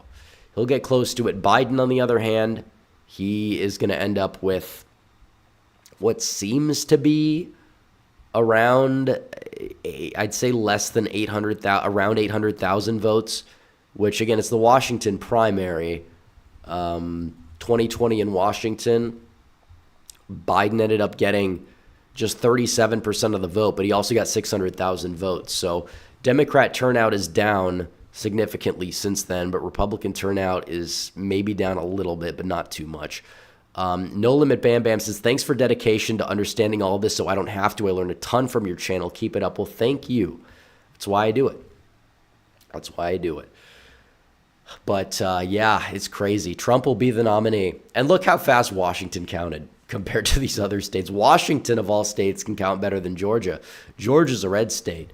Well, I mean, technically, they've counted all the votes for the most part, and that's a good thing. But still, it's like, it took them how long? Washington polls closed 17 minutes ago. We're 80% reported. I think that's a little too fast. I'd like to kind of have a little bit of suspense. It makes it more interesting for sure. So there's that. But yeah, and the rest of the votes are going to take like 30 years to count, though, I'm sure. But still, at least we have the early vote dumps in the way Florida does pretty quickly. And yeah, Trump's margin just keeps going up. We need Stevens County. I don't think it's a big county, but we'd like to have more votes in there. And then we could start counting the ballots that are left that are going to heavily favor Trump. So he's probably going to get close to 600,000. He might get that number. Just given how many votes are left, it's going to be, I don't know, we'll see. But he'll get close. So, yep, Donald Trump will be the nominee. He's got enough delegates. He's gonna do it, and he's got to win. So we got more primaries on the horizon. Arizona, Florida, Illinois, Ohio. This is a good slate next Tuesday. I'm really looking forward to it. We got a good slate of primaries ahead of us. And then we basically have a lot of, well, Pennsylvania is going to be interesting, but it's only a one-day event.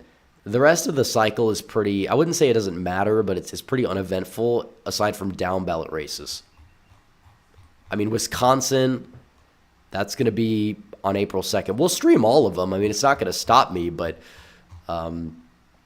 Timbo Slices, hey Rep, just catching you now, but glad to be able to hear you call Trump as a Republican nominee. Don't let him get out and go vote in November, people. MAGA.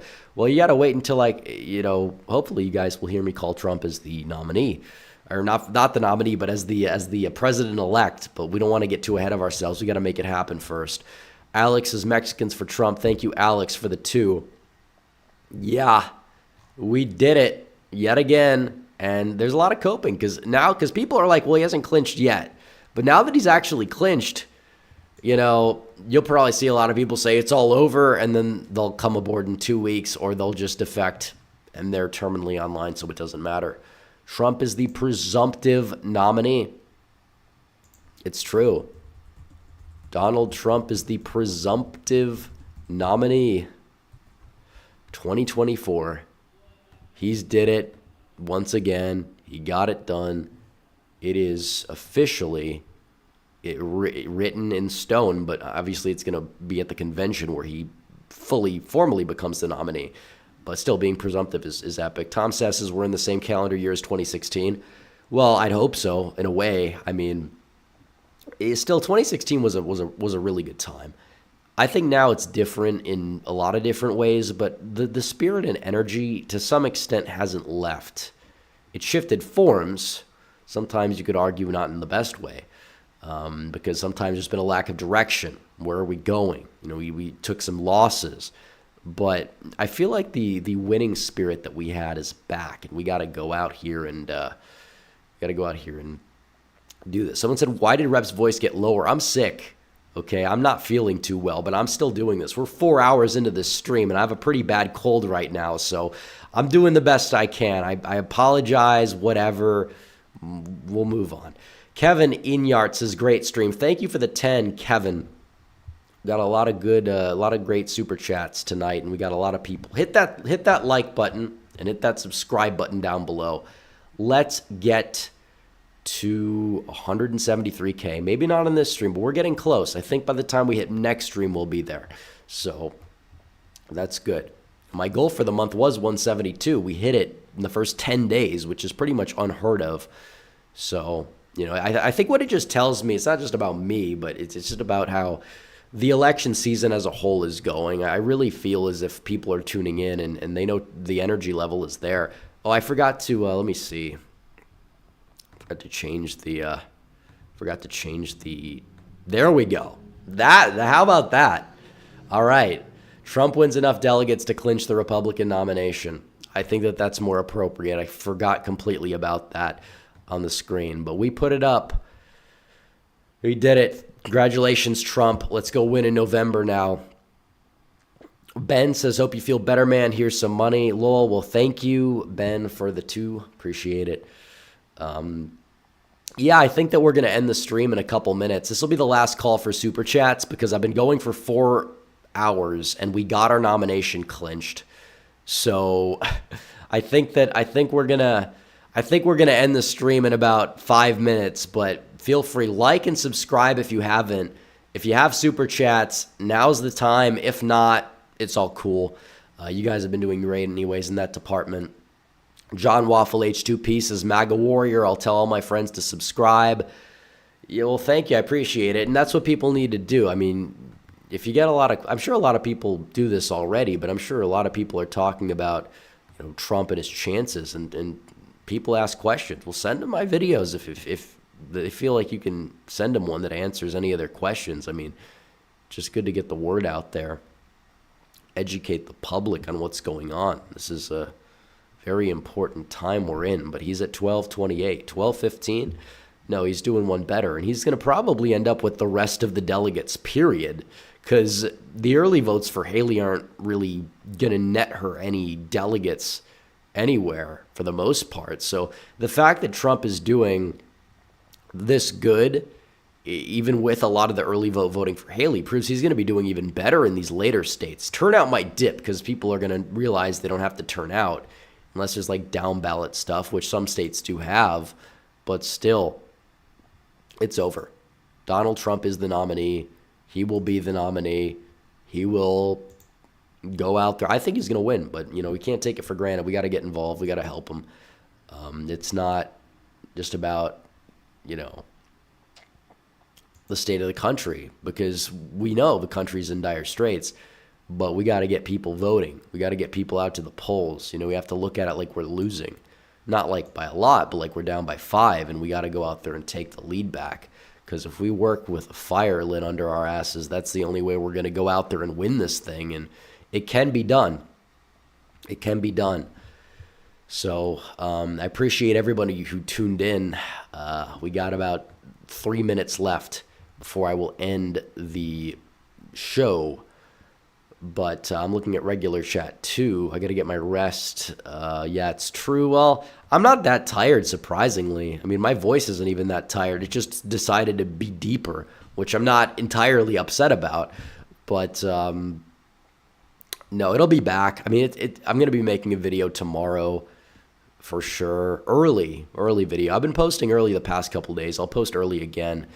And then from there, we're gonna make some more content later this week and hopefully do more live streams. I probably on Sunday. I'm probably not gonna do one Thursday. Even if I feel better, I'm still probably not gonna do one because I got a lot of stuff to do this week.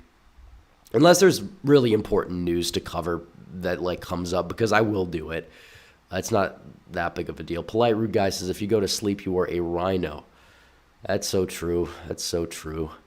Rhinos, only rhinos and liberals sleep, actually. I don't know if you guys know this, but it's true. William Alfano says, hope you feel better, bro. Trump 2024. Thank you. I appreciate it. Every super chatter. We had a lot of them. A lot of big ones, too. But no, I'm not. Somebody said take a day off. I'm not taking a day off. I'm making a video tomorrow, and I'll probably do some stuff for the exclusive website too, because I have a lot of stuff I need to do, and I'm not gonna overwork myself. But I've been sitting in a chair for the past 4 hours. It's not like I'm doing manual labor, hitting the gym, which I look forward to getting back to. But still, it's tough. It's tough out here. But I appreciate the support, the super chats, the $200 super chats as well, were epic. And all the comments, all the people, and all the people that voted, because Donald Trump is the nominee. Now, we got to win the general, but part 1 is done. I mean, it was done when Haley dropped out, but it's like in stone, and it'll be even more in stone in July, but like it's clear what's going on. So we got to win. We got to win. There's nothing else to do but win. So we got it. We got it. We got it. Yeah, Georgia keeps putting in votes. Trump is possibly going to get 500,000. We'll see. But either way, a very good showing for Trump all around. Biden, not doing so well in some of these places. Washington, let's check Washington. Yeah, he's at 86.7. That's better than certain other states where there was a push for uncommitted, but it's still not good. So there's that. And I wonder how the election day vote's going to come out. It might actually be more pro-uncommitted. So either way, Trump's the nominee. We're going to end it here and now. Everybody, make sure you guys like the stream down below. Make sure you subscribe to the channel before you leave. Hit the bell for notifications so you never miss another video or stream. Follow me on social media. All the links are in the description down below. And I will see you guys all in the next live stream or video. Hopefully I'll be feeling better. But anyways, guys, thanks for watching. Red Eagle out.